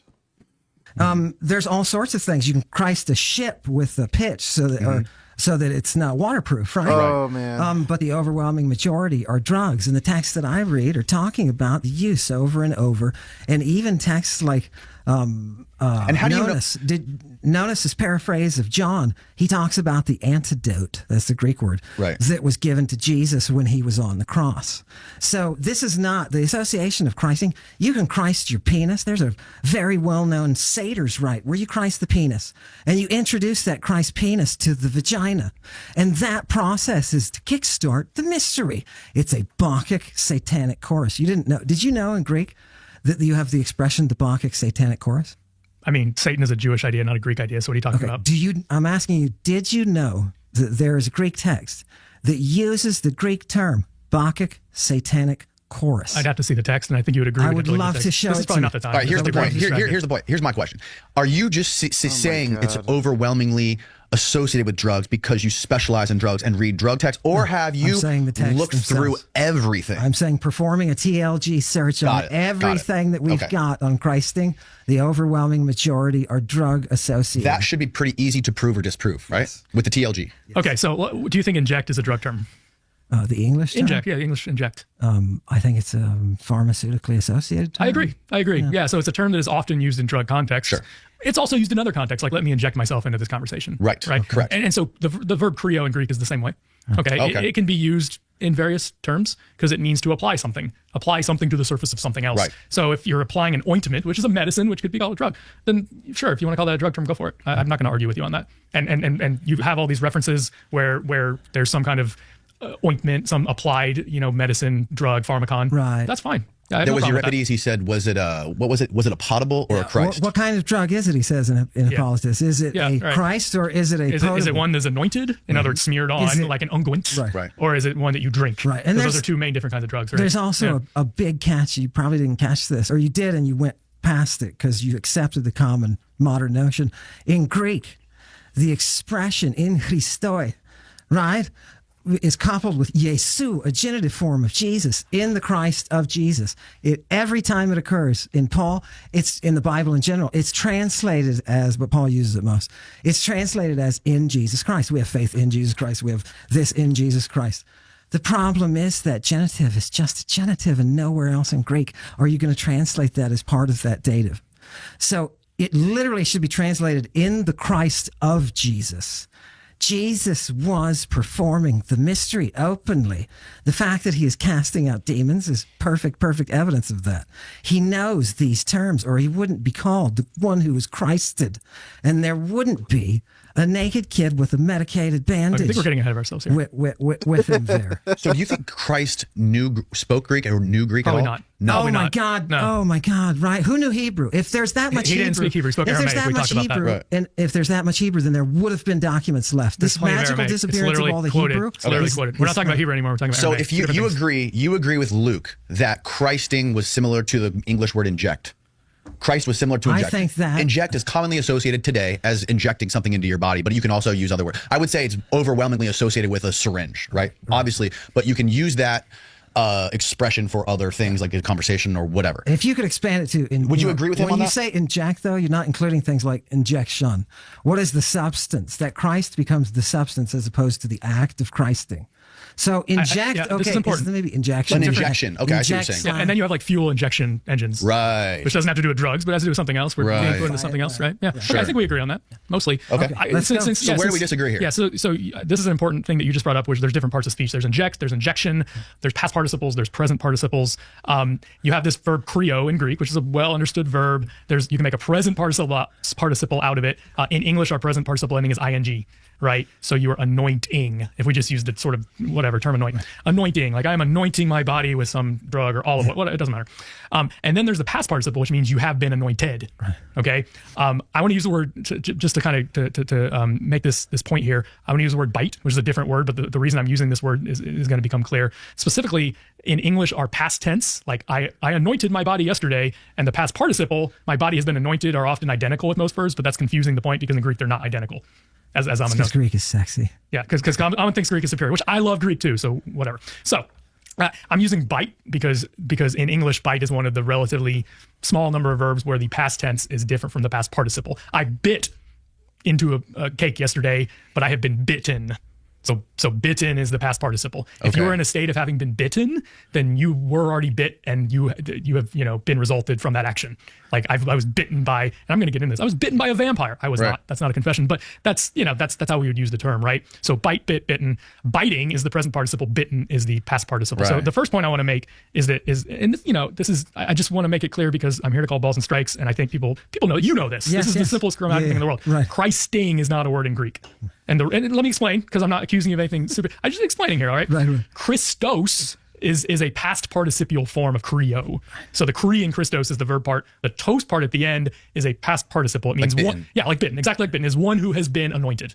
A Christos can be one who has been anointed, or a drug, like in the Jesus the Christed. Yeah, right? we're gonna get there. That's We're gonna who get there. he is. We're gonna get there. It's somebody who has an action of anointing that is done to them. Right. So I just want to make clear that the ing ending is the present participle, and you can't mix those two.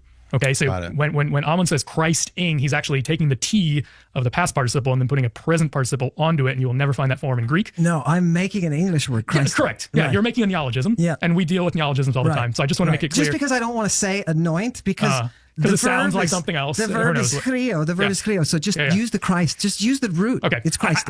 But the work that neologism is doing for you is that it's making people who don't know Greek think the connection to Christ is more obvious than it is. Because that's not a word. That's not a word in Greek. Well, but you're making the argument without doing the work. By if they had read, though, if this audience that we're talking to, that we're right now, if they had read all these documents in Greek, it's going to hit them like it's hitting. Yeah, you can say that all day long, but they're never going to do that. So you have to make a case in something we can understand. Yeah. Right. Okay. So this is me calling balls and strikes. Sure. I'm saying that's not a word in Greek. It's based on a true story. Yeah. But there's no word Christing in Greek. All right. Because that's a past participle. Christing. Christing is not a word. Christing. Crying, which is not a word either. I just made it up with an I. How about the participle chriomenos? Well, that's also a participle. That's a present medial passive participle. That's Christing, though. How would you translate that? Being anointed. That's what that means. Chromonos. Sure. Yeah. Okay. All right. I just wanted to establish that. Yes. Hopefully not controversial. I just want to make sure that we're all on the same page here, so that people understand that Amin has created a neologism, which he's welcome to as long as we know that he's created a neologism. Okay. Let's move on. So does that mean that the current word is different? Like the current, so it's anointed? So Christ comes from the Greek word Christos, which is a past participial form, which means the anointed one. The person who has been anointed. The person who has been bitten. Technically, exactly. It comes from the person who has been bitten. Christos means you're bitten, a bitten one. You've been anointed. Anointed, Christed one. Correct. Yeah, except not Christed, the anointed one. Anointed. But again, it's a neologism as long as we're all clear. Fine. You can use a neologism as long as that makes sense. That makes sense. Okay, Onward. cool. Onward. So I want to take an analogy here using this word bite that I think will help us understand. Yes. And Amin's going to disagree with this. I'm going to say it anyways. It's what 99.99% of us would agree with. Except maybe Amin, but let's hear what he says. Let's see. I'm excited. Yeah. Okay. So as I've already said, Greek was the colonial language of the day. Yeah. And in that sense, it's like modern English. All right. Modern English has spread all over the globe. Partially, that's the legacy of British colonialism for the past 300-400 years or whatever. British people sailed everywhere. Australia, New Zealand, obviously North America, South Africa, whatever. They've taken English, and lots of people who didn't used to speak English, their descendants now speak English. Right? Like the Maori in New Zealand were the natives. They didn't speak English. But now, because it's a colonial language, they now speak English, right? Greek was the same way. Greek was a language that was originally just spoken in a relatively small part of the world called Greece, and not even all of it that we would call Greece today, really just the southern part. And then Alexander the Great comes along, and Alexander the Great conquers everything from Greece to India, including Egypt, Palestine, and everywhere in between, right? So he brings the Greek language all over that part of the world. He spreads it all over that part of the world, and it becomes the colonial language of the day, just like English has become the colonial language of our day. And so you have a lot of people speaking Greek post Alexander, and Jesus is living 300 some odd years after Alexander the Great. So he's living in what we call the Hellenistic period, which means the Greek period. The Greeks call themselves the Hellenes. So you have a lot of local colonized ethnicities who are speaking Greek sometimes, okay? But sometimes they're not, okay? So oftentimes what there is there's an upper crust, and this happens in Egypt. We all know this happens in Egypt. There's an upper crust of, say, Egyptians who speak Greek because it is the cosmopolitan colonial language of the day, but the everyday peasants in Egypt are not speaking Greek. They're speaking Coptic, all right, which is the native Egyptian language. Like, they didn't get it from anywhere. That's just what they've always been speaking there in Egypt, and we have Coptic records from a little bit later, okay? So this is the case in a lot of the Greek-speaking world of the Eastern Mediterranean, okay? And this is similar, and I'm going to extend this analogy. This is similar to English speakers. Let's say the British sailed to the South Pacific, which we know they did, James Cook, whatever. And I'm just going to invent a South Pacific community. It doesn't really matter who for the purpose of the analogy. And there is a local Polynesian group, Polynesianly ethnic, I just made up an adverb, Polynesianly ethnic group in the South Pacific that has their own local customs, but then the British show up and they colonize them. Okay. And there might be some people who learn English, but then most of the, like, to deal with their English colonial overlords or whatever. And of course, at this point, English becomes the elite language. And if you're a Polynesian person from this South Pacific country, island chain or whatever, and you want to leave, you're going to need to know English to go to Australia, New Zealand, Britain, the United States, whatever. Okay. So you have this colonial relationship that is going on. Okay. Let's say that there is a tradition in this local Polynesian island chain. Again, it's hypothetical, but I'm making a point because this is actually the history of the era we're dealing with 2,000 years ago. And they have a tradition. I'm going back to this bite word now. They have a tradition, and I made this up especially for you because I know you like this. They have a tradition where if you become the ruler, or maybe in order to become the ruler of this local island, you have to get bitten by a snake. You like this, right? I knew you would like this. You have to get bitten by a snake. They put a snake up to your arm. It's non-venomous. It doesn't kill you. Oh. Maybe Amin would say it's going to inject you with some pharmaca or whatever. That's boring. Yeah. Well, you can't die because you're going to be the ruler. Why didn't they use the venomous snakes? You're going to be the ruler. You're going to be the ruler. You can't die. Can't fall over. Okay. So in this local Polynesian community, they refer to their kings as the bitten ones. And it's based on a very specific ceremony that they do in their part of the world to create rulers. They get bitten by a snake. Mm-hmm. Okay? That's cool. It is cool. I just made it up just for you. Okay. So you're making this up? Yes, hypothetical. Yeah, sorry. That's oh, God damn it. I thought there was some Maori. We're going to start a religion. Well, there might be. I don't know. I'm not a Maori expert. I was going to say they should have a theriac. That doesn't seem to be able to follow the conversation all that well.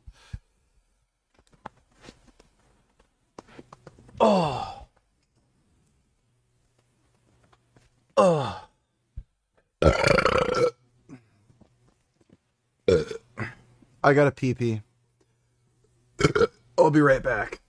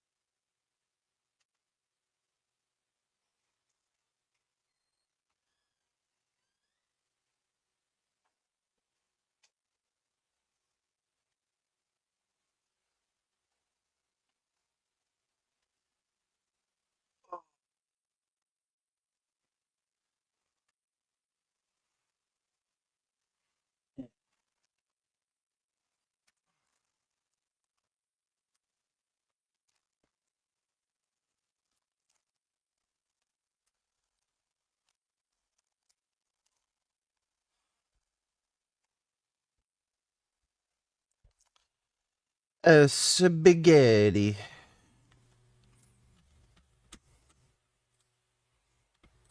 Yeah. And then when they got bitten, they wouldn't. You know? Okay, so let's keep going. So they've been colonized by the English. They are hoping for freedom from English colonial overlords. All right. And they are hoping that one of their bitten ones, which is their rulers, will rise up and throw the English out. And so they're looking forward to the day that a bitten one, and of course they're using their own native Polynesian language, which again is hypothetical. It's like Hawaiian, it's like Maori, it's one of those languages. It doesn't matter what the word is. It's not the word bitten because that's an English word, and they're not speaking English because they're local people, right? They're not speaking English. So they use this word bitten to refer to their kings, and then they're looking forward to a king, a bitten one, as they would call them in their local language, who is going to kick the English out so they can get their freedom back. Okay, now let's say that there is a wannabe ruler in this local Polynesian society, and some people think he is the bitten one who is to come, and some people don't. There's arguments about them. And then he dies, and then there are missionaries who go out from those Polynesian islands, and they believe that he came back from the dead, or some religious thing happened. It doesn't really matter, but they think some religious thing happened with this guy, but they decide they're going to leave their native islands and go preach the message of the bitten one to other places in the world. When they do that, they can't use their own language to spread that message anymore because no one except the people on their island chain understands their local language. They have to use English, right? Because English is the global colonial language. So they translate that native term that was referring to a native kind of, unusual custom of getting bitten by a snake to be a ruler, right? They translate that word as bitten into English. And then they go out and preach the message of the bitten one in English. Now, in the English-speaking world, they have to explain what they even mean by a bitten one, right? Because if someone rolled up to you and said, "Have you heard the good news of the bitten one?" You'd be like, "What? What does that even mean?" Right? Nobody knows what that means because we're not Polynesian. Right. Okay, we're not from this local culture. And we're not familiar with the whole snake biting. We're not familiar with the whole snake biting thing. And honestly, at some point, it gets attenuated to the point that maybe the people preaching it to you don't even remember that original custom. They just call him the bitten one because that's what he's known for, as being the bitten one, right? But now they're using English. They weren't originally using English, but now they're using English, okay? And so they're preaching the message of the bitten one in the United States, in England, and some people are converting. People who are not Polynesian, who never spoke that Polynesian language, but they hear about this hypothetical, potentially religious divine figure called the bitten one, and they decide to convert to bittenism. Okay? All right. Now, some people... Bittianity. That's perfect. I love it. Bittianity. So in the English-speaking world, that word bitten it's a native word that stretches back to Old English. This word is attested in Shakespeare, it's attested in Chaucer. It's a good Old English word, all right? So we have a 1,000+ year literary textual history of this word bitten, but that doesn't... Yeah, Far Cry 4 was a fun game. Don't think it's aged super well. The gameplay was better than Far Cry 3, but the story wasn't as good, unfortunately. Far Cry 5 is where everything just went completely fucking downhill. Just absolute garbage. Those uses of the word bitten from 1,000 years ago don't have anything to do with this new use from Polynesia of the word bitten. That's actually a translation of a local Polynesian term and a translation of a local Polynesian custom. Do we have text about the bitten? Hold on, let's finish this. I just made it up. I wish we do. I'm making this up. No, I'm asking you, in this hypothetical world. Oh, we in have text, right? Because the Polynesians... Well, no, they probably didn't write it down. No, they didn't write anything down either. They probably didn't. Yeah. That's strange. In the hypothetical, it's not strange at all. Most cultures that have ever existed never had texts. Yeah. I mean, you agree with that, right? Most cultures that have existed have never had text because most cultures that have existed have crap language. Okay, well, that's your judgment, and that's fine. You're welcome to... Yeah. Animal Liberation Note notes, not really your taste, but would you mind sharing a sample of my new single? Sure.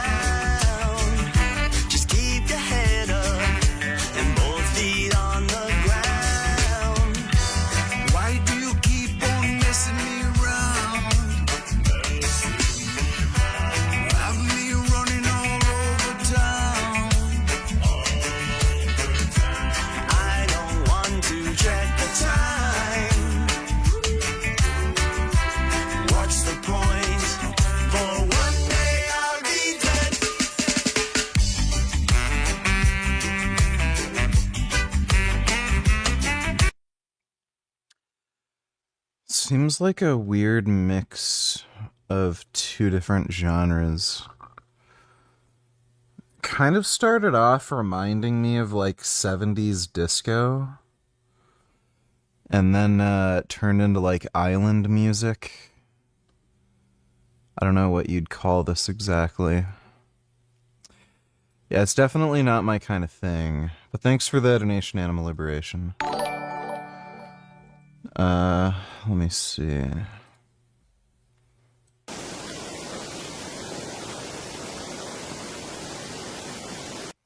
Is there gonna be a black penis that shows up on screen?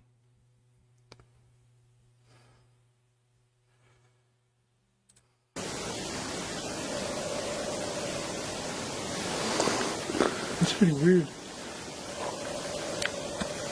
Sounds like someone's spitting something on it. That's pretty funny.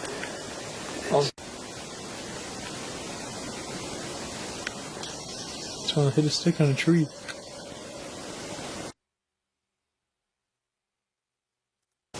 I didn't hear anything.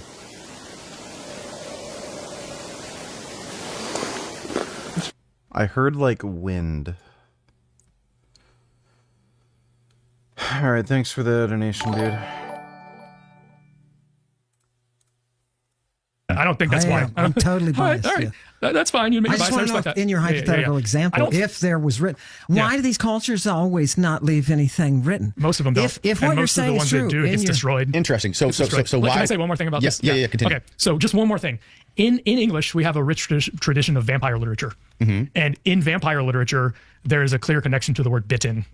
Right? Like you're bitten by a vampire and then something happens, right? So when these missionaries from Polynesia roll up into English speaking places and they preach the message of the bitten one, some people think they're talking about vampires. Because we know that there is, in fact, in English, this tradition of vampire literature. Right. Now, if we understand the history, this was not a vampire king, okay, from Polynesia. There's this local custom about being bitten by a snake, but it doesn't have to do with vampires. But a lot of people are going to think that it has to do with vampires. And then when this new religious tradition gets loose in the global English-speaking community, some people are going to start to worship the bitten one as a vampire lord, because they misunderstand the original meaning of it. Or they're just like, hey, I mean, we got biting, we got bitten ones in English, they're vampires. Now, from a historical perspective, we would say, well, we know that that's not the original meaning of the word, but there may well be people, and there probably are going to be people in this hypothetical scenario who take this religious figure, this new religious figure from an ethnicity that's not even English, and from a language specifically that's not even English, and they are going to say, oh, there's a connection. Okay, let me bring this back. You can probably already see where this is going. Jews were a subject colonized population by Alexander the Great. Alexander the Great conquered that whole area, including Palestine, which is where Jews were living around Jerusalem in the 300s BC. Jews were not speaking Greek at the time that Alexander the Great colonized them. Yeah. Why would they? He was the one who brought the Greek. How about the Jews in Asia Minor? One second. I don't want to derail this yet. Let's so it's generally conceded that the Jews who were living in and around Jerusalem when Alexander showed up for the first time bringing Greek were speaking Aramaic. Okay? Hebrew was already a liturgical language by that point, but their living language was Aramaic, which, by the way, is why Jesus gets quoted. What do you mean Aramaic. liturgical language? Liturgical is like Latin in the Catholic Church today. It's used in religious circumstances. Okay. But it's not a language that people speak every day with each other. Unless you're the Pope and you learned Latin or something. Okay. So that's what I mean by liturgical. So the Aramaic was like their regular language they used with each other on a daily basis. When you say that we're assuming they're using it, the Aramaic, is that because we have Aramaic texts? We do. We have lots of Aramaic texts from the Second Temple period. Fantastic. Yeah. And some of the later books of the Hebrew Bible, aka Old Testament, are written in Aramaic. Like a whole chunk of Daniel is written in Aramaic. Right. Yeah, which is probably from that period, right? All right. So and we have other Aramaic. So you have that's data. Yeah, Aramaic. I love that. Yeah, that's yeah. data. So Alexander the Great comes. Alexander the Great comes. He's the one bringing Greek for the first time to Palestine. There's no evidence of Greek speakers in Palestine until Kid Bear donate $2. Let me see. So it's gonna be some stupid bullshit.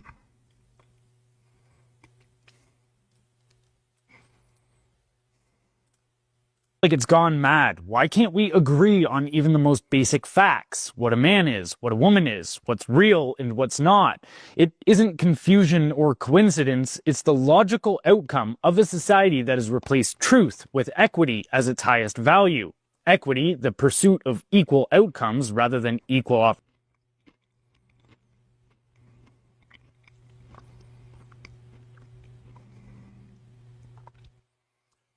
The man or woman thing is just ideological. It has nothing to do with equity. opportunity sounds compassionate, but when elevated to a moral absolute, it becomes tyrannical because reality itself is unequal. People differ in talent, discipline, intelligence, and luck. Nature. This guy, why, like, of all things to, like, use as an example, that's like the dumbest one. Is not fair, and it never will be. To enforce equality of outcome, truth must first be denied. This is the origin of our collective insanity. We can't acknowledge differences because differences produce inequality. We can't admit that men and women are distinct because that would mean nature is not equal. We can't... Yeah, whatever, who cares, blah, blah, blah. Windbag, thanks for the donation, dude. Don't know why you sent me that. Alexander comes. Animal Liberation Artillery's early reggae was heavily influenced by American R&B. Unrelated, this dude was on the Gnosis show the other day bragging about killing a porcupine because he was living off-grid. Made me so mad. Well, he looks like a retard.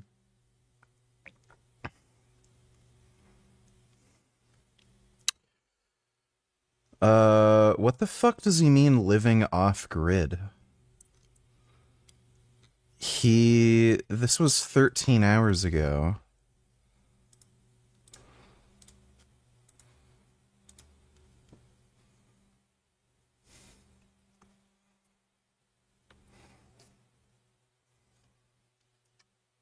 Yeah, he's just a fucktard. Thanks for the donation, dude.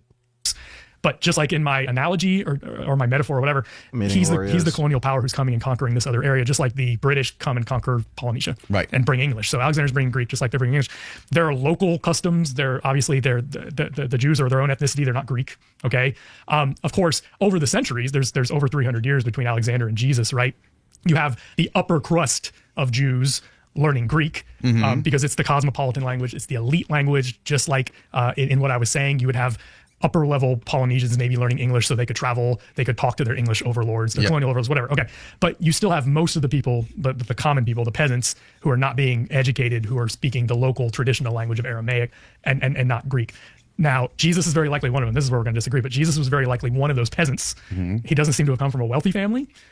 He seems to have lived a poor peasant existence. And he's gathering his followers from the peasantry and not the upper level groups. He never goes to the elite cities where Greek is being spoken. So nobody who reads the Bible. How do we know that? Well, let's read the Bible. Let's go back to the text. No, but I mean, how do you know he didn't? Like, I'm genuinely asking this as a Bible scholar. Sure. How do you know that he didn't? How can you make the statement Jesus never went to Alexandria? Well, we can't for sure because here we go. For sure, right? What's going on? It sounds like a battery backup. Oh God. Huh? We broke the system. Yeah. So should I pick up with like sort of, I already fleshed out the analogy, but like bringing it into what we're really talking about here. Yeah. So you have Alexander, he's bringing Greek as this colonial language with all his conquests. The upper crust in these among these local subject populations speak Greek, but most of the peasants never learn it. They're still speaking their native language. In Egypt, they're speaking Coptic, which is the native Egyptian language. In Palestine, they're speaking Aramaic, because that's by this point the native Jewish language, all right? And everywhere else they're speaking anything, okay? All over the place, there's different subject languages. Barbarian. That's what the Greeks called them, right? The Greeks called them barbarians because the Greeks were they don't chauvinist. Speak Greek. But most cultures are chauvinist because they don't speak Greek. They don't speak Greek. Yeah, and it was all ethnicities. The Syrians spoke Greek. Well, they did at some point, fine. At some point, they learned it, right? Yeah. At some point, Mother Greek went down and seduced them. They all abandoned the crap they were speaking, and they embraced it, just like the Judeans in Alexandria. Yeah. Just to make the point, I'll say, if you go to linguist school, they're never going to say that some languages are crap. I'm just of course that's not. your personal opinion. Fine. No. Yeah. All right. We disagree on that, but that's neither here nor there. Right. That's fine. Just me. I'm free to say that. So you are free to say whatever you want. I would never have said that as a professor. I mean, I don't believe it, honestly. Like, I'm telling you what I believe. I don't think that's true. Okay. So to bring my analogy to because that was all hypothetical with the Polynesians and everything else. Yep. You have Jesus, and we were talking, and you brought up a good point. How do we know Jesus didn't speak Greek? We don't. Okay, we're doing exactly what you want us to do, which is look at the text. Okay, so every time Jesus is directly quoted, it's in Aramaic, like what we looked at. I know we disagree. I think I made my point. So it's in Aramaic. There's a couple other texts. Maybe when we come back, we can look at the other text. Yeah. Whatever, neither here nor there. So when he's quoted, it's in Aramaic. And again, his earliest followers are these peasant Jews who seem to be speaking Aramaic and not Greek. Right. You have John writing the book of Revelation in Greek. And he's a Jewish guy, but his Greek looks like a guy who learned Greek as a second language as an adult, and he's making some basic grammatical mistakes, like a second language learner. Okay, like somebody who moved from who learned a local native language, but then moved to London and had to learn English as an adult, and he never gets quite comfortable with it. But then he has to. That's what Revelation looks like in Greek. I know you're familiar with the Greek Revelation. It's pretty trippy, right? It's pretty trippy. Anyways, I wouldn't say an uneducated sort I didn't say an of educated. language way. I didn't say uneducated. People criticize Peter too. They say, "Oh, his Greek isn't." Fuck you, man. Peter's awesome. His Greek is great. I worked with an MDiv on Peter, and I can't fault his style, baby. People say he's not as good as Paul. Fuck you. You know what I mean? In First Peter, he says that he wrote this letter dia Silvanu, which means through the agency of Silvanus, who's a Greek guy, which means that Peter, as a native Aramaic speaker, is probably telling this content to his friend who's bilingual in Aramaic and Greek, and Silvanus is writing it in Greek form. Silvanus is his bitch. Probably. Sure. And he does exactly what he should do. Scribes so is Mark, man. Mark ends up his bitch too. And he's how are you defining bitch here again? And he's what's your specific technical define bitch? What's the technical? Somebody who is subservient. His servant to another. His servant. Right. No, Sure, no, not technically a slave. Right? Doesn't have to be that. Right? Okay. Akoluso, your attendant. Follower, you know attendant. What I mean? Exactly. That's fine. Follower. That's fine. Okay, all right. So Jesus, just like our local Polynesian bitten one, there's a local Jewish custom of anointing kings. And usually it's with olive oil. All right. Maybe Amin would have some theory about the. It was a Jewish custom of anointing kings with olive oil. Yeah, and it goes all the way back throughout the Bible. Every Jewish king gets, and sometimes priests and prophets as well. They get olive oil poured on their heads, which is a local custom. The Greeks, the Romans don't do this, but Jews do it, and that's their traditional way of showing that you've been inaugurated. Okay. The example I always use, because everyone's going to get it, is it's like putting your hand on the Bible and saying the oath when you become president. If you think about it, that's kind of a weird custom. Yeah. That's how we Americans do it. Yeah. And that's how we show, okay, you have now become this new thing that's important, right? Yeah. And different cultures have different things. In this made-up culture from Polynesia, you get bitten with a snake. In Judaism, in Jewish culture, you get olive oil poured on your head. You get anointed, all right? Right. So when you have been anointed, you are the anointed one. Just like once you have been bitten, you're the bitten one. Right. In Hebrew, that native word is Mashiach, which means anointed one. It's person who has had oil poured on their head. Literally, that's all that word means, okay? Okay. You get oil poured on your head, now you're the king. And so people can refer to the king as the anointed one, the one who has been anointed in the past and therefore is in the state of being anointed. That's what a past participle does, okay? And they're trying to translate this into Greek. They are translating into Greek with Christos. Because Christos is a past participle in Greek that means anointed one. That's all they're doing. So just like you translate the local Polynesian word. I want to register. He's made an error. Just like you can correct him in a minute. Okay. Yeah, try to correct me. Yeah. So somebody's challenge, baby. You gotta restrain that. You know what I mean? Your people and your faculty will be like, "Oh, that's all right. You got He's running. Bring it on. Yeah, bring it on. Bring it on. So we've been bringing it on with each other this whole time. Good, yeah, good. let's keep doing it. Let's keep doing it. Luke. So you have the anointed ones, Mashiach in the Hebrew, right? And then just like the word bitten in this local Polynesian language is not the English word bitten, it's some other word. I didn't even bother making one up. Sure. That's the equivalent of a Mashiach in this case. Got it. It's a local word, it's a local custom. And then after the death, and as his followers believe, the resurrection of Jesus, whom they declared to be the anointed one they were waiting for. So they called him the anointed one, right? Which is Mashiach, okay? Which is, by the way, as you probably know, we transliterate that. Even the Greeks transliterate that as Messiah. Remember, I said that the Greeks don't have the sh sound. That's the exact point. Remember, they don't. Yeah, okay, yeah. Right. Let's start that so we can come back. Right? We have a Greek word, Messias, right? Yeah, we which is a transliteration of the Christ Hebrew word is not Mashiach. Messias. Christ is Christing. Okay. Anyway, all right. So you have the local Hebrew word. Sometimes the Greeks do transliterate that Hebrew word as Messias, which we just talked about. Sometimes they do what's called a calque, calque, which is a loan translation, which means that you translate a word as you're borrowing it into your language, okay? So they borrow this local Jewish custom of anointing rulers, and when somebody's been anointed, that person is the Mashiach, the anointed one, the person who has that oil poured on their heads to show that they're a king. No. Christos is a native Greek word. But then when they take that language into the cosmopolitan Greek-speaking world that was created by Alexander, the colonial world, they can't speak Aramaic anymore because no one will understand them. Just like the local Polynesians can't speak their local Polynesian language if they come to London or New York City. They have to translate everything into English, and they translate that term as the bitten one, because that's the English word, right? In the same way, when those local Aramaic peasants were following Jesus and believe that he was resurrected and is the king that was to come, and they call him the anointed one, the Mashiach, as a result, they translate that term as Christos. Yes. Because that's the Greek equivalent of Mashiach. Now, when that term gets loose out there in the Greek-speaking cosmopolitan colonial world, just like what I was saying, that some people are going to make a connection with vampires because there's this vampire literature in English and it involves biting and being bitten and all these other things. So also, once you get the message of the Mashiach, aka the Christos, Jesus Christ, as we would call him, which is a past participle, someone who has had oil poured on his head, anointed, right? Or as you would call it, Christed. You're going to have Greeks hearing this message who are radically divorced from the original Jewish context. They don't know Aramaic. Why would they? It's a local language within the Greek-speaking world. And those people might think that Christos has something to do with drugs, that Jesus is a drug lord, because Christos can, like inject, can be a drug term, right? Just like bitten, we use the word bitten all the time in English. Doesn't have to be a vampire. Like we would think it's a vampire. Yeah, you might think it's a vampire. You don't have to. Drugs and sex. Don't leave out the sex element, because even Jeb, the great classicist, you know Jeb. Seaman. Yeah, Jeb Bush, of course. No, fantastic. No, we're talking about a great classicist who's already pointed out that Christing is used with drugs to induce sexuality. And I think this is a little far afield of what we just discussed. Yeah, this is yeah. Well, no, you were talking about Messias, weren't you? Yeah, I want you to respond to what I just said. Okay. Like, where's go ahead. No, I'm done. So what Luke just said seems to make sense to a dum-dum like me. Like that seems to make logical sense. That what he was saying about the Jews speaking Aramaic and Alexander the Great bringing in the Greek, the people who were divorced from, who didn't understand the Aramaic, they're used to the word chrio, Christos, that is being associated with injection or applying something to the skin. They might confuse that Mashiach word with a drug term. Right. You are meant to be confused by all does of that this. not Remember, this is a thought experiment, correct? You're not talking about actual I created sources. an analogy based on the sources that we have from the ancient world that talk about the history of what happened. I have no clue. I have no clue if there's any element of reality in what was just spoken. So Jews didn't speak Aramaic ever? I know that we have texts, and that those texts tell us about who is speaking what, and we don't. You read Josephus, right? Josephus talks about this. Josephus is writing in Greek, perfect, beautiful Greek. Perfect, beautiful Greek. It's a pleasure to read Josephus. He probably had a scribe helping him with that. It's a pleasure. Who is Josephus? Despite He's a Jewish guy. the farting. Okay.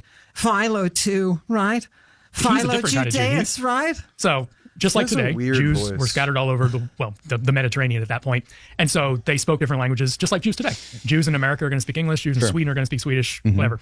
And so you had Jews living in Palestine who were speaking Aramaic. That was the Jewish homeland. That's their native homeland, right?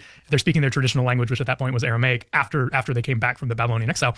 Jews, as they went out into different parts of the world, just like Jews today, oftentimes spoke whatever the local language was as their original language. Okay. So Jews in Egypt were 100% speaking Greek as their first language in Egypt. Yeah. He's That's educated Philo. too. Oh yeah, Philo is. Philo is educated. He's an Egyptian he's Jew. Quoting. Okay. He's not a Palestinian quoting Jew. fantastic Greek sources. Okay. For somebody to say that that's not Greek. Of course it's Greek. Who said that? He's doing. Who said that? A professor from Haifa said he is writing in Jewish Greek. Okay. So Josephus? Okay. Josephus, the Septuagint, Philo. It's a dialect of Greek, yes. No, it's not. It doesn't exist. Okay, do you believe there is no Jewish Greek? It's just Greek. I'm telling you, I read it all the time. It's just the same fucking language. Yeah, this is something we need to come back to in the next interview, because we didn't actually get into this. Do you think there's a difference between Koine and when I say classical Greek? Do you think there's a difference? It's a later version, right? Classical evolves into Koine. Is Koine Greek? Later. Is Koine Greek? Greek? It is. It's a different stage. Is a classicist, is a classicist like yourself qualified to read Koine Greek? Just tell me that. Yes. Okay. What's your point? So what we're being flooded with is people saying, no, this guy is an expert in classical Greek, not Koine. It's stupid misconceptions. You're saying people are saying that about you? Yeah. It's stupid misconceptions like this that come from the biblical side. People saying, let me state it very simply. Ammon has a PhD in classical Greek. He's not qualified to read the Koine Greek because it's a different language. Okay, I disagree with that. It's bullshit, isn't it? Of course it is. Yeah, exactly. Now, they are different dialects, but not that different. Not that different. Okay, you can go between them. What is the Koine from? Which dialect is it Koine of? It mostly comes from Attic Ionic Greek. Yes, very nice. Yeah. Gorgeous. See, he knows what he's talking about, right? Fantastic. So this is the thing that is replacing the little languages of the backwaters like Judea. You have to admit, Judea is a shithole. Nobody wants to go to Judea. The governors that are getting assigned there, it's punishment, right? So we have no system of education. When Jesus comes back from Egypt, because he was given a shit ton of money from the Magi, and you're well familiar with what a magus is, correct? Oh, of course. Yeah. Because you teach ancient magic. Yeah, they're Magoi, not wise men. Yeah. Sure. When he goes with all the gold. What are the Magi? Oh, that's a whole nother thing. But they just are, for people that are listening. Yeah, I actually think this is a whole nother hour we could do just on this topic. It's where the word magic comes from, but it doesn't mean magic necessarily. It comes from a Persian word. Speaking of Persian and Persian that we have left, the priests of the Persian religion, which was Zoroastrianism, were called magush, and that was the regular word in Old Persian for the priesthood. Okay. Yeah, the Greeks heard about them and they borrowed that word into Greek. And they called them magoi, which is the closest they got to that. It was pretty similar, obviously. They know the drugs. They're known for practicing the pharmakeia, all the drug works. Right. Okay. They're the ones bringing us, and they give Jesus all the gold and the frankincense and the myrrh. The frankincense and the myrrh are bases for drugs. When he comes back from also Egypt, just valuable spices. When he comes back from Egypt, plus venoms. When he comes back from Egypt, which gift of the wise men was that? It's the guy who put it in his buttocks. I don't remember that. That's how they administer it. No, I'm not kidding you. The doctors are talking about this, right? Even Dioscorides talks about the magoi and what they do with the drugs. So you're making the case that Jesus, there's texts that connect Jesus to drug use. Yes. Quite literally. Yes. When he came back from Egypt, he goes to the temple and he's just a kid, but he's outsmarting the people that are there because it's backwater shithole. He went to an educated Egypt, to Alexandria. It's only unified in its Greek that you were talking about. You think he didn't speak Greek? Of course he did. Yeah, other than Christos. That's a Greek concept. Soteria is a Greek concept. Right? I only know of one early halfway anything reliable reference to Jesus going to Egypt is when he's a baby and he comes back while he's still a baby. Yeah. I don't know of anything early that ever says he goes to Egypt. Now, we've seen, because remember that very first thing we looked at, we saw that there's all these crazy stories about Egypt about Jesus, Egypt too, from hundreds of years later, okay? They may or may not be reliable. Often they're not.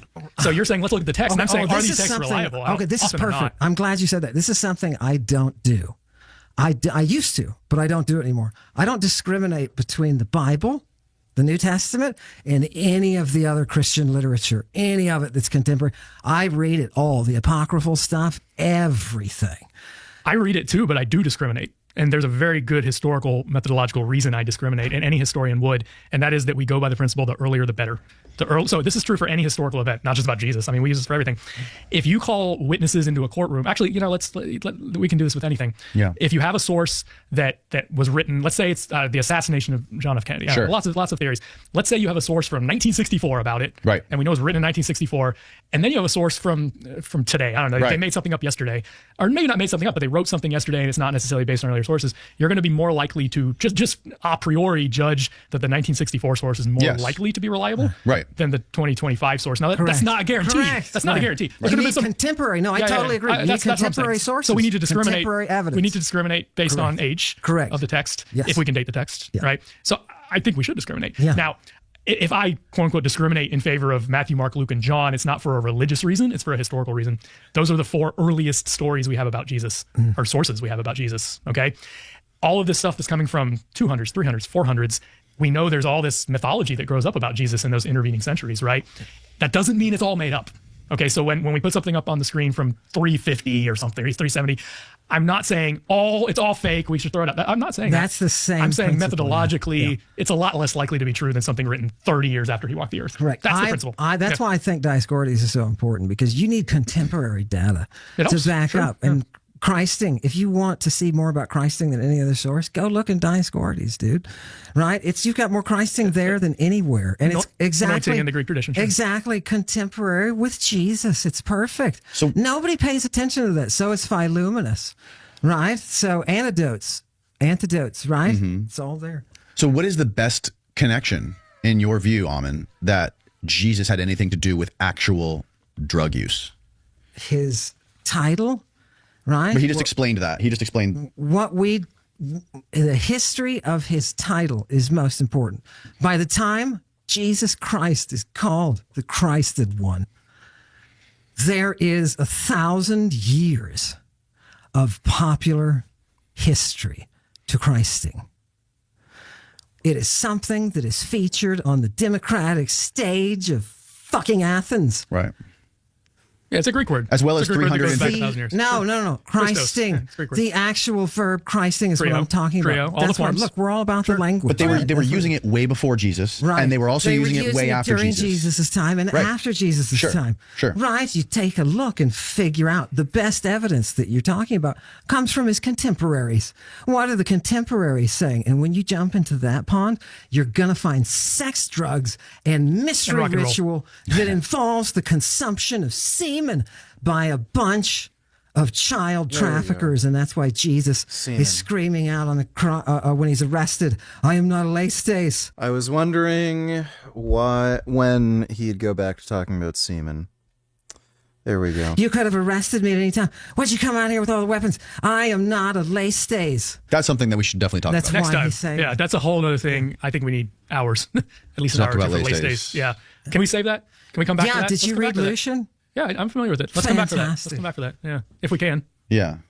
No, that's something that I'm definitely fascinated by, and Yeah, we don't want to short shrift that. the Isaiah scroll found in the Dead Sea Scrolls and the Masoretic texts from 1000 AD. There are people who say that it's like a miracle that the Masoretic texts of Isaiah match the Isaiah scroll word for word.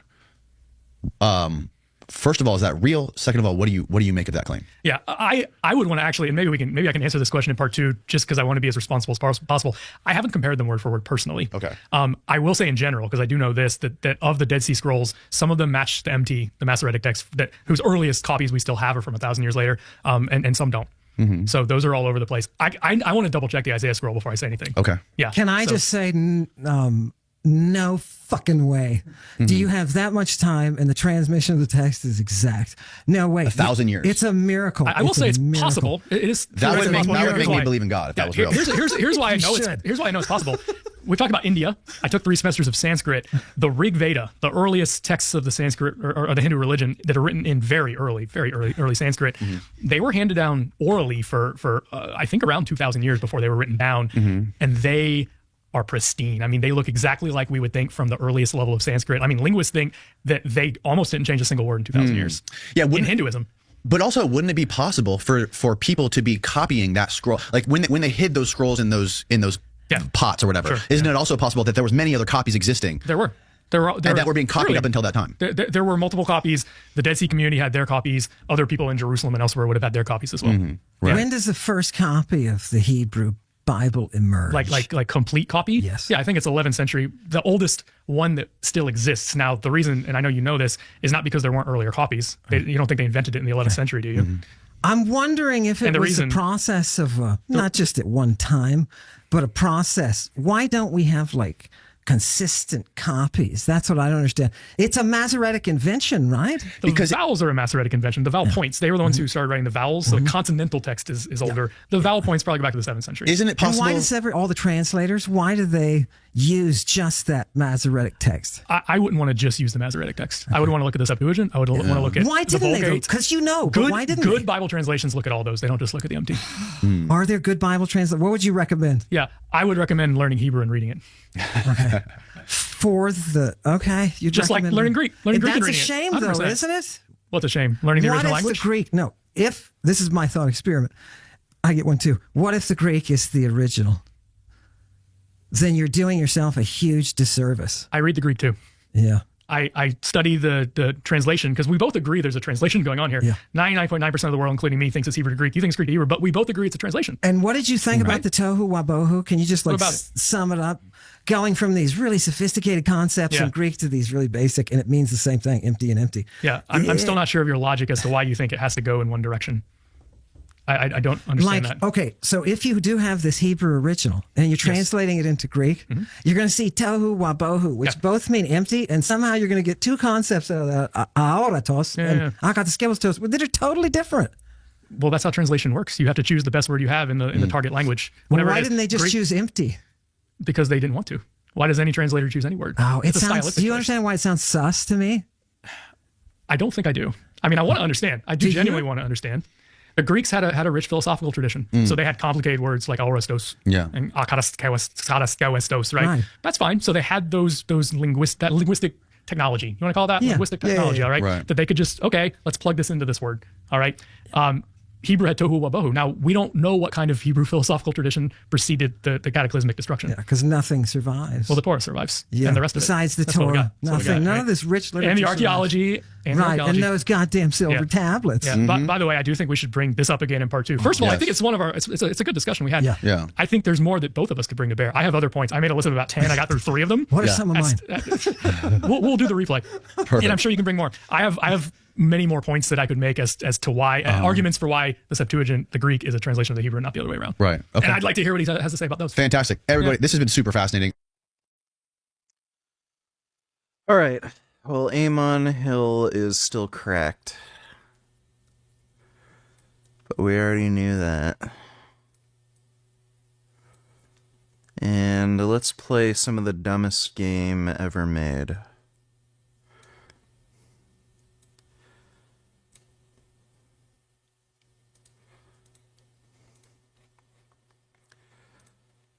I really can't get over how stupid Beyond Two Souls is. I remember when it was new, it got, like, such great reviews. Everyone was saying it was, like, fucking brilliant. Still has really positive on Steam. It's so stupid. It's a really, really dumb game.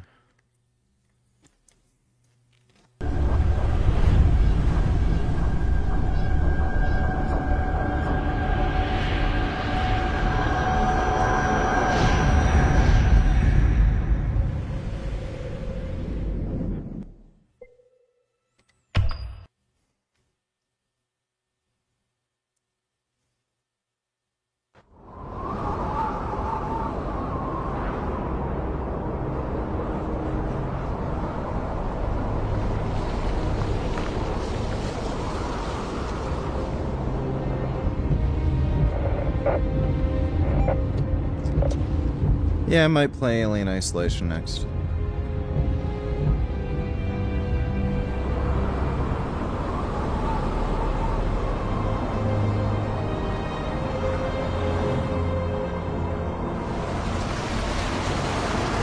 Yeah.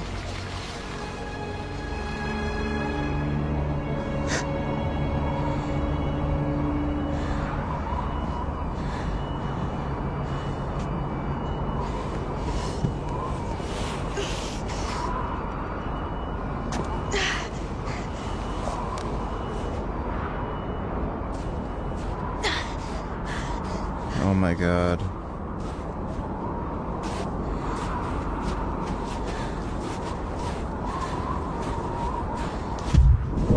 Is there like some dumb thing we can do? Hey, wait, what? What's going on here? What are these fish? There's a bunch of fish flying around.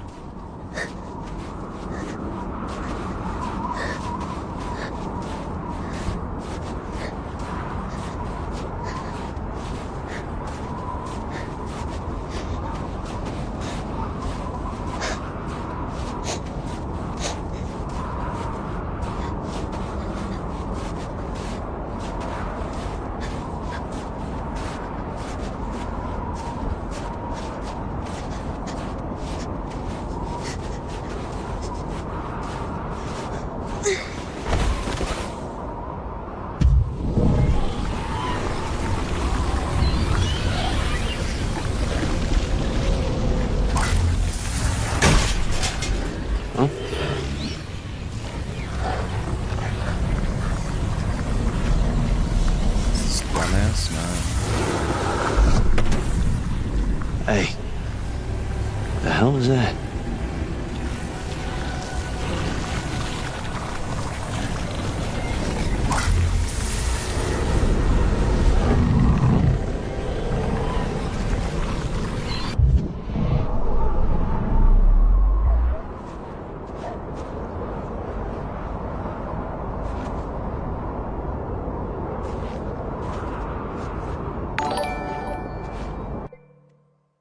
React to this VG.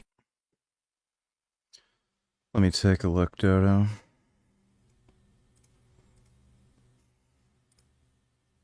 We're not slaves resources to a genocidal regime. What kind of disgusting allegation is that? If the American people want their resources to remain within the United States to benefit the American people, why am I working and paying taxes for a disgusting genocidal regime? I can't stand Israel. Great.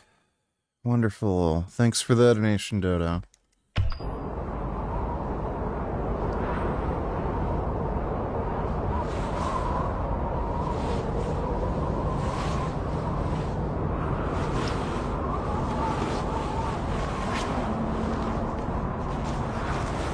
Rape.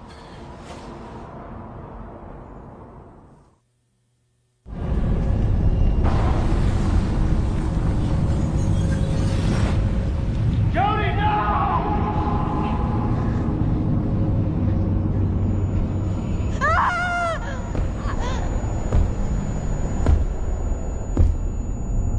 Come on, girl.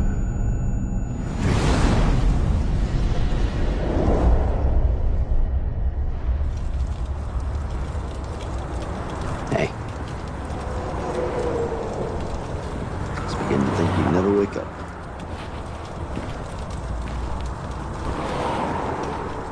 Where am I? You're in my place, kid. Not very luxurious, but quiet. Found you in the streets a few days ago. You're in pretty bad shape. You've been taking care of me? Ah, come on, somebody had to. I couldn't leave you lying there. Dying. How could she be, like, asleep for 3 days and not have to pee and poop? So is he, like, cleaning up her pee and poop? And like a dog in the street. Understand? No, haven't played half sword. Jody. Welcome back to the land I live in, Jody. Nice to have some company every once in a while. Some coffee? Strong. Tastes like shit, but hold you up against the cold. Careful, it's hot.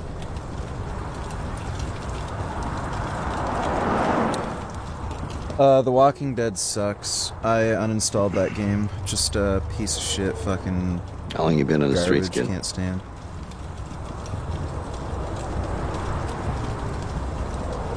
A few weeks?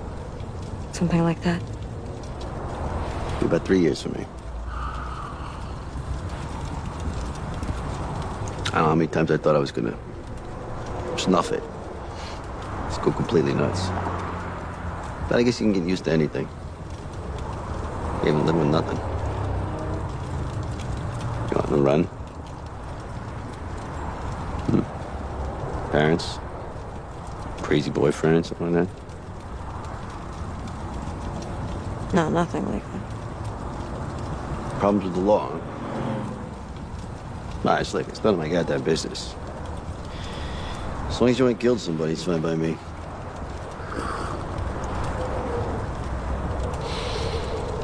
You got someplace to go? Family? Friends? Somebody's missing you? No. Yeah, I guess there is someone, but I don't want to see him now. I'm not like this.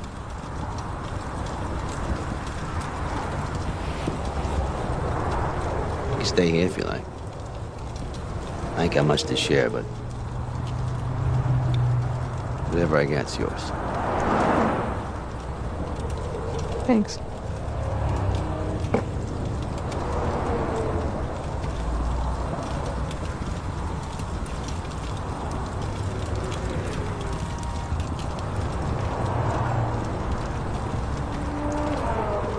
Hey, some other dumb bitch. Hi. Hi.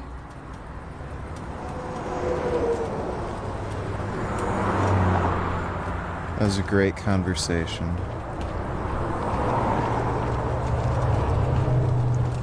What the hell are we doing here?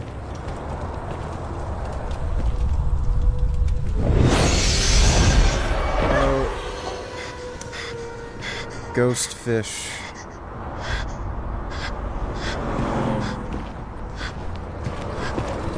You got the jitters. You on drugs? She's on fentanyl. No. That's not what you think. It's hard to explain. Well, then don't explain. Save it. I gotta tell you, I ain't got no dope and I want nothing to do with that shit. You got it? I don't do drugs. Okay, that's the truth.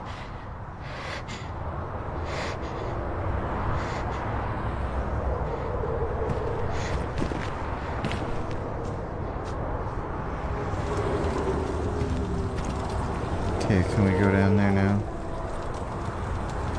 I want to go down there.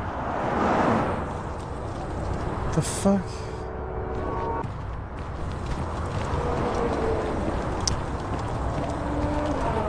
Okay.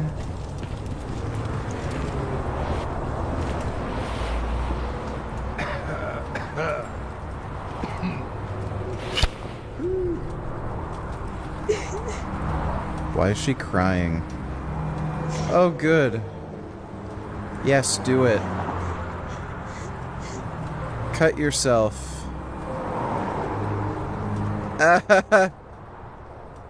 Come on, what? Did I do it wrong? Cut yourself. Yes. God damn it. Stupid ghost. Get off my back, for Christ's sakes. Hey, kid. You gonna watch with that thing? It's pretty sharp.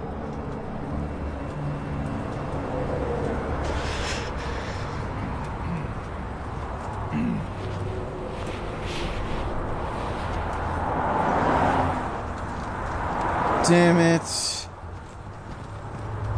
Can't even do anything fun in this game. So, like...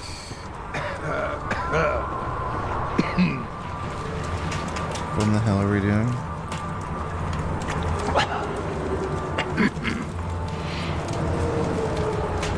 Well, you've risen from the dead. Hallelujah, praise the Lord. Welcome to our magical kingdom, my lady.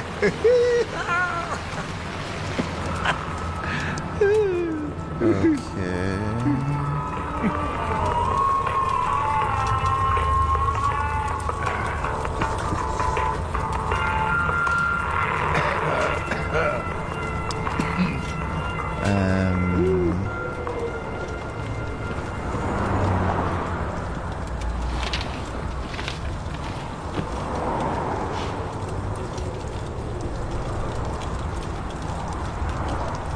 Do you know the others? That's Walter over there. All right, he drinks a little bit too much, but he's a good guy. And that's Jimmy. Better to clear of him when he can't get a fix. And the girl? It's Tuesday. She's pregnant. Poor kid.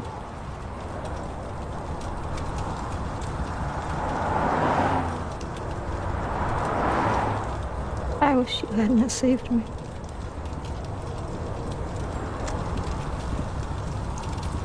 I know, kid. I know. But, you know, we all go through that. Sometimes you just gotta hang on in there and just wait for it to pass. Look, everybody here has their own place. Sometimes it just takes a while to figure out where it is. Why did you help me? I wasn't gonna let you freeze to death. I was able to help you, so I did. It's no big deal.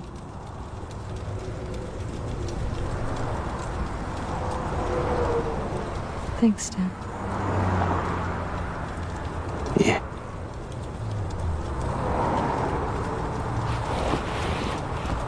Where's she gonna poop? Are we supposed to find a spot to poop? Can we go down that fucking thing now?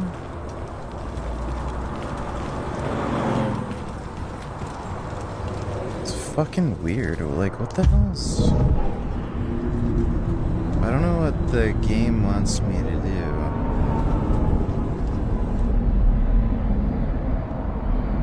Okay, no, too spooky for the ghost guy, apparently. Dude, that'd be funny if you could give her a miscarriage.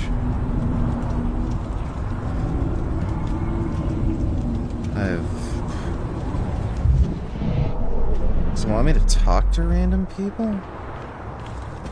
For no fucking reason? I don't want to talk to this dumb bitch. Fucking whore.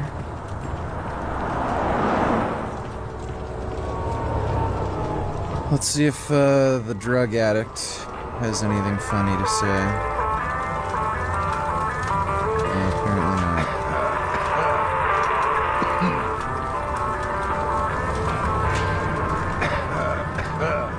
I genuinely don't fucking know what the hell. Oh, we can leave now?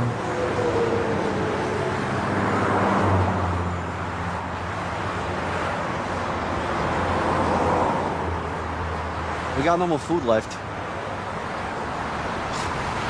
Got nothing left to eat. We gotta do something about it. You wanna see how things work around here?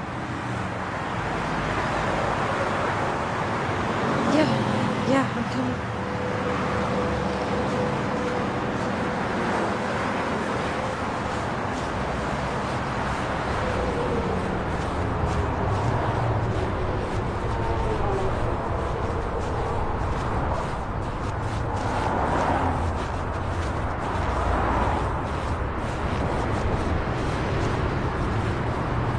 We need to make about $5, and that's for something hot. All right, we'll try here. Hopefully the cold will make people feel more generous.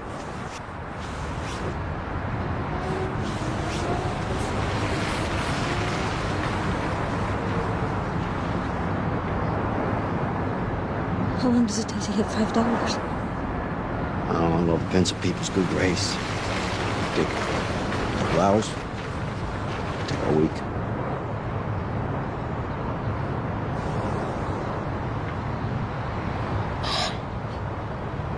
I'm so cold.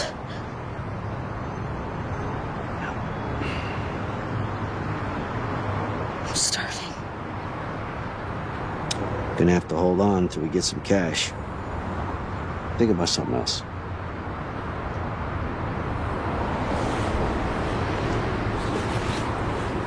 You know, Stan, I don't think it makes sense both of us being in the same place. I'm gonna go try over there. Good luck, kid.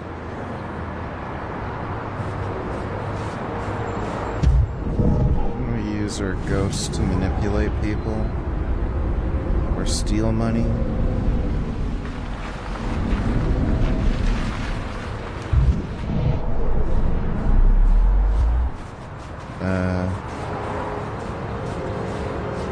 Yeah.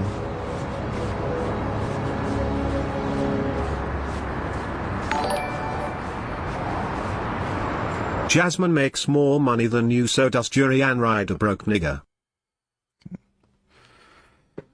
Loser.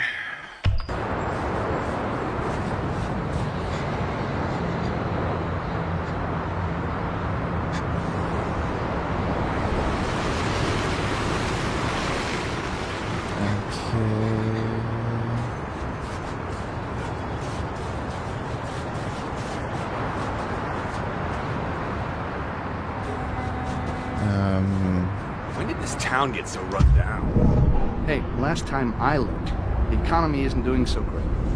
So maybe just borrow Martin's.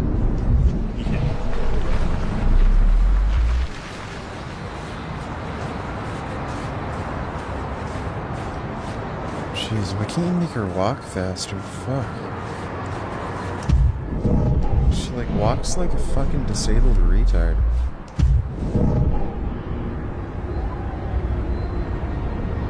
Oh, you can't go in with the ghost. Hey, don't go too far. It hurts.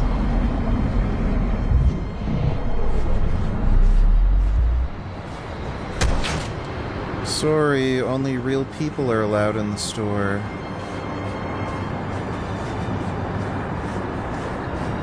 I don't understand. Like, where in the hell am I supposed to... This is all just stupid.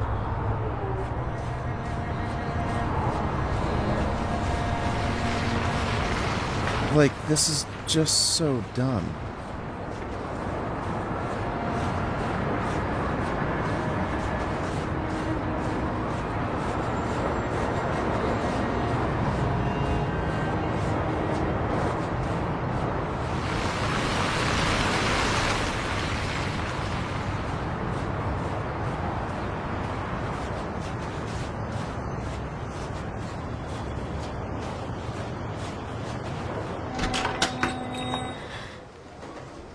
I'm hungry. Do you have anything? Anything at all? Beat it! No bums in here. Please. Please, it's so cold. And Get the fuck out of here before I call the cops. Get the fuck out of here.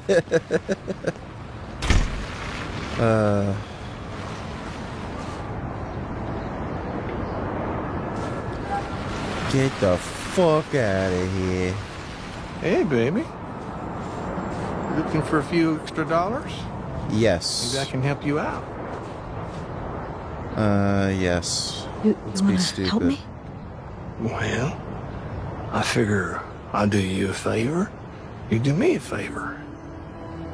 $10 says you come around the back with me. Yes. $10? Suck his willy. Okay. All right. Follow me, baby.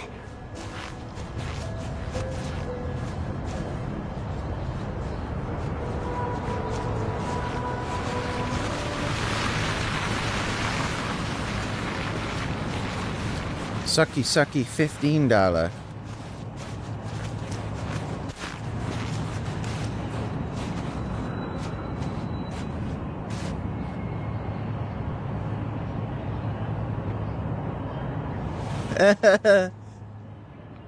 That's right, suck his dick. Come on. No.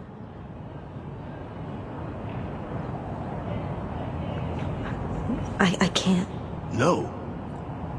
What you mean, no? There ain't no such thing as no. Listen, sugar, you're gonna take it, and you're gonna like it. Unless you wanna see me get real mad.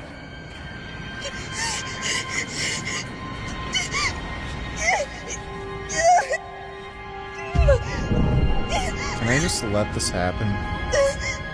Is that an option? You're lucky I ain't mad.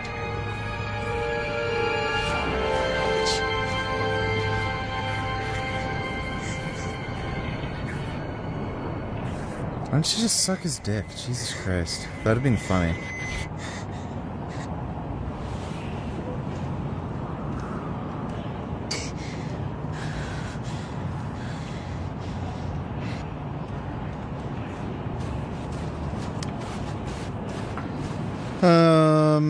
Nothing even funny happened.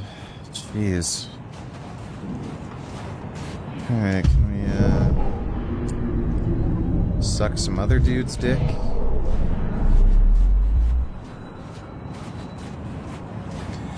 Yeah, I probably wouldn't want to get my dick sucked when it's that cold out. Get, like, frostbite.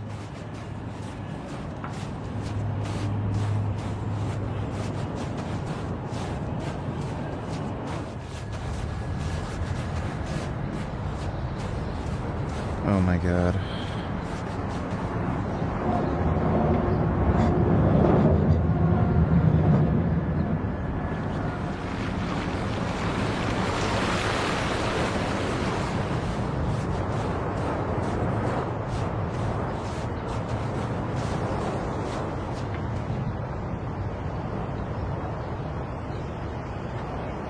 Is that your guitar?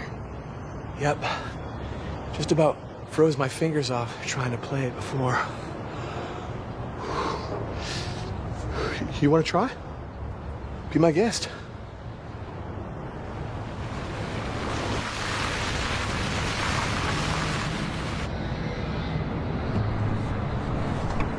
Dude, this, like, isn't... This isn't even, like, a story game. It's just nonsense.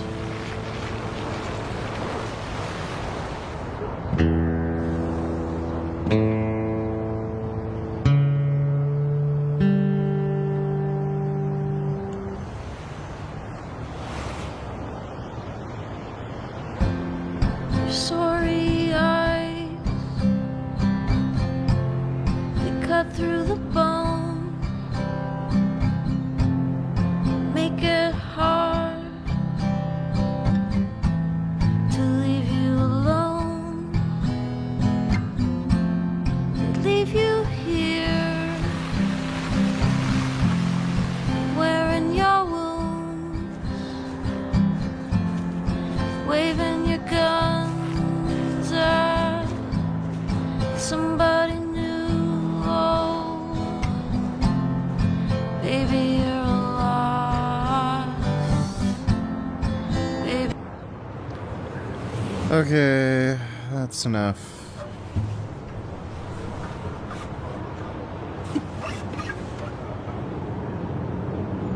Oh, it's dark now. Wow. I guess we were doing that for a while.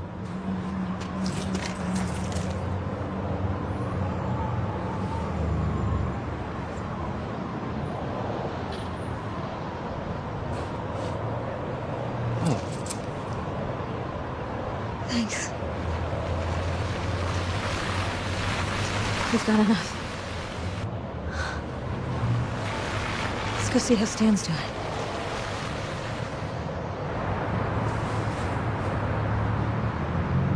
How's it going?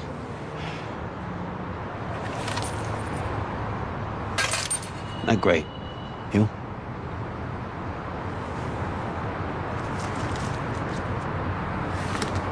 Holy shit, Joni, where did you get all that cash? I found it. There was a guy with a guitar, and I play guitar. I mean, I made it. I made a few bucks. I have no idea why she's homeless. Oh, wow, that's something. That's really something. Stay right here. I'm gonna go get us some food. He's probably gonna run off with the money.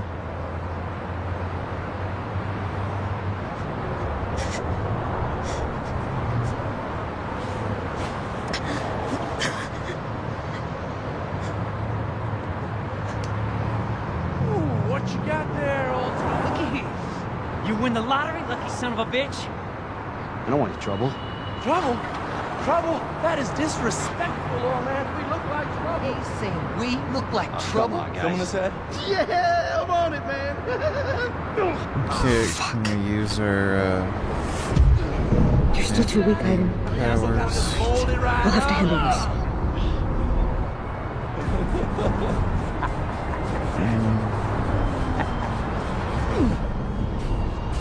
Back off and you won't get hurt. Looky here. Looks like Bum's got a girlfriend. Rolling it. Let's demonstrate how we deal with skanky, low-life bitches.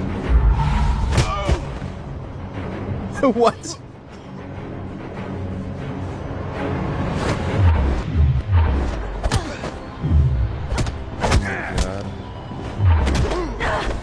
So fucking retarded.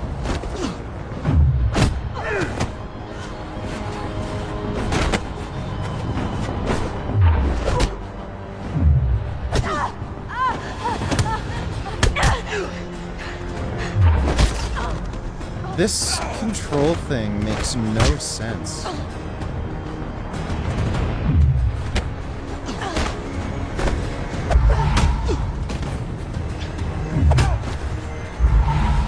Okay, beat him up now. Fuck! The bitch is crazy! See you later, bitch. I'm out of here! How did you do that? Well, that was nice and retarded. In the army. Yeah, but there was 4 of them. Is one of you? 4 assholes. I did not know how to fight. Let's get out of here before they come back. I'm all right. Yeah, a fucking 85-pound girl isn't beating up like 480-ish pound adult men.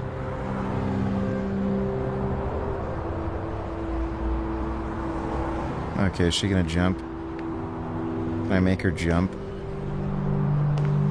That's right, jump. Try to hit a car. Alright, guys. Come and get it.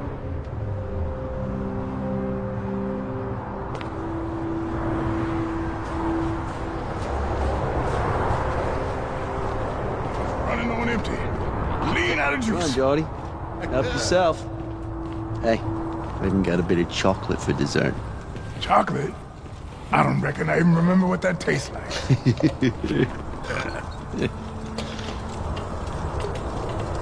What happened to you, Stan?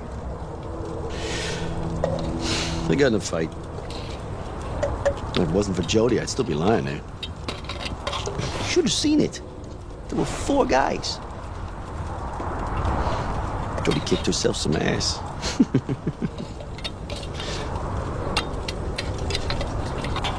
Did you know those guys? Yeah, I've seen them before. Yeah, those kids come down here looking for a one-way fight. They got them phones with the cameras, and I guess they like to show off. Big men with their friends. Crazy motherfuckers. They got me once. Still haven't recovered. Walter, how did you end up here? I was a high school teacher. Till I stopped being able to pay back the loans. And lost my house, my job, all my friends. Ended up here on Dead End Drive. So you're retarded. Jimmy? Are you okay? I'm cold. I'm so fucking cold. Drugs. My workouts are going good. I'm hitting PRs. Hey, when is your baby due? Next month. She hasn't been kicking for days. I hope she's all right. Her boyfriend used to beat her up. He didn't want a baby. He probably would have killed her. How about you, Jody? You haven't said much about yourself. How did you end up on the street? Did some things that I'm not proud of. So cringe. Until I realized I was being used. I know that this is gonna sound really strange, but I'm different. It's made my whole life a fucking mess. You said you were different, Jody. In what way? Ever since I was born, I've been linked to an entity. His name is Aiden, and he's always with me. He's here right now. Looks like Jimmy isn't the only one with a drug problem.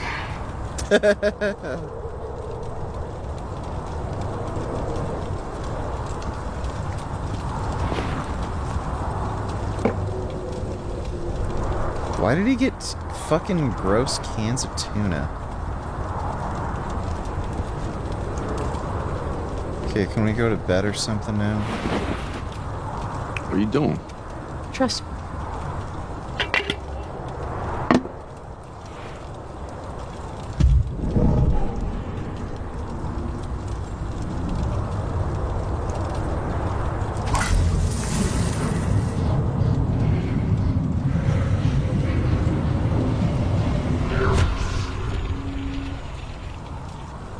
Jody, you all right? Stan, my love. Oh, Jody, stop that. That's not funny. It's been a long time, Stan. 4 long years. Nancy. Nancy, can't be you. It is me, my love. I never left. I've been here beside you all this time. Oh my God. Breaks my heart to see you so lost, so desperate. It's hard, Nancy. So hard. I'm empty without you, my love. I'm so empty. Stop living in the past, Stan. Nothing's gonna change what we had together. But now you have to start a new life. Go back to work. Fall in love. Just go back to work. For me, Stan. Why are you living under the bridge? You have an engineering degree. God help me, I miss you.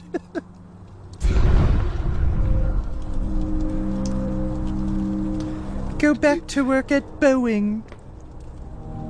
You're making a 6-figure salary.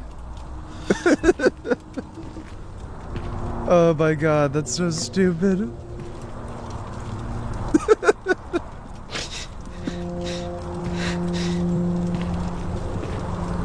It's a miracle. Goddamn miracle. Jody.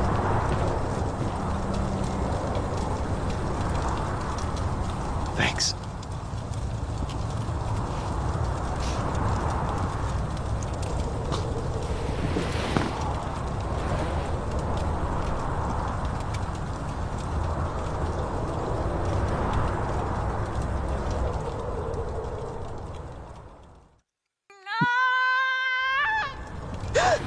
This is genuinely one of the most retarded things I've ever seen.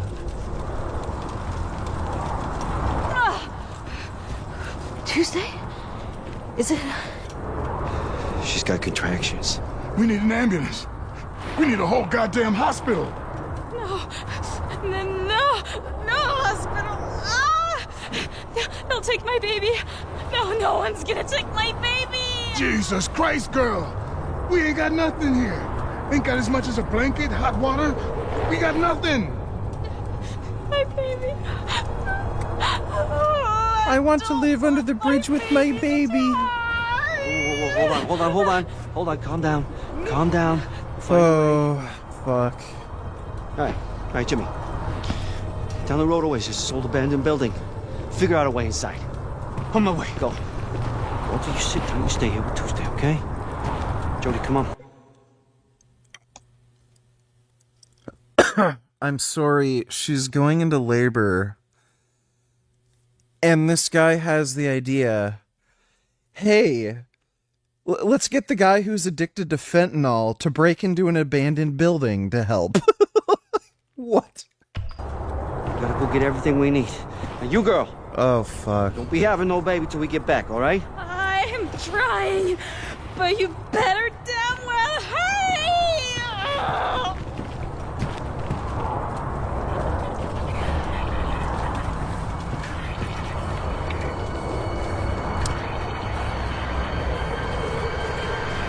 Jody, come on! Like a retard wrote this. You'd have to be retarded. This is so fucking dumb. What are we gonna do? This is like dumber than Shenmue. No. Besides, we don't have any money to pay for it anyway. So what are we gonna do? You don't need money. I want this baby to have a chance, even a tiny little chance in this big fucked up world. I want it to be warm and have diapers and a bottle and decent clothes like any other human being. I won't let it be born in the trash under a bridge. I won't. Okay, so what's your plan? I don't have one. But we'll figure it out. Come on. Call an ambulance and have her go to the hospital. There's all we need in there. We just gotta get in. Was this, like... I gotta look this up. Is this like a European developer?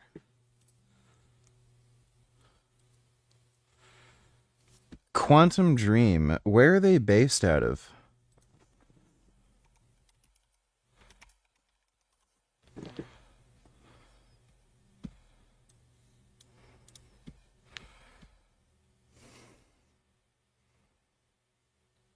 French. That makes sense. They literally don't understand how the American healthcare system works. It all makes sense now. Americans have to pay for healthcare. If homeless people have a baby, they can't go to the hospital because they'd have to pay for it. Homeless people have no money, so if a homeless person has a baby, they freeze to death. Like, that's literally what they were thinking. Oh my god. Damn it! There must be a way. There must be a fucking way. It's literally that stupid. Leave it to me. Huh? I knew it. Why? There's no way an American developer would write something so stupid.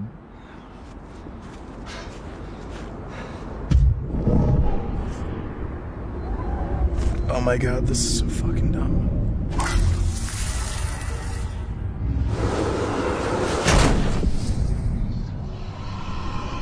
There must be a switch for the security gate somewhere.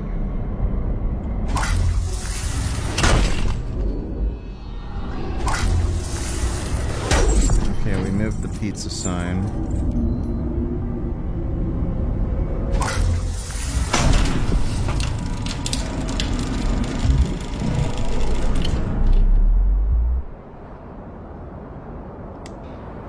Damn, how the hell did you do that?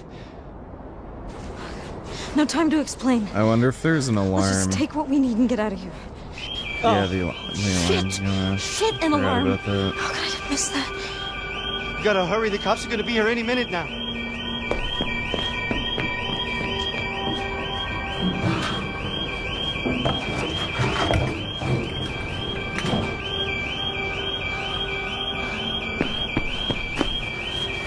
I took everything I could. Let's get the hell out of here. Oh, there you are. Hurry. Her water broke. Just get into the building I told you about? Yeah, Walter's there with her. Come on, we need to hurry.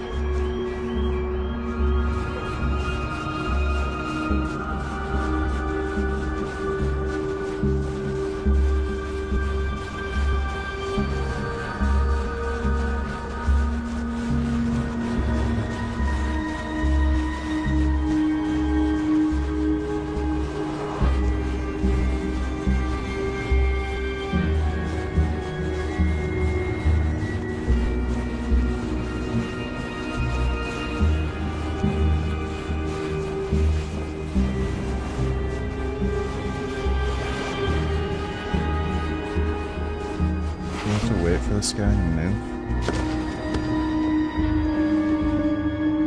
It's this way!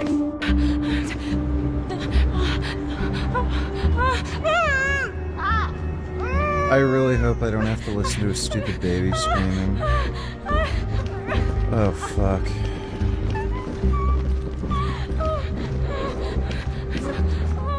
I don't understand why they're not living in this building to begin with. Since it's better shelter and it's abandoned. Like, they're homeless. Just in time, they don't guys. care about the law. Seems like it's gonna be any minute now. Now what? Anybody know what to do? Lee! I'm gonna have to mute this shit All if of there's you. a screaming baby. Except Jody. I just want Jody.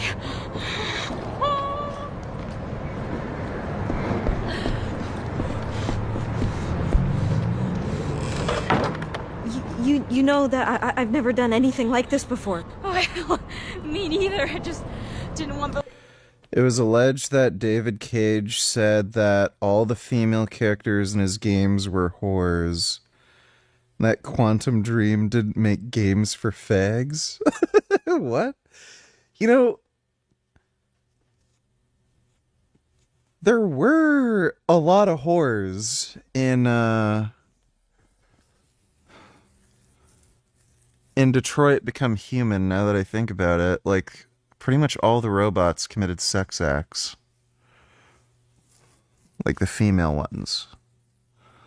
It's kind of funny. Those guys standing around staring at me when I'm wrecked in pain. Okay, don't worry. Don't worry, we're gonna figure this out. We're gonna figure this out. Oh my I mean, how God. hard can it be?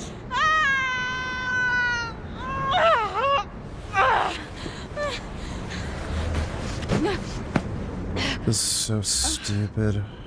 Oh, this is my worst nightmare.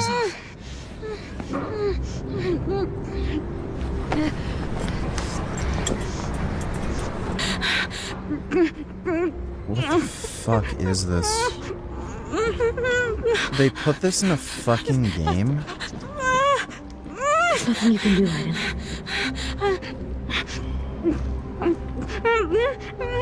Okay, heat. We need heat.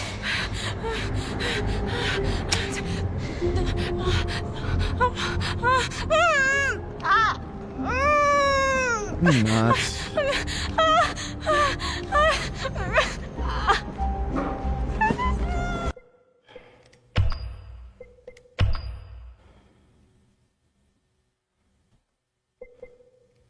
Just put that down to,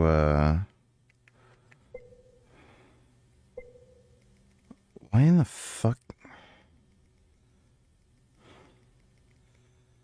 Yeah, we'll just put that at 0 for right now.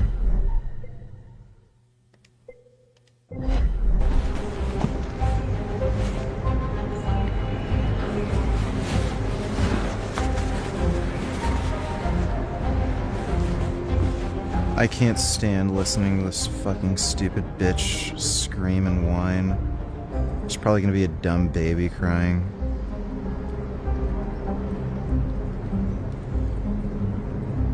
Okay, great. Why is this in the game? I just shit it out already, I guess?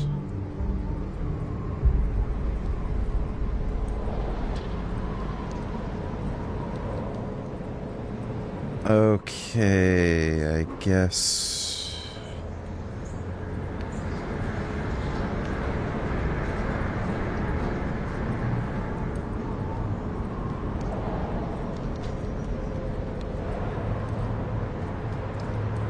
Is she gonna die at least? Be great if they both died.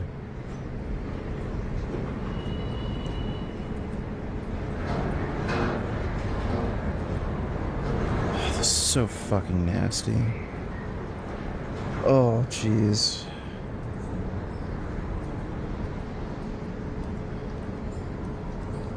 Oh, I don't want to look.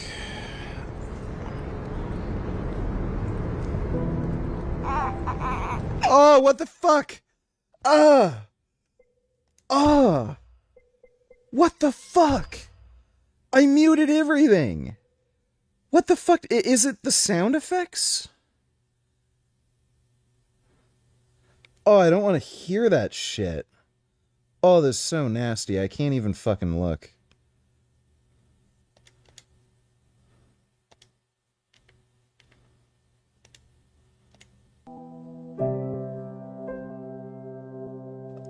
Can we get over this part?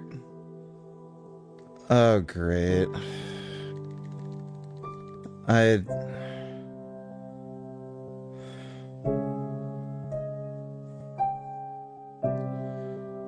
Can we, like, kill the kid or something?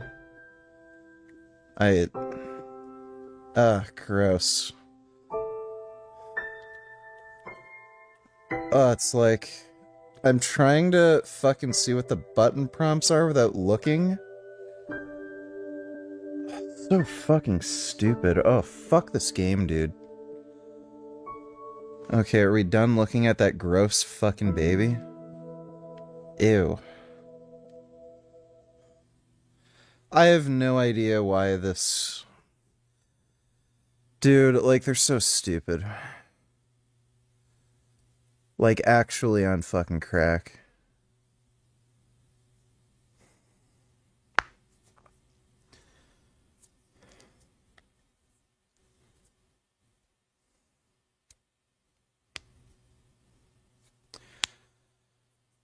Okay, can we go to the next random stupid scene?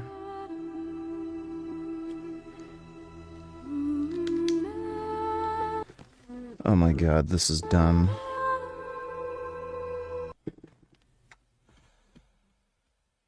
Dodo, Donny Tillers, while Trump waits to decide, hundreds of protesters are being slaughtered daily. Yeah, that's what I heard. Inclined, word strike. Yeah, blah, blah, blah. Yeah, I know. Thanks for the donation, Dodo.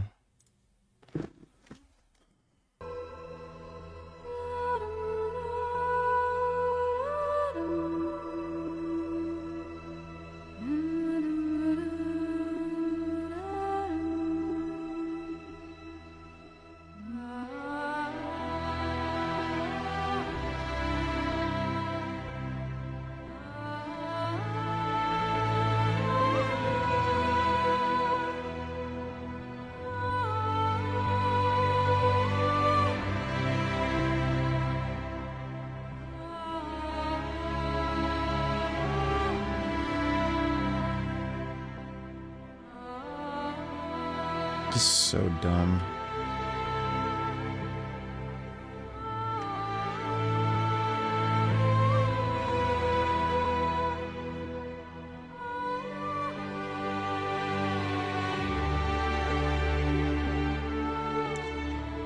Stop showing the baby. Okay, thank God.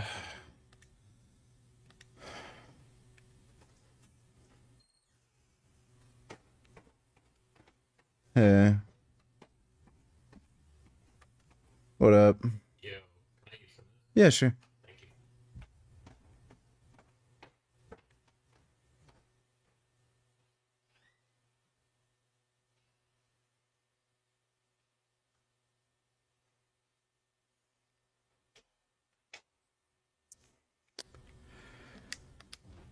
Okay. Oh, it reset for some reason.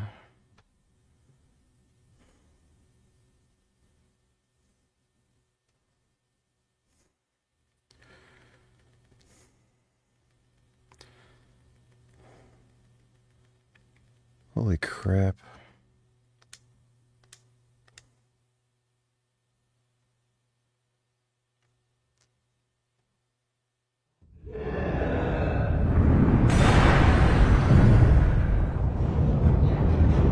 This does not look like PS2 graphics. You fucking idiot. This came out on PS3.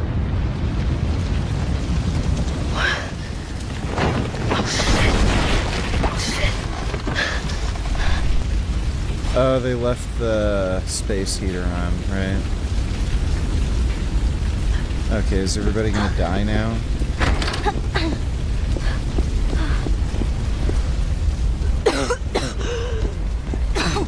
Yeah, maybe they should have just gone to the hospital. Sam, wake up! What the? Oh, God. Where are the others? Walter's on this floor, Jimmy, and Tuesday and Zoe are upstairs. Get out of here, I'll go get them. No, I'll come with you. No, I'm going alone. What? I said get out of here! Yeah, so maybe they should have just gone to the hospital. Help!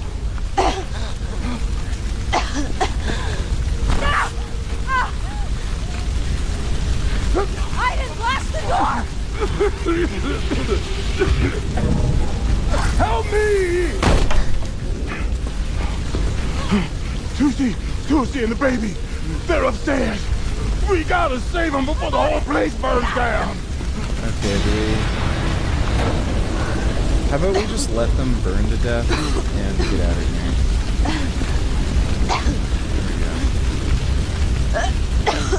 Yeah, no, I want them to burn to death. So let's just, what in the fuck? We're stuck. I can't move. I literally can't move. We're stuck.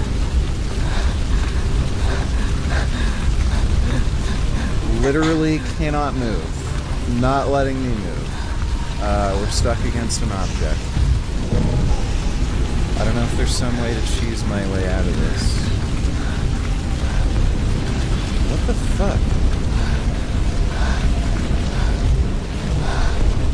I don't want to just quit now because I want to see if I can let them burn to death. Okay, so,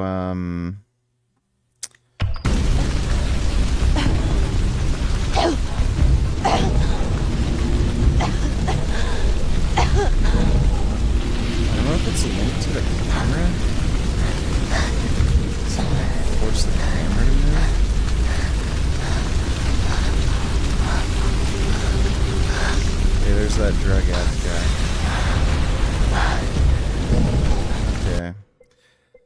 Okay. There's no even checkpoint, so I have to go back to the menu and then go start over again.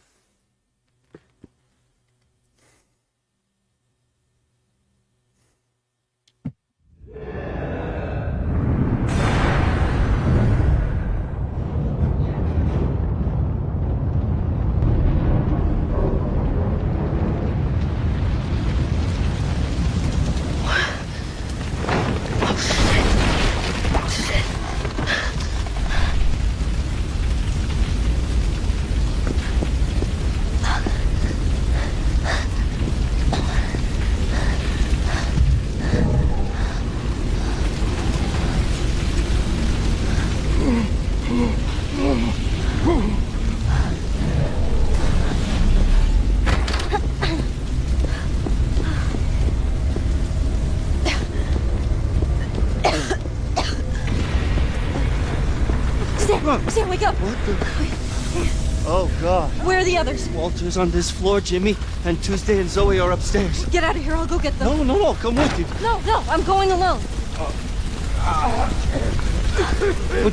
I said get out of here! I can't breathe.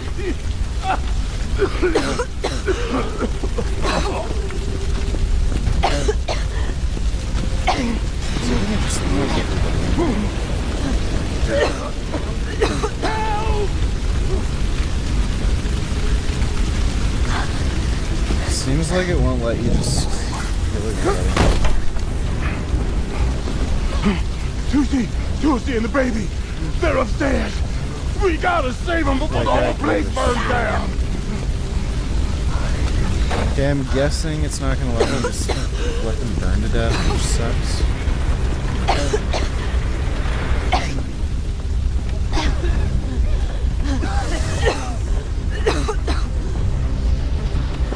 This is the same dumb bitch who didn't want to go to the hospital. Let her fucking burn to death.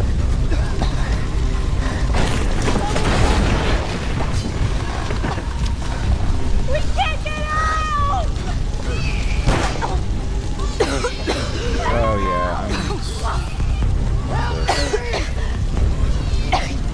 yeah, I'm hearing a screaming baby. I'm leaving. Yeah, let's see if we can just walk out the door. No. I'd rather not. No. No, let's go downstairs. Yeah, let's just go out the door.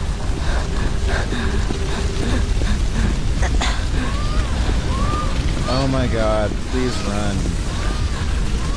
Fuck, dude. Why do they have to... It's just so horrible. I cannot fucking stress how much I hate babies. They're such disgusting, fucking gross things that make me want to fucking vomit, and everything about them just repulses me. Like, I literally have to turn off the stupid fucking sound effects in this fucking game because they have a stupid fucking baby crying. Fuck this baby. I want to kill it. Someone help me! Why can't I kill the baby? We can't get out! So dumb. Help! Save the crap. Help me! First. He's more important. Someone help! Come on, Jimmy! Jump! Jump! No, I can't make it. You can! I can't make it! You can! Come on, jump! If he doesn't move, we'll need to make him move.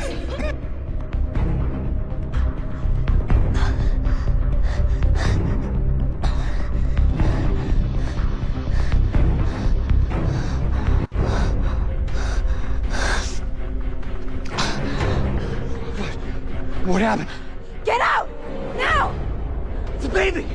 You gotta get the baby! Next door! I'd rather not. Oh, shit. gotta be another way.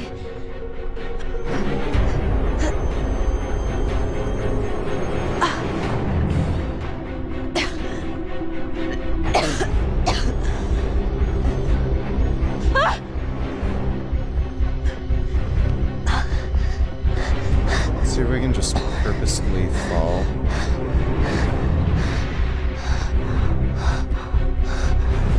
Yeah, just fall, please. Fall down. I don't think it's gonna let me fall. Yeah, it's gonna force me to save the stupid fucking baby. I'm doing everything I can to kill the kid, but... Oh.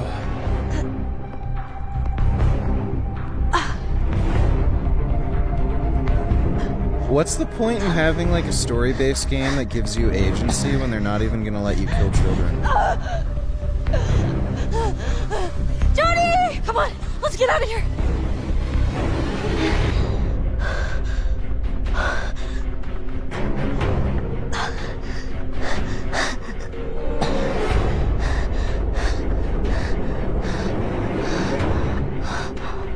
The kid would be dead by now, by the way, with all the smoke inhalation.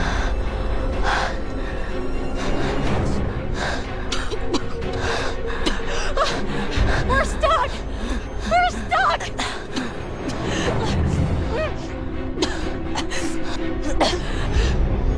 You're gonna have to trust me, okay? Aiden, I need you now! Jody? Jody, no!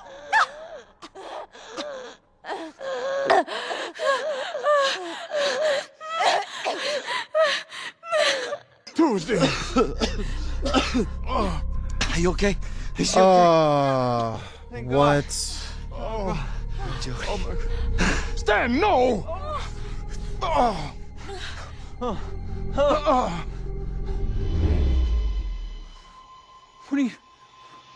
What are you doing?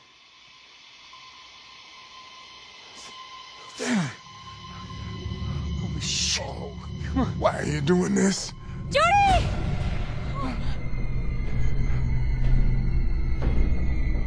Jody, poor baby. Help me. Fuck! Jody, come on. Fucking Oh, baby. disappointing, man. Come on, Jody, you can make it. Come on, come back, come back.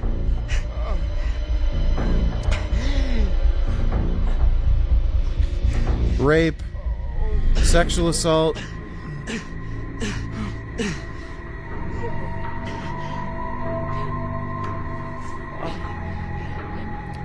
Is the ghost gonna She's not breathing. revive her? Lay it out over there.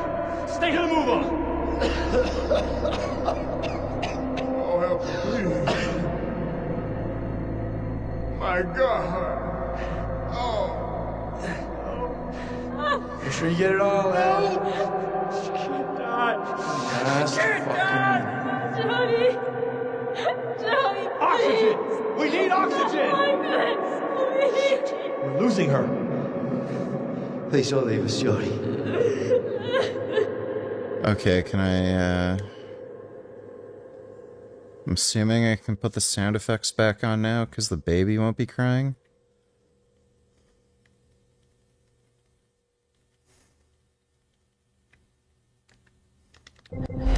Don't leave us.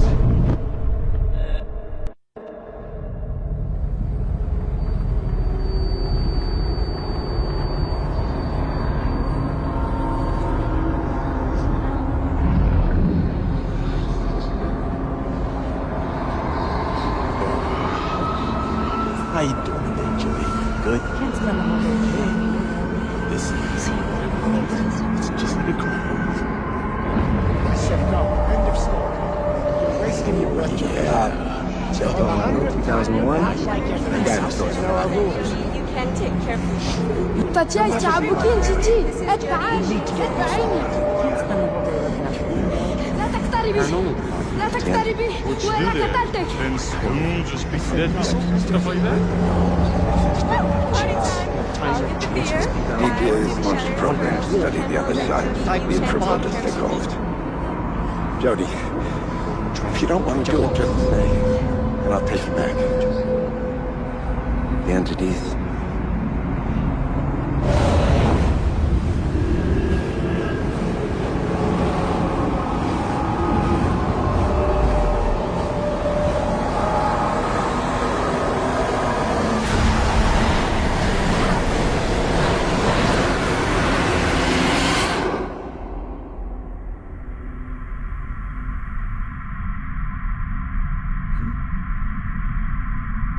Am I dead?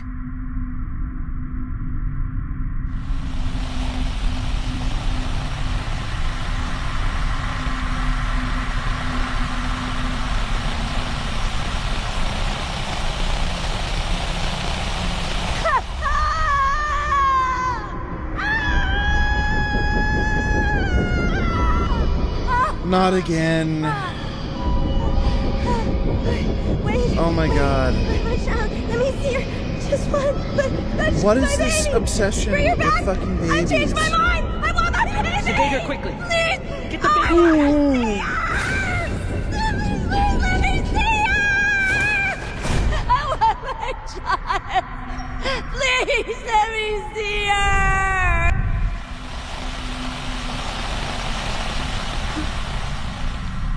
Who was that woman?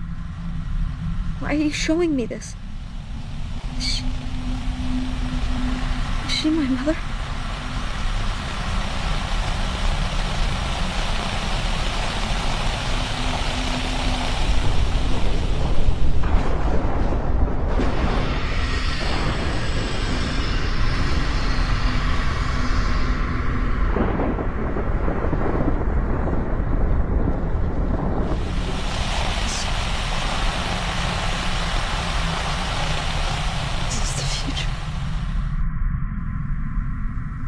Aiden?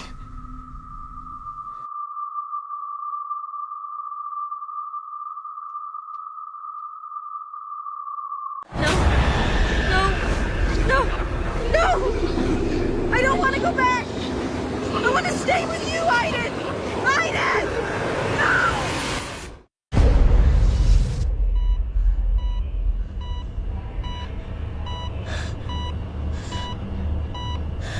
Yes, and they obviously had to shave her head because of reasons.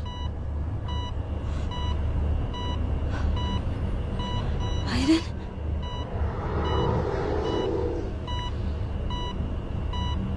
Why, Aiden? I didn't want to come back.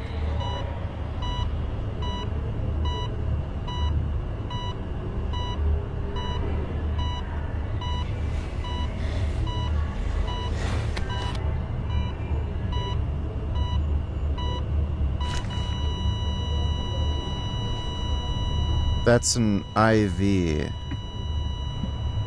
It wouldn't beep.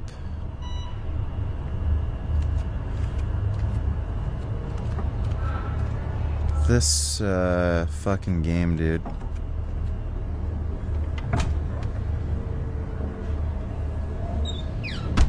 Okay, our clothes aren't in there, so I guess we'll just kill ourselves. Can we open the window and kill ourselves? Aw, damn it. Thought you could open up the window and kill yourself. Okay. We're not committing suicide just yet.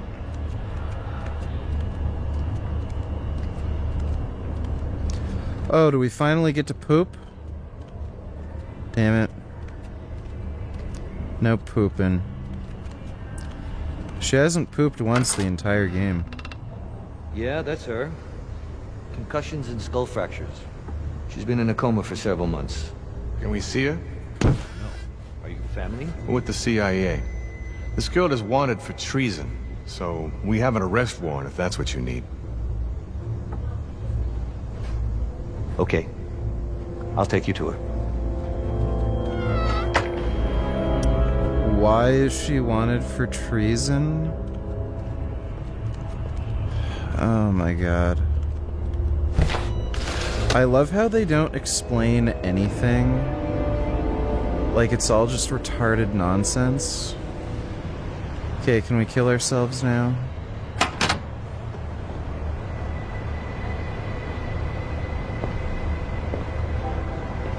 So, where is she? That's weird. This is a room. She should be here. Shit.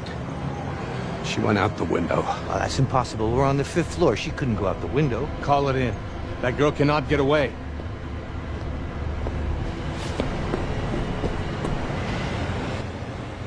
It's a very odd thing to say, like somebody can't commit suicide.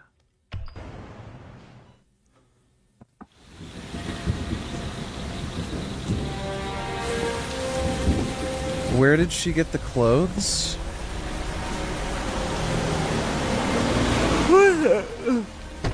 What is...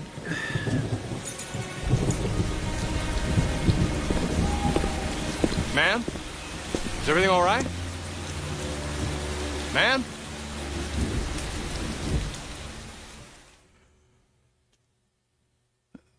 This is... stupid.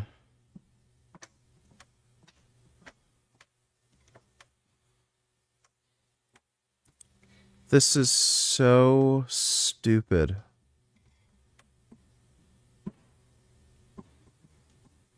Oh my god.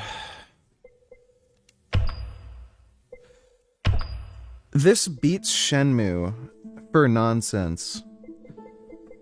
Shenmue was crazy, insane nonsense. This game is dumber than Shenmue. I don't know how this isn't, like, ever talked about for, like, just one of the stupidest games ever made. That is insane. Like, an actual retarded crazy person came up with this horse shit. Alright, well... we'll play more of that game tomorrow. It's pretty hilarious. I'm farting. But, I'm gonna get to bed. Do some relaxing. And we will just stream and do the usual shit tomorrow. So, I'll see you guys tomorrow night. Big thanks to everybody who donated on Streamlabs. Really appreciate it. And sweet dreams.